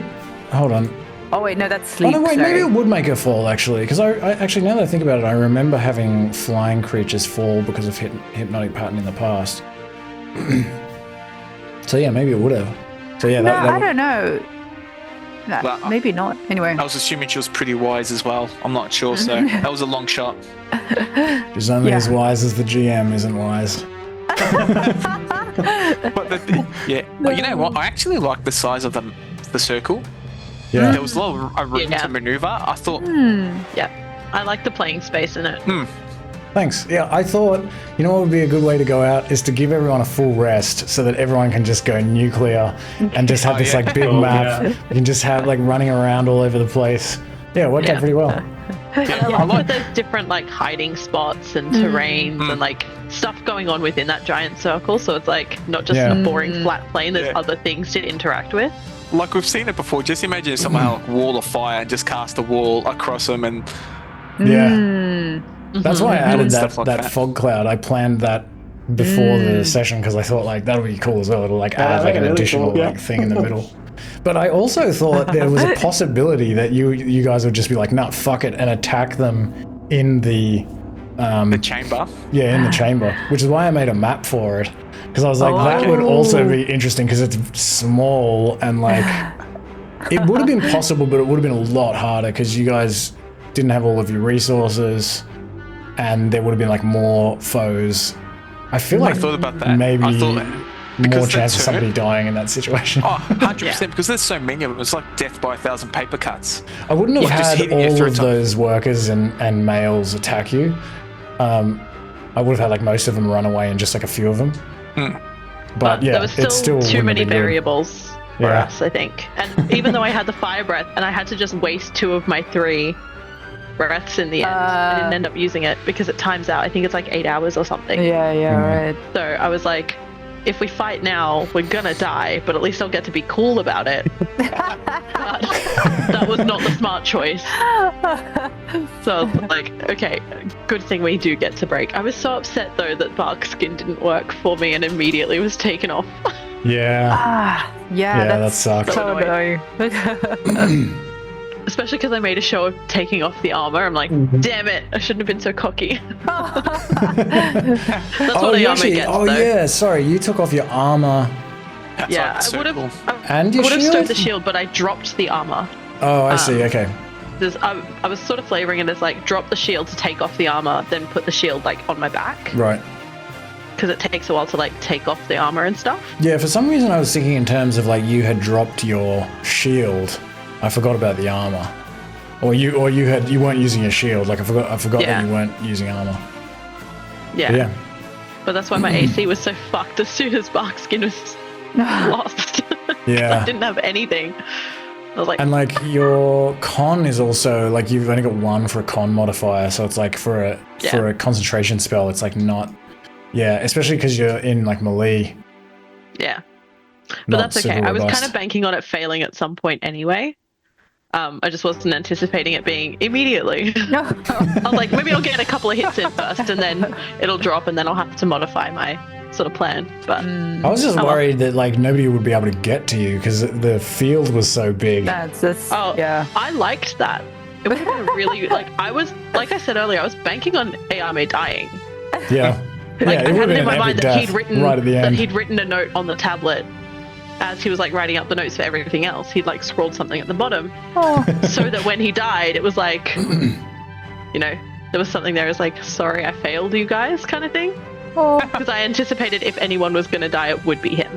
Because he's not beefy like Vindaros and he We all doesn't died deal as together. much damage. So it's like, Oh. Yeah, it would've been I actually imaginable. I had sort of semi-strat to get to you, but I just was out of actions because I was gonna, yeah. like, when I turned the corner, when I said, "Can I see you on the floor?" I'm like, okay, I've got a choice. I can actually try to get rid of this spellcaster, make my way over. I was gonna run, dash, and then misty step the extra distance, and I was like 2 squares away from you. Or even if I still get there, That's right, I I still have to forgot you wait had for my misty step. next turn. Yeah. Yeah. to lay on hands. Yeah. Yeah, no. I like the way it worked out with like you guys just kept fighting anyway, because I think that's more realistic. It's like I've got to deal with this danger right in front of me first. And I could see that both you and Link were calculating like distance. I could see you guys both drawing on the map at different times, and I'm like, okay, cool. It's fine if you don't though. Like, don't worry about me. I'm good. I'm just chilling. I feel like it's usually better to like pick up a body, like have an extra body than it is to like use an action. But yeah, it was good that you had ranged healing spells. But there was no polymorph. I was waiting for the polymorph. I was waiting for it as well. I'm like, I was waiting for it. Tossing up polymorph, I felt Earthbound was just better. Like, yeah. stick it out and then let Vindaros wail him. She can fly 20 meters, so that like really locked her down. I was that was one situation where I was like really hoping that didn't go through, that spell, because I was like, fuck, that'll Really just fucked really the like, rest of it. yeah. But that's good as well. Like a spell that like really like really takes them down is good. Well, is I had effective. that, like in my spell list for so long because Twig got picked up by the Griffin. So I was just like waiting for the opportunity to Oh my god, you've had it since Oh then. yeah. No, I got rid of it like a couple of weeks ago, and then I brought it back just today. I was like, all right. That's so Yeah, well, funny. you did know That's she had like amazing. wings and she was like Yeah. gonna fly around. So yeah, I'm just well glad calculated. I could get some insight. Like, I like to know the Yeah. enemy feature because it like gives a little bit of insight, but like not too much to like fully nerf her. It's like just enough for me to be like, okay, I have a thought about how this might go. And you can always tell say everyone that's else as handy. well. Yeah. When you said tournament at the start, combat, I'm glad you actually said combat as well. That's just a big like all-in brawl, like us against you, the winner takes all type of deal. Because I'm thinking, when you said tournament, I'm like, I wonder if it's like a series of challenges. Gonna be jousting. No, like everyone needs to compete. I actually everyone in was- the arena, and whoever wins is the queen. I actually took a moment to try to work out the word to use before the session, actually. It's funny you say that, because I was like, I don't know what this is. It's not really a duel, because it's like 4 on 4. I don't want to just call it 4v4. It sounds like we're just, I don't know, playing some online game or something. I was like, is it a I like match? it. I Is like it a contest. No, I like it's like these are the rules. That's it. gladiatorial contest? That's all in. Have you actually seen YouTube it? They have like medieval knights fight MMA style, like in a ring. Yeah. The Like full with kit, armor on? With Oh armor my and God. swords. No Oh, rules. What? No Yeah, so So rules. cool. No. Shit. That's I'll YouTube it now. Sure, Yeah, I guess the please send a link. swords are like blunted, but even so, like partly if you're using No, you get like in shield that, you're jabs still to just the like face and break stuff. people's like. What the fuck? Yeah. That sounds intense. Is it in It is America? intense. I think it's Land of the free, baby. I think it's in like I'll send you this. I think it's in like Eastern Europe. Sounds about right. Yeah, that makes more sense to me than America. Yeah. This is crazy.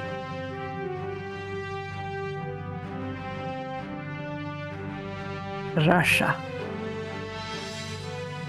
Yeah, look how all the What? info came out. Yeah, it was. Yeah. I actually As well. didn't think of it as a gladiatorial thing.